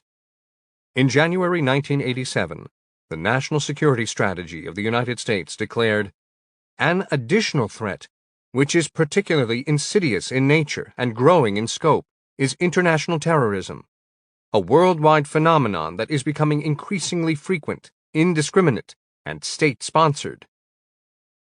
Beyond its military threat, Iran, in partnership with the Hezbollah terrorist organization, and other countries, such as Syria, Yemen, Lebanon, Libya, Tunisia, Afghanistan, Pakistan, Kazakhstan, Somalia, and others, sponsor, tolerate, or ineffectively oppose terrorist organizations training or operating within their borders. Moreover, vast areas of the Middle East, Arabian Peninsula, and sub-Saharan Africa are in turmoil, and terrorist groups are taking advantage of the opportunities to fill the resulting power vacuum. In addition to state actors, there are the well-organized and well-financed terrorist organizations conquering vast land areas, where they are perpetrating heinous acts of inhumanity. Two of the most obvious examples are Al-Qaeda and the Islamic State. They are dedicated to forming a caliphate, an Islamic government said to be led by the political and religious successor to the Prophet Muhammad. Both are dedicated to the destruction of Western civilization. The national security implications for the United States and allies such as Israel, Egypt, Jordan, and Saudi Arabia, among others, are extremely dangerous. Al-Qaeda's stated goals are to establish the rule of God on earth, attain martyrdom in the cause of God, and purification of the ranks of Islam from the elements of depravity. The Islamic State seeks to establish the caliphate in Persia, first by taking over Iran in order to obtain Iran's nuclear weapons. The genocidal methods and aims of these terrorist groups cannot be overstated. The Islamic State urges the use of biological weapons on unbelievers. A fatwa issued by an Islamic State cleric declares that if Muslims cannot defeat the kafir, unbelievers, in a different way, it is permissible to use weapons of mass destruction. Found on a laptop computer recovered from an Islamic State stronghold, the fatwa went on to justify the use of weapons of mass destruction, even if it kills all of the unbelievers and wipes them and their descendants off the face of the earth. Biological weapons are favored for terrorist use because they do not cost much money and can cause huge human casualties. In a how-to document, also found on the Islamic State laptop, jihadists are encouraged to use small grenades loaded with viruses, such as bubonic plague, and to throw them in closed areas like metros, soccer stadiums, or entertainment centers, but to do it next to the air conditioning. Of course, these bombs can also be used during suicide operations. The large-scale war crimes, crimes against humanity, and genocide perpetrated by the Islamic State terrorists and other jihadist groups remind the world daily of their calamitous threat to civilization and mankind. But terrorists are not living and training only in faraway third world countries. Attacks have occurred in Paris, London, Madrid, and Jerusalem, and obviously in New York, Washington, and the skies above the United States on September 11, 2001, when 19 al-Qaeda terrorists murdered thousands of Americans. It is also a virtual certainty that terrorist sleeper cells are secreted in America. In 2009, former Director of National Intelligence Dennis C. Blair warned Congress that terrorist organizations, including al-Qaeda and the Islamic State, are known to be working to radicalize Muslims in America. Iran and Hezbollah have a strong recruiting presence in the United States, Mexico, and throughout Latin America. Former Obama administration Attorney General Eric Holder and California Senator Dianne Feinstein, ranking Democrat on the Senate Intelligence Committee, acknowledged as much following the slaughter of writers and cartoonists at a Paris magazine office. New America Foundation senior fellow Robert Wright explained that homegrown terrorists are an immediate concern, having already struck in the United States, for example, in the Fort Hood mass murder, which killed 13 people, and the Boston Marathon bombing, which killed 3 and wounded more than 250. In February 2015, the same day federal authorities in New York charged 3 Muslim immigrants with conspiracy to provide material support to the Islamic State, FBI Director James Comey told a meeting of state attorneys general, "I have homegrown violent extremist, domestic terrorist, investigations in every single state." In April 2015, the United States Attorney for Minnesota, Andrew Luger, announced that 6 Somali-American men from Minnesota, all naturalized American citizens, were charged with planning to join the Islamic State, and that they were part of a larger conspiracy that included friends and relatives. He further declared, "We have a terror recruiting problem in Minnesota." A recent Pew Research Center analysis further underscores the seriousness of the problem. The results of Pew's research discloses that while the vast majority of American Muslims oppose terrorist organizations and tactics, there are still a distressing number who support the use of terror tactics against civilians. Respondents were asked whether they believed that suicide bombing or other forms of violence against civilian targets are justified to defend Islam from its enemies.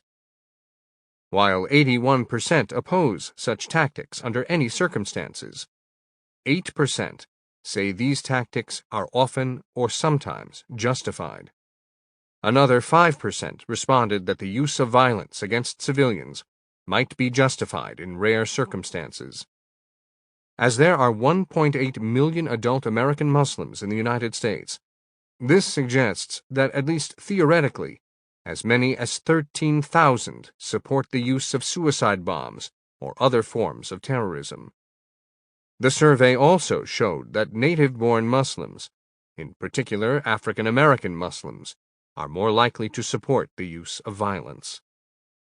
Pew reports that a significant minority, 21%, of Muslim Americans say that there is a great deal, 6%, or a fair amount, 15%, of support for extremism in the Muslim American community, and it is on the rise. Furthermore, nearly half of American Muslims say that Muslim leaders in the United States are not doing enough to speak out against Islamic extremism. There are also significant technological threats to the nation's interests in space and cyberspace, which target nearly every American, the economy, and the country's security. For example, satellites have revolutionized communication throughout the world. They are now critical to both commercial and military interests. But satellites are vulnerable to destruction in two distinct ways: accidental collision and intentional interference or destruction. China, Brazil, Iran, Iraq, and Turkey all have interfered with American satellite operations at one time or another in recent years. China and Russia both have extensive space programs and are capable of significantly disrupting satellite security. The federal government, the military in particular, is dependent on the Internet and digital networks, making network infrastructure and security a significant vulnerability. The Department of Defense, DoD, alone uses 15,000 networks and has 7 million computing devices in service, which has led the DoD to formally recognize cyberspace for what it is: a domain similar to land, sea, air, and space, according to former Deputy Secretary of Defense William Lynn. Lynn also noted that more than 100 foreign intelligence agencies have tried to access American networks. According to a Pew Research Center study, 61% of cybersecurity experts believe that there will be a major cyber attack by 2025, which could result in severe economic losses and potentially significant loss of life. The experts surveyed raised concerns about the vulnerability of the nation's financial system, power grid, air traffic control system, healthcare system, and many other critical aspects of American society. In the meantime, Chinese hackers recently launched a massive attack on federal government databases, stealing personnel information and security clearance details on millions of federal workers, which cybersecurity experts believe could be used in future attacks against the United States. In the 2014 Quadrennial Defense Review, QDR, the DoD presented its long-range assessment of United States military readiness and plans for the future. By statute, the National Defense Panel, NDP, a nonpartisan 10-member body appointed by Congress, is required to review the QDR's adequacy. The panel concluded that under the Obama administration's military plan, there is a growing gap between the strategic objectives the U.S. military is expected to achieve and the resources required to do so. The significant funding shortfall is disturbing, if not dangerous, in light of the fact that global threats and challenges are rising, including a troubling pattern of territorial assertiveness and regional intimidation on China's part, the recent aggression of Russia in Ukraine, nuclear proliferation on the part of North Korea and Iran, a serious insurgency in Iraq that both reflects and fuels the broader sectarian conflicts in the region, the civil war in Syria, and civil strife in the larger Middle East and throughout Africa.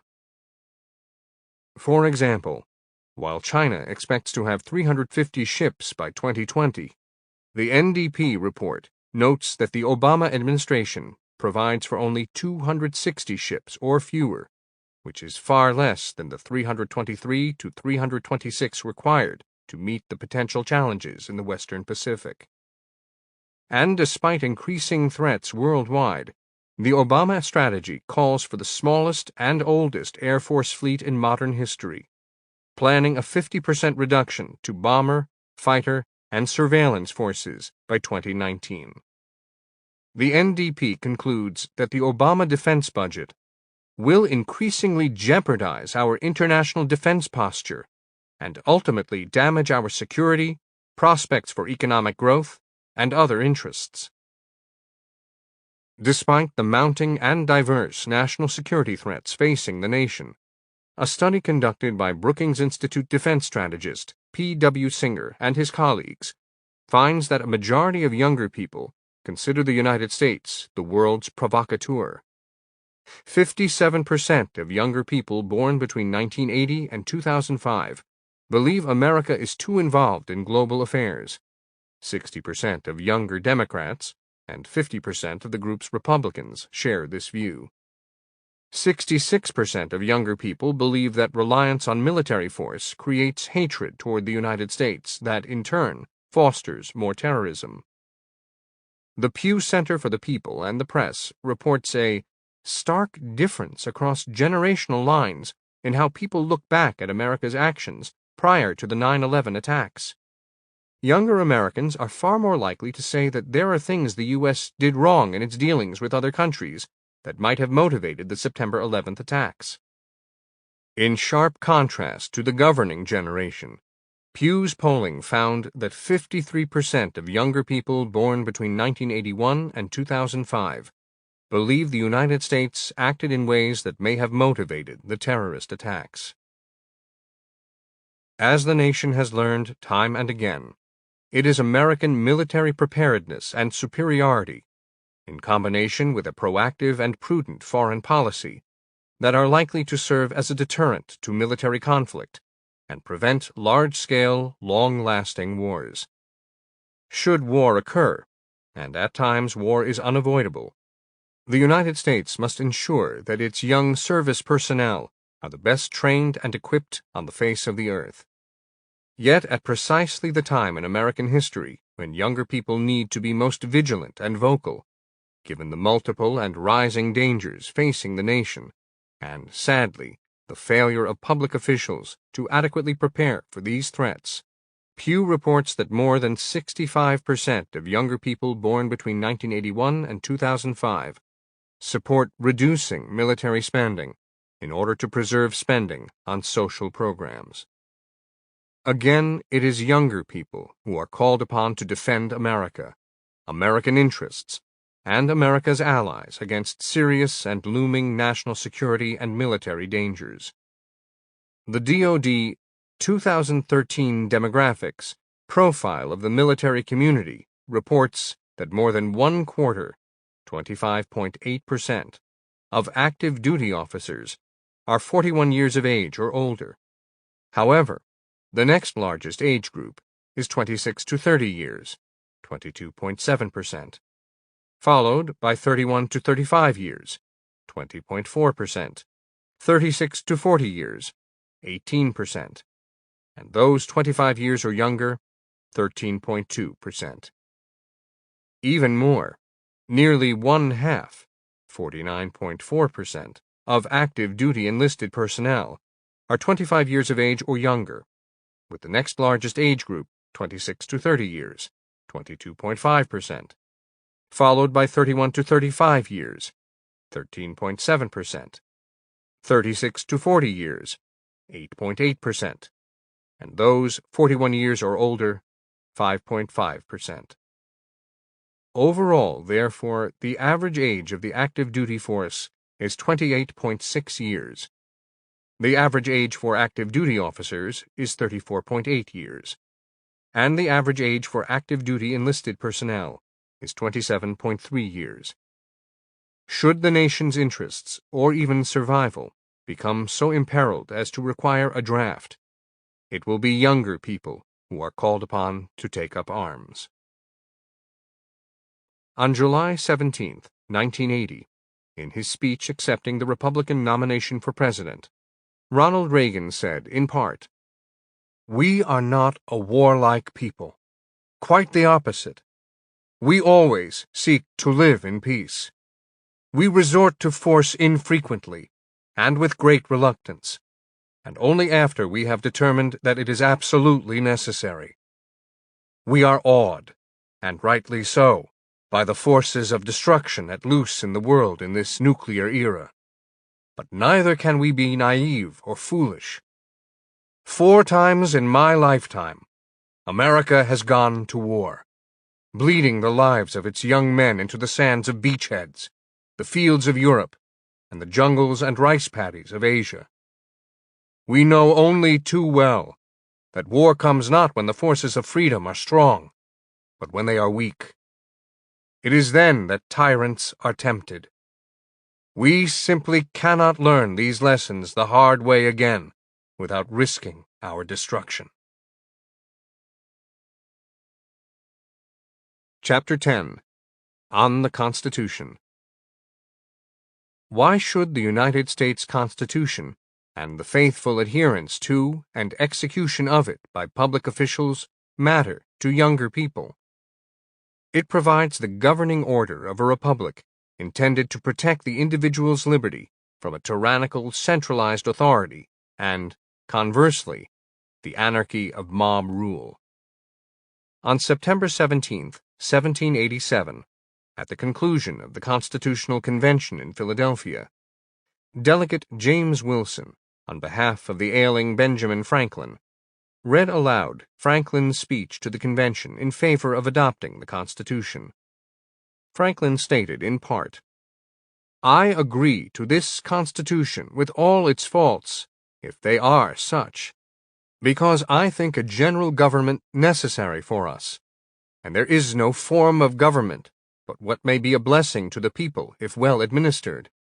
And I believe farther that this is likely to be well administered for a course of years, and can only end in despotism, as other forms have done before it, when the people shall become so corrupted as to need despotic government, being incapable of any other." Nearly half a century later, Associate Supreme Court Justice Joseph Story, considered one of the great legal thinkers of the 19th century, delivered the same warning in August 1834 at the American Institute of Instruction. Among other things, Story explained, "The great mass of human calamities in all ages has been the result of bad government, or ill-adjusted government, of a capricious exercise of power, a fluctuating public policy, a degrading tyranny, or a desolating ambition."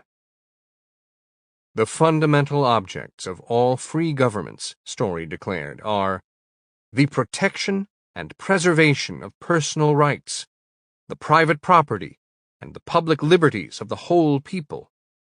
Without accomplishing these ends, the government may, indeed, be called free, but it is a mere mockery and a vain, fantastic shadow. Story continued, "Life, liberty, and property stand upon equal grounds in the just estimate of freemen, and one becomes almost worthless without the security of the others. How then are these rights to be established and preserved?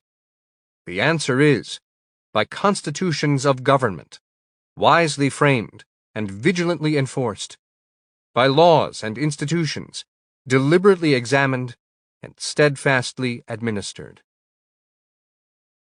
Story explained, as Franklin had cautioned, that a constitution, by itself, cannot secure a republic, nor can reliance on rulers and statesmen alone.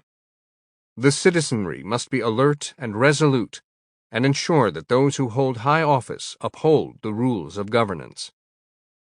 It is equally indispensable for every American citizen to enable him to exercise his own rights, to protect his own interests, and to secure the public liberties and just operations of public authority. A republic, by the very constitution of its government, requires on the part of the people more vigilance and constant exertion than all others. The American Republic, above all others, demands from every citizen unceasing vigilance and exertion, since we have deliberately dispensed with every guard against danger or ruin, except the intelligence and virtue of the people themselves. It is founded on the basis that the people have wisdom enough to frame their own system of government, and public spirit enough to preserve it, that they cannot be cheated out of their liberties, and that they will not submit to have them taken from them by force. We have silently assumed the fundamental truth that, as it never can be the interest of the majority of the people to prostrate their own political equality and happiness, so they never can be seduced by flattery or corruption, by the intrigues of faction, or the arts of ambition, to adopt any measures which shall subvert them. If this confidence in ourselves is justified, let us never forget that it can be justified only by a watchfulness and zeal proportionate to our confidence. Let us never forget that we must prove ourselves wiser and better and purer than any other nation ever yet has been, if we are to count upon success. Every other republic has fallen by the discords and treachery of its own citizens. For these purposes, and toward these ends, it must first be understood that the framers established a governmental system that was at once federal, representative, and constitutional. It incorporated the tradition of state sovereignty, upon which the earlier Articles of Confederation had been almost exclusively based, with the necessity of national governance to encourage commerce and trade, and guarantee the nation's security and defense. However, and importantly, the authority of the new federal government was to be limited to that which was enumerated, and divided in terms of government responsibilities, both within itself and vis-à-vis the several states. Hence, numerous checks and balances were built into and around the federal system. Moreover, the new federal government was to be a means by which the civil society would be protected and improved, not an end unto itself with the power to bully, control, and ultimately devour the civil society. The primary goal, therefore, was to prevent the centralization of power in the new federal government, and to deny a relatively few institutions and public officials the kind of unlimited authority that both corrupts and destroys. Consequently, the Constitution's structure was consistent with the entire rationale behind the American Revolution, as set forth in the Declaration of Independence, and infinite speeches and writings during the period.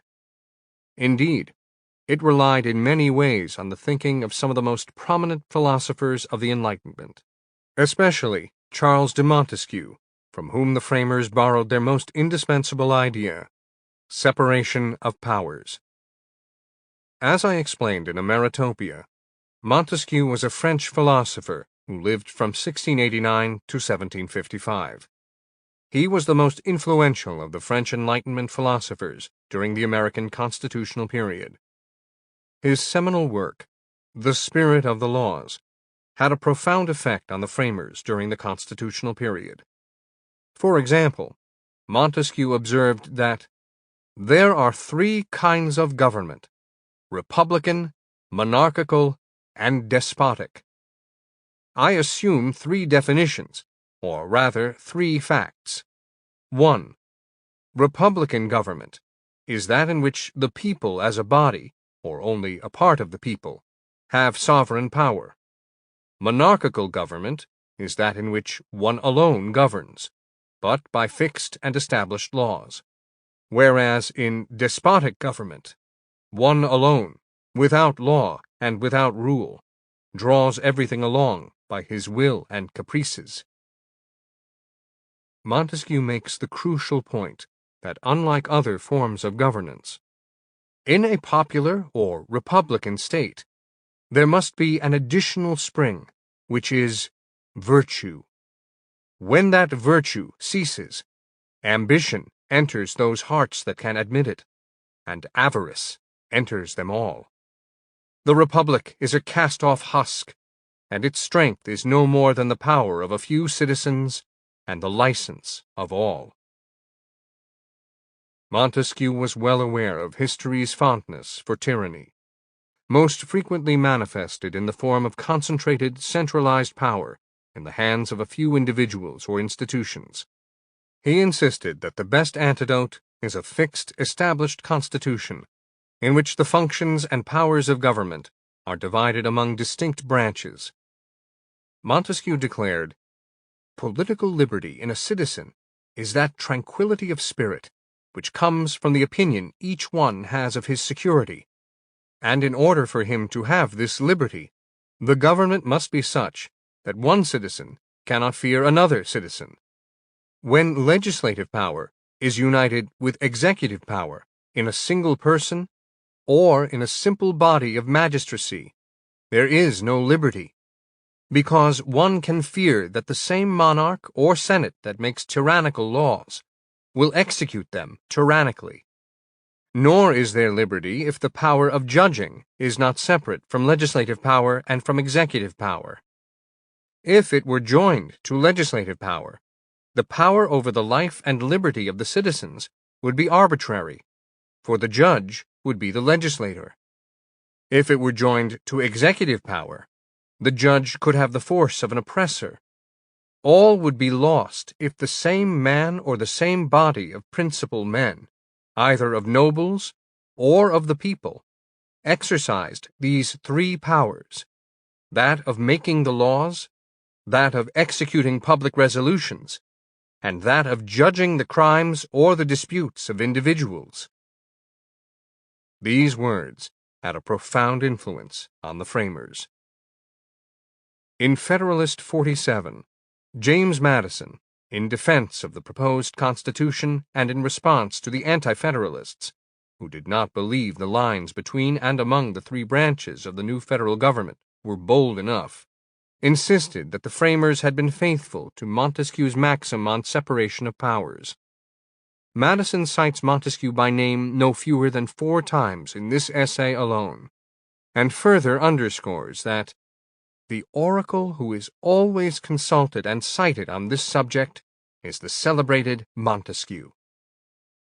Madison refuted the naysayers, insisting that under the proposed Constitution, the magistrate in whom the whole executive power resides, the President, cannot of himself make a law, though he can put a negative on every law, nor administer justice in person, though he has the appointment of those who do administer it. The judges can exercise no executive prerogative, though they are shoots from the executive stock, nor any legislative function, though they may be advised with by the legislative councils. The entire legislature can perform no judiciary act, though by the joint act of 2 of its branches the judges may be removed from their offices, and though one of its branches is possessed of the judicial power in the last resort. The entire legislature, again, can exercise no executive prerogative, though one of its branches constitutes the supreme executive magistracy, and another, on the impeachment of a third, can try and condemn all the subordinate officers in the executive department. The framers were also heavily influenced by English philosopher John Locke, who lived from 1632 to 1704, and especially by his book, The Second Treatise of Government. Locke argued, among other things, for the overarching import of elected legislative bodies, for they directly represent the people. Therefore, he insisted, legislatures must not delegate the power of lawmaking to any other entity. Locke wrote, "The legislative cannot transfer the power of making laws to any other hands, for it being but a delegated power from the people, they who have it cannot pass it over to others." Locke continued, "The power of the legislative, being derived from the people by a positive voluntary grant and institutions, can be no other than what the positive grant conveyed, which being only to make laws, and not to make legislators, the legislative can have no power to transfer their authority of making laws, and place it in other hands." The framers fervently believed they had constructed sufficient divisions of power and distinctive enough roles for each of the federal branches, with certain unavoidable, practicable, but delimited overlapping, providing the citizenry then and in the future with a form of republican government consistent with enlightened self-rule. But again, the people, in the end, would necessarily be required to stand point in the vanguard against would-be overlords and the predictable insatiability of their power lust. Today, however, the people have not been sufficiently aroused. In fact, despite the overwhelming evidence of the federal government's ubiquity and omnipresence, and its engorgement on all manner of affairs, through an ever-expanding and coercive centralized administrative apparatus, too many among the rising generation seem not in the least alarmed by the statists' abandonment of the essential elements of separation of powers. A healthy civil society and vibrant republic ultimately cannot survive without a properly functioning constitutional system. Consequently, statists relentlessly attack and manipulate the system with endless top-down interventions in human behavior, deceptive and outright false promises tied to government programs and entitlements, and coercive, if not oppressive, governmental actions, all intended to reshape not only society, but the individual. Individual sovereignty, that is, the unalienable individual rights of life, liberty, and the pursuit of happiness, is denounced as a quaint and outdated notion of a bygone era, as are the traditions, customs, and institutions that have developed over time and through generational experience. They must give way to notions of modernity and progressivism, hatched by self-anointed and deluded masterminds who claim to act for the greater good and the public interest, requiring the endless reshuffling and rearranging of society. In 1848, Karl Marx and Friedrich Engels, writing in the Communist Manifesto, declared, "In bourgeois society, the past dominates the present. In communist society, the present dominates the past." This view is shared by contemporary statists, including the current occupants of the White House. On May 14, 2008, the future First Lady of the United States, Michelle Obama, while campaigning for her husband, Barack Obama, proclaimed, "We are going to have to change our conversation. We're going to have to change our traditions, our history. We're going to have to move into a different place as a nation." On October 30, 2008, when the polls showed him the likely winner of the upcoming presidential election, Barack Obama shouted during a campaign stop days before the vote, "We are 5 days away from fundamentally transforming the United States of America." Statism and its utopian ends require the subversion of the constitutional order, for the Constitution limits the power of the statists and leaves to the people their own aspirations and pursuits. Unfortunately, as I explained in Ameritopia, the nation has already been fundamentally transformed. And as I pointed out in Liberty and Tyranny, it is now difficult to describe the nature of the American government. It is not strictly a constitutional republic, because the Constitution has been and continues to be easily altered by a judicial oligarchy that mostly enforces, if not expands, the statists' agenda. It is not strictly a representative republic, because so many edicts are produced by a maze of administrative departments that are unknown to the public and detached from its sentiment. It is not strictly a federal republic, because the states that gave the central government life now live at its behest. What then is it? It is a society steadily transitioning toward statism. The product of this degradation and its effect on a people is best described by French thinker and philosopher Alexis de Tocqueville. Writing in Democracy in America, Tocqueville stated in part that this soft tyranny covers the surface of society with a network of small, complicated rules, minute and uniform, through which the most original minds and most energetic characters cannot penetrate to rise above the crowd. The will of man is not shattered, but softened, bent, and guided. Men are seldom forced by it to act, but they are constantly restrained from acting. Such a power does not destroy, but it prevents existence. It does not tyrannize, but it compresses, enervates, extinguishes, and stupefies a people, till each nation is reduced to nothing better than a flock of timid and industrious animals, of which the government is the shepherd. As a result, the virtuousness of the people, essential to the survivability of a republic, is trounced or expunged from the body politic. The preceding chapters in this book, although necessarily truncated, given the practical limits of book writing, bear out Tocqueville's observation. The evidence is unequivocal and overwhelming that much of what the federal government does is without constitutional foundation.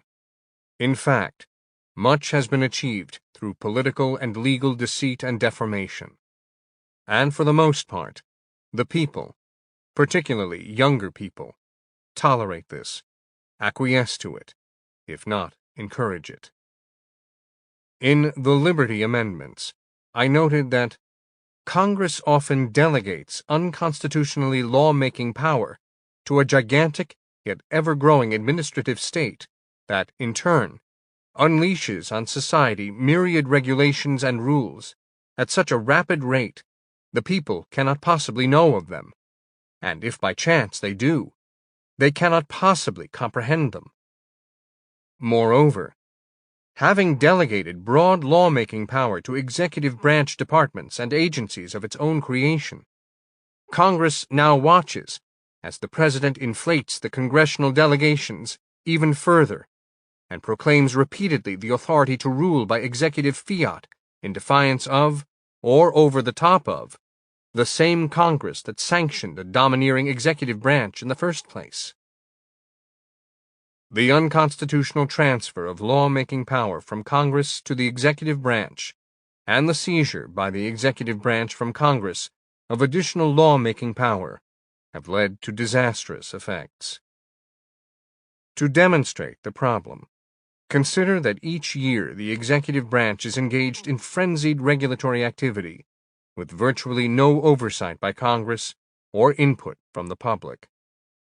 In 2014 alone, the executive branch issued 3,541 regulations, comprising 79,066 pages of the Federal Register, the yearly compilation of federal regulations.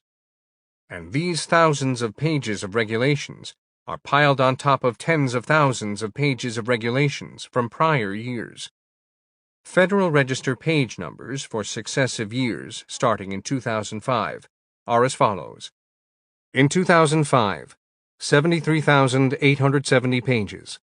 2006, 74,937.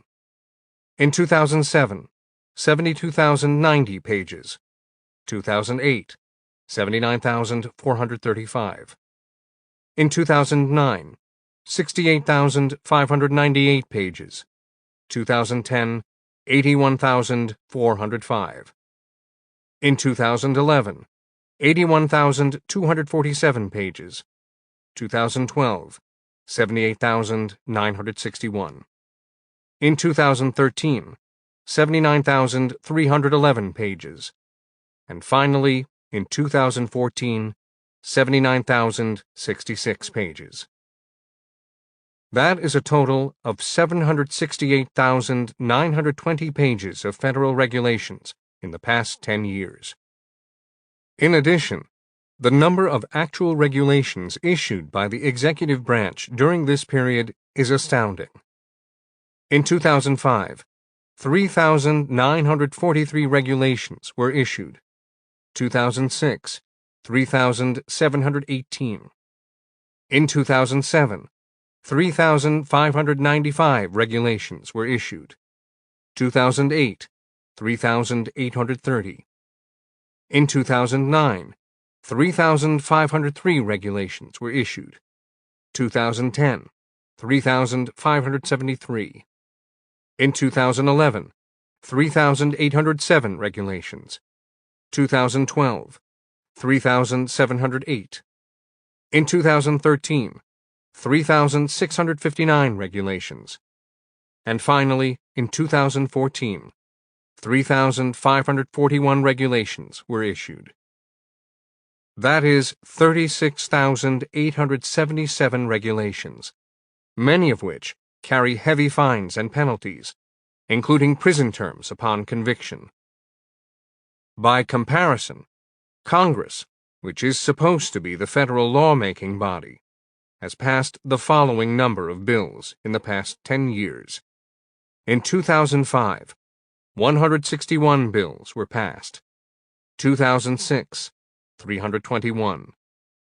In 2007, 188 bills were passed. 2008, 285. In 2009, 125 bills. 2010, 217. In 2011, 81 bills. 2012, 127.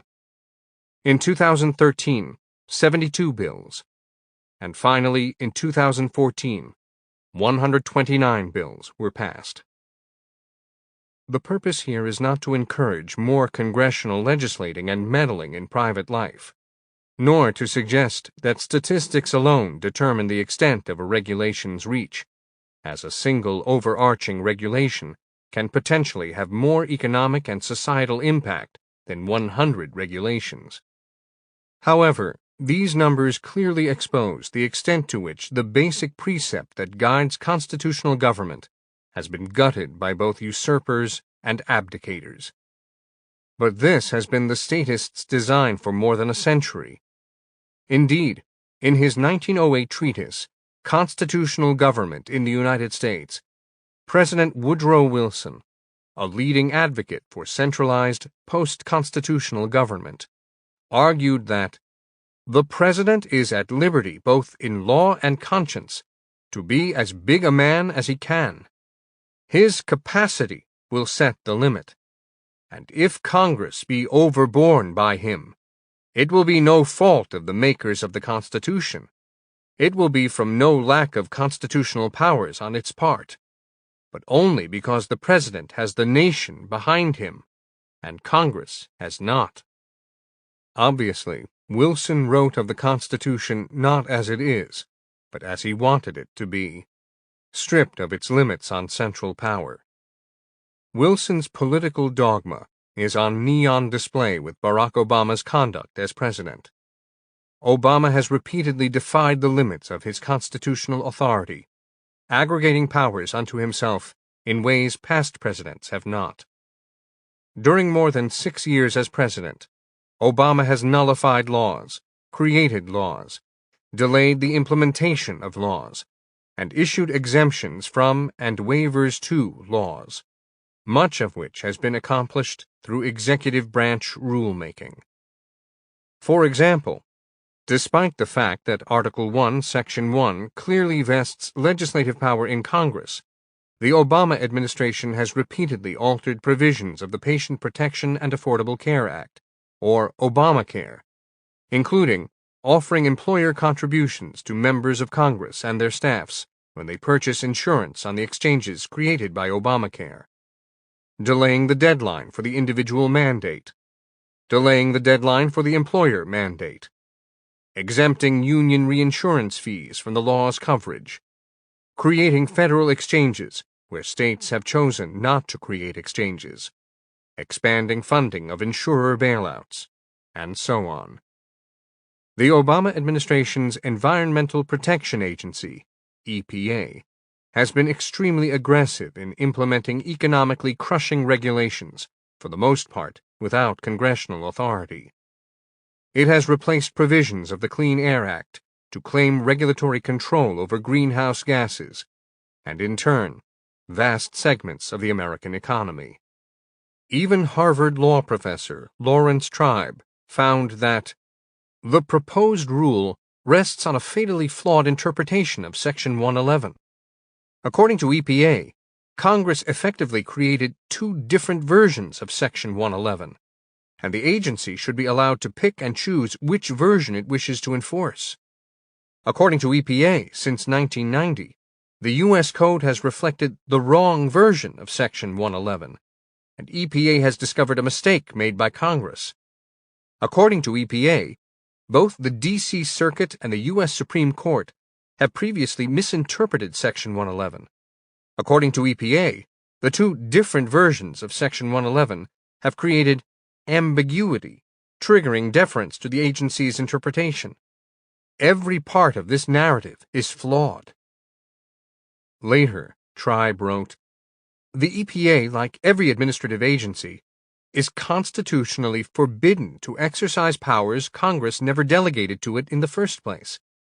The brute fact is that the Obama administration failed to get climate legislation through Congress, yet the EPA is acting as though it has the legislative authority anyway to re-engineer the nation's electric generating system and power grid. It does not. The EPA has done much more. Again, without statutory authority, the EPA has also unilaterally replaced provisions of the Clean Water Act to claim regulatory authority over vast areas of land. In immigration-related matters, Obama has nullified core parts of existing law and substituted for them his own political preferences through unchecked executive action. After instituting a string of executive directives altering existing immigration law, and insisting that if Congress did not act to adopt his immigration agenda, he would act on his own, on November 20, 2014, just days after the 2014 midterm elections in which the Democratic Party lost the Senate, Obama took his most far-reaching immigration-related executive action. Among other things, he ordered the deferral of deportation, deferred action, of several million illegal aliens, assigning them temporary legal status, and instituted scores of additional immigration policy changes. The temporary legal status results in formerly illegal immigrants receiving extensive taxpayer-subsidized benefits from such programs as Social Security, Medicare, Earned Income Tax Credits, and so on.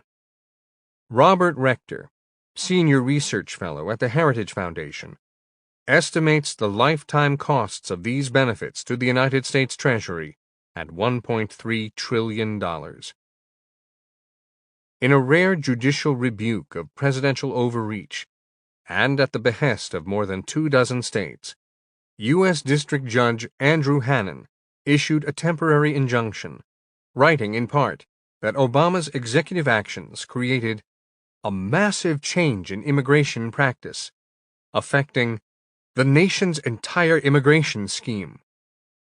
Moreover, the executive actions did not comply with the executive branch's own procedures for issuing regulations.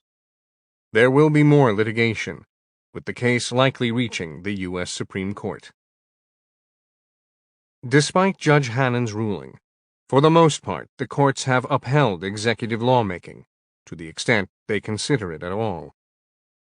Even with the judiciary's modern inclination for activism and its own penchant for legislating, perhaps because of them, since the New Deal, the courts have essentially given their imprimatur to the unconstitutional expansion of presidential powers, and, conversely, the abridgment of congressional legislating authority, to the great detriment of separation of powers, and therefore constitutional government, by rejecting most challenges to executive branch lawmaking.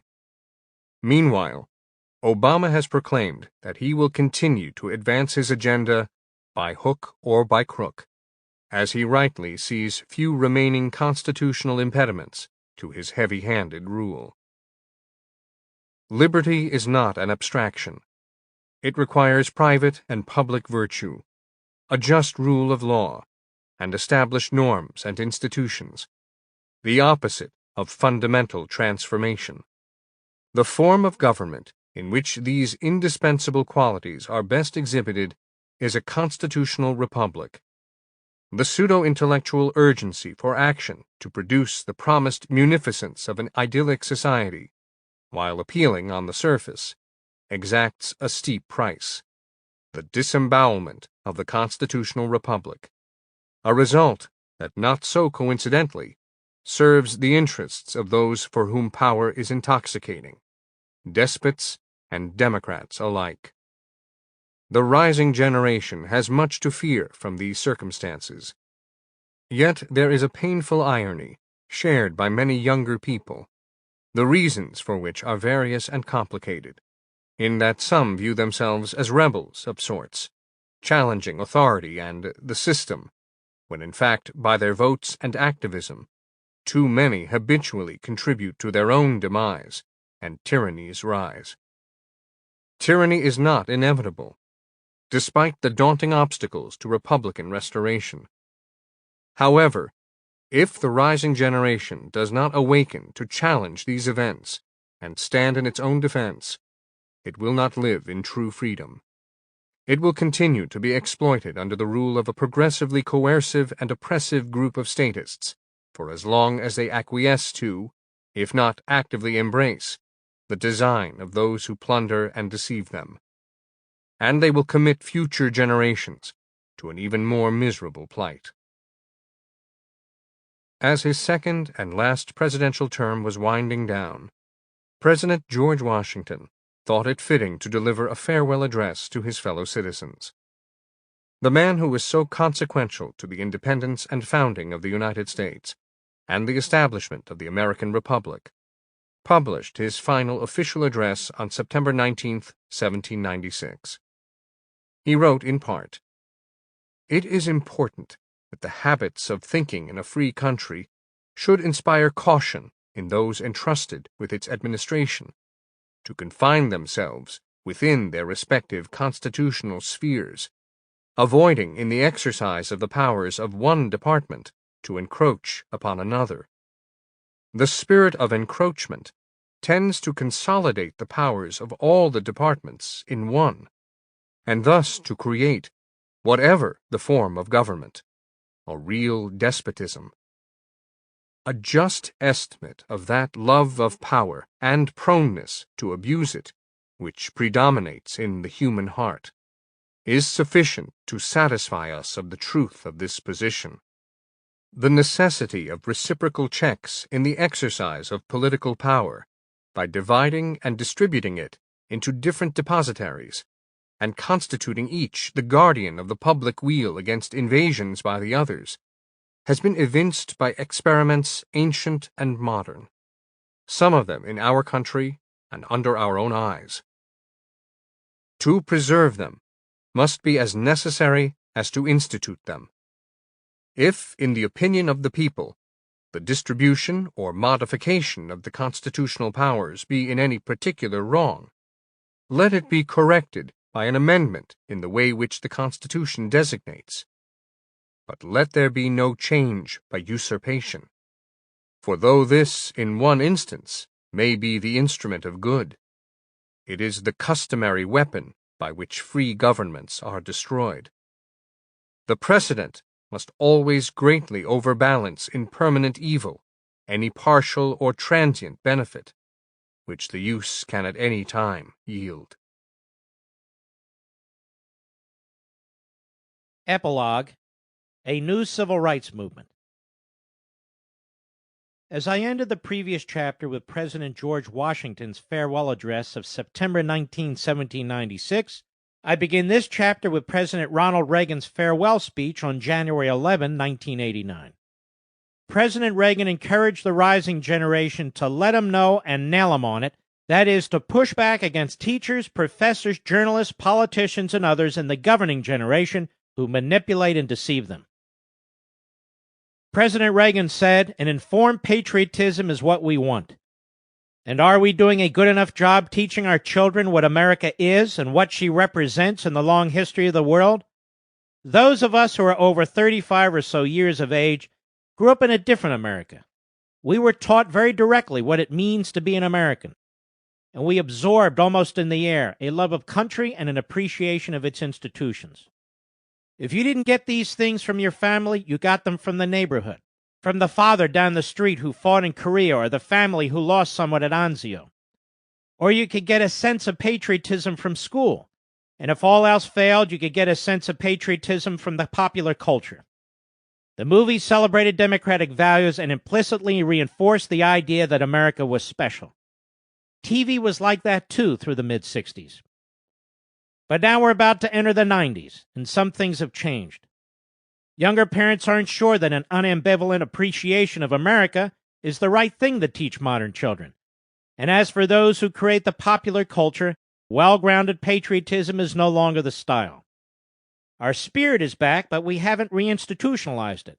We've got to do a better job of getting across that America is freedom, freedom of speech, freedom of religion, freedom of enterprise, and freedom is special and rare. It's fragile. It needs protection. So we've got to teach history based not on what's in fashion, but what's important. Why the Pilgrims came here, who Jimmy Doolittle was, and what those 30 seconds over Tokyo meant. 4 years ago, on the 40th anniversary of D-Day, I read a letter from a young woman writing to her late father, who'd fought on Omaha Beach. Her name was Lisa Zanata Hen, and she said, "We will always remember, we will never forget what the boys of Normandy did." Well, let's help her keep her word. If we forget what we did, we won't know who we are. I'm warning of an eradication of the American memory that could result ultimately in an erosion of the American spirit. Let's start with some basics. More attention to American history and a greater emphasis on civic ritual. And let me offer lesson number 1 about America. All great change in America begins at the dinner table. So tomorrow night in the kitchen, I hope the talking begins. And children, if your parents haven't been teaching you what it means to be an American, let them know and nail them on it. That would be a very American thing to do. The consolidation of power, a mortal threat to the individual and liberty, is now the primary object of government. Yet too many are indifferent to the principle of liberty.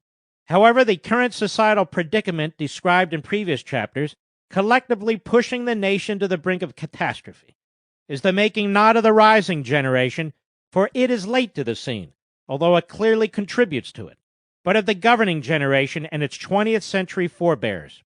Somehow the notion that government dispenses freedom and rights, rather than erodes and threatens them when unbounded by constitutional limits, has become an article of faith.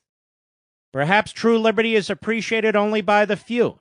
If not, it is time that younger people acquire the knowledge and muster the courage to defend themselves and future generations from big government's reckless and unconscionable designs on the civil society. This book is, against heavy odds, an appeal to reason and audacity. It is intended for all Americans, but particularly the rising generation, which is the primary, albeit not singular, target and casualty of the federal Leviathan's improprieties. It is an appeal to younger people to find the personal strength and will to break through the cycle of statist propaganda and manipulation, unrelenting emotional overtures, and the pressure of groupthink, which are humbling, dispiriting, and absorbing them. To stand up as individuals and collectively against the strong hand of centralized government, which, if left unabated, will assuredly condemn them to economic and societal calamity. The challenge is formidable and the outcome uncertain, as is the case with most momentous causes. But there's no alternative short of surrendering to a bleak and miserable fate.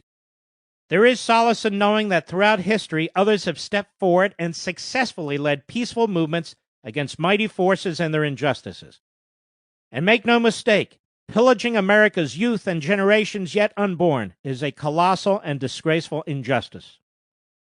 What is required is a new civil rights movement, not of the sort that exists today, which has been co-opted by statists, is often led by hucksters, and serves as a surrogate and advocate for centralized government and its pervasive agenda. But a truly new civil rights movement, organized around fostering liberty and prosperity for younger people and future generations and against their continued exploitation. Indeed, the well-being of America's younger people through the restoration and then preservation of the nation's founding principles should be the primary objective of public policy decisions. For example, the emphasis in education must be on the best interests of the students, not the contractual and bargaining demands of tenured teachers and professors, the virtual monopoly control of education through government schools and public sector unions, the politicization of school curricula for the purpose of indoctrination and social experimentation, and the massive student loan debt young people incur to attend college for a few years, most of which subsidizes out-of-control university spending. This may serve the statists' ends, but it certainly does not improve the education of America's youth. Immigration policy must no longer focus almost exclusively on the perceived or real interests of the alien, including alien children, while ignoring the economic, cultural, and societal consequences for America's youth and future generations from uninterrupted waves of unassimilated illegal and legal immigration, mostly from third world countries. Ethnic pandering may improve the political lot of statist politicians looking for electoral advantage. It may serve the interests of self-appointed leaders of ethnic groups promoting balkanization and demographic advantage, and it may help incompetent foreign governments that prefer exploiting their next generation to the United States rather than reforming their regimes and economic systems, but it certainly is not pursued in the best interests of America's children and future generations, whose well-being is rarely considered in the making of these decisions. Social Security and Medicare were sold to the public as insurance programs. They are not. As such, they now rely mostly on the so-called contributions of younger workers and massive federal borrowing to subsidize them. Despite repeated and dire warnings about their unsustainable fiscal condition from the trustees appointed to oversee them, younger workers are compelled to continue to pay into these programs, from which they are unlikely to benefit upon their retirement, and for which future generations will bear the brunt of their eventual collapse. Even so, the status resists all relatively painless reforms that might slow the growth of these programs and enable younger people to gradually drop out of them. Of course, future generations do not vote in present-day elections. Burdening them with unimaginable debt has no contemporary political downside. These programs are actually worse than a Ponzi scheme, as the rising generation and its progeny are legally compelled to serve as a cash cow for as long as they can be milked. The minimum wage is declared a humane way to increase the standard of living for low or unskilled workers. But most individuals who work in these jobs are younger people, many of whom are working in their first jobs, often part-time jobs, learning skills and gaining experience that will help them improve their future employment prospects or start their own small businesses. When the minimum wage is increased, younger people often face layoffs because employers, including franchisees and retailers, are working on thin profit margins or can find less costly alternatives. Moreover, younger people with limited skills who are looking for work are less likely to be hired. Wage increases only matter if, in the first place, you have a job. The status increases the minimum wage despite its adverse effects on youth employment opportunities. The politicization and radicalization of the environmental movement into a primitive, degrowth, anti-capitalism movement built on a foundation of junk science and emotionalism, and its commandeering of such federal departments as the Environmental Protection Agency and the Interior Department, from which it turns countless debilitating and regressive regulations against the private sector, productivity, and innovation, directly threatens 2 centuries of human progress and the unparalleled American lifestyle. Its campaign to undo the Industrial Revolution and blunt the modern technological revolution will result in economic contraction, while further empowering the federal government's grip on daily human activity. The so-called Green Movement is in fact an anti-liberty and anti-opportunity movement aimed at changing the nation in ways that will deprive younger people and future generations of their full potential. Preserving the peace means being prepared for war. That is history's lesson. The grave and mounting national security threats confronting America today and the potential for future military conflict make the simultaneous hollowing out of the United States military and imprudence in the conduct of the nation's foreign policy, particularly in the last decade or so, profoundly challenging to the country generally and the rising generation most predominantly. No group of Americans should be more alert to these gathering storm clouds than younger people, for it is they who fight the wars and therefore pay the greatest price. The national debt, that is, the unfunded liabilities and fiscal operating debt, amounts to tens of trillions of dollars. The Government Accountability Office, the Congressional Budget Office, and numerous other public and private institutions have sounded warning alarms about the oncoming crash. But no serious or effective steps have been taken to address this simmering financial and economic implosion. It is, after all, far easier for today's statists to dole out money not yet earned by future generations not yet born and be lauded as compassionate, thereby reaping media plaudits and political benefits for generational wealth redistribution, than to be accused of denying subsidies and programs to a growing list of so-called worthy and needy recipients and suffer the media and political backlash. Nonetheless, the governing generation's self-deception, or worse, does not and will not avert the inflating debt bubble, which will eventually burst and flatten the society, turning promises of utopia into the reality of dystopia for future generations. And at the center of what is left of the American Republic is the Constitution. The Constitution is the bedrock on which the nation was built. As Thomas Jefferson explained, our peculiar security is in possession of a written constitution. Let us not make it a blank paper by construction. These days, the law is frequently used by the statist against the individual, to exploit his labor and expropriate his property, to repress his free will and compel his conformity. Rather than securing liberty and ensuring justice through the Constitution's prescriptions and proscriptions, the statist's perversion of law has become the government's most potent weapon against its original purpose. Thwarting the steadily growing tyranny of an illimitable federal government by reestablishing constitutional government is of paramount importance if future generations are to live and prosper in a free and open society. On October 7, 1771, Samuel Adams declared, "The necessity of the times, more than ever, calls for our utmost circumspection, deliberation, fortitude, and perseverance." The words of Adams should echo throughout the land in the form of this new civil rights movement of which I speak. It must be a vigorous movement of the rising generation, of younger people who no longer rely almost blindly on the so-called good intentions of the statist masterminds and the governing generation who dominate the direction of society and who have built a governing federal edifice that uses deception and force to plunder their future and thus victimize them. The time has come for the rising generation to turn down the demands and schemes of centralized government, its surrogates, and those who steal from the future, and look for ways to influence and drive public policy debates and outcomes in all its forms.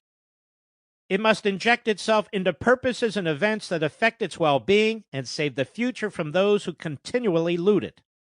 It must populate the very ranks of the institutions requiring reform to change them from within, such as elective office, the administrative state, teaching positions in public schools and universities, and entertainment and the media. As I explained in Liberty and Tyranny, the statist does not have a birthright ownership to these institutions. We must fight for them, mold them, and where appropriate, eliminate them where they are destructive to the preservation and improvement of the civil society. This movement must vigorously and resolutely engage socially, culturally, and politically.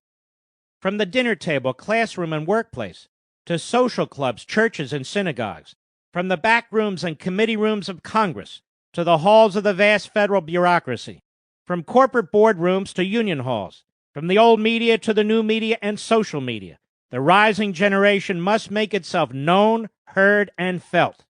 It must speak out, challenge, debate, rally, and protest. It must become a force for respectful and prudential activism, and when circumstances are unjust or oppressive, it must even disobey, but in a civil and peaceful way, unlike the violent and destructive rage of the 1960s radical underground movement and its modern adherents. The rising generation must become the largest and most effective group of activists in the nation for the civil society and America's founding principles, and in so doing help unravel the strangling tentacles of the federal Leviathan and stop the endless march toward a non-existent utopia and fundamental transformation, through which its demise is assured. It must push America toward restoring its heritage, freedom, prosperity, and republicanism ordered around the Constitution, tradition, and experience, and insist on reformation. It is the nature of younger people today to passively live and let live and conform to their second-class standing, or worse, if inspired, to unite around distractive or self-destructive causes. But the right cause now is nothing short of self-preservation, and there can be no doubt that the new civil rights movement and new generation of activists, which must challenge the tyranny of the status quo, will be met with entrenched resistance, resulting in unease, discomfiture, risk, and ridicule. This is a small price to pay for freedom and justice. And there's no reason patriotic and enlightened members of the governing generation, including parents and grandparents equally frustrated and alarmed with the future's outlook and equally committed to preserving liberty and prosperity, should not enlist in, if not help drive this movement, for the benefit of the nation and their offspring. They have much experience, wisdom, and knowledge to contribute to the cause. The new civil rights movement is quintessentially American. Its roots go back to the American Revolution and the country's founding. And Americans have faced and overcome seemingly insuperable challenges in the past, including the Civil War, World War II, and the Cold War. Of course, the new civil rights movement is a bloodless struggle. However, in some ways it is more complex. For one, many fellow citizens perceive living and prospering at the expense of others as both a financial entitlement and a right. Furthermore, they see the role of government and the application of law as accomplishing those ends by force if necessary, and the status is happy to oblige. Whether knowingly or not, whether by choice or surrender, these citizens have been absorbed into the soft tyranny of an increasingly autocratic government. Although there are fanatics and malcontents among them, the vast majority of these citizens are family members, friends, neighbors, and co-workers. It is impossible to propose a detailed list of tactical directions or plans pertinent to all settings and valid for all times. Nonetheless, several important suggestions are offered in Liberty and Tyranny and the Liberty Amendments, the latter of which is an entire dissertation on the subject of the Constitution's Article 5 Convention of the States process, which empowers the American people, through their state legislatures, to civilly and lawfully reform an oppressive federal government. Armed with the nation's founding principles and committed to invigorating the civil society, and keenly conscious of the copious evidence of a declining republic and the disastrous consequences for younger people and future generations, in the spirit and with the vitality of past civil rights movements, activists and advocates for the new civil rights movement must, and one hopes, will find untold opportunities and approaches for peaceful and effective recourse. I believe the greater challenge is, in the first place, awakening younger people to the cause of their own salvation and the salvation of future generations, so that they may live as free and flourishing human beings. Frédéric Bastiat, a brilliant French political and economic philosopher and deputy to the French Legislative Assembly, who lived from 1801 to 1850, ended his extraordinary book, The Law, with these words: God has given to men all that is necessary for them to accomplish their destinies. He has provided a social form as well as a human form. And these social organs of persons are so constituted that they will develop themselves harmoniously in the clear air of liberty. Away then with quacks and government organizers. Away with their rings, chains, hooks, and pincers. Away with their artificial systems. Away with the whims of governmental administrators, their socialized projects, their centralization, their tariffs, their government schools, their state religions, their free credit, their bank monopolies, their regulations, their restrictions, their equalization of taxation, and their pious moralizations. And now that the legislators and do-gooders have so futilely inflicted so many systems upon society, may they finally end where they should have begun. May they reject all systems and try liberty, for liberty is an acknowledgement of faith in God and His works. So I ask the rising generation, America's younger people, what do you choose for yourself and future generations? Do you choose liberty or tyranny? And what do you intend to do about it?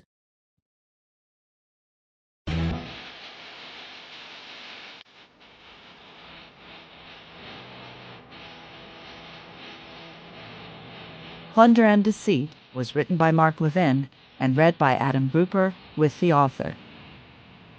It was recorded at John Marshall Media Studios by Paul Pontius and Abigail McHugh. Editing and post-production by Common Mode.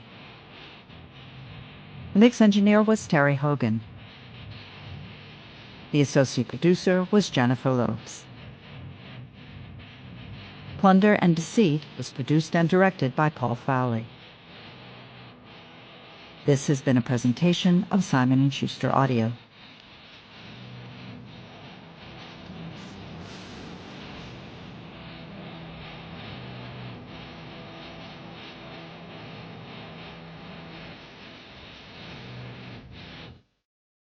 Plunder and Deceit is available in print from Threshold Editions. Also from Simon & Schuster Audio, The Liberty Amendments, written by Mark Levin and read by Jason Culp with the author.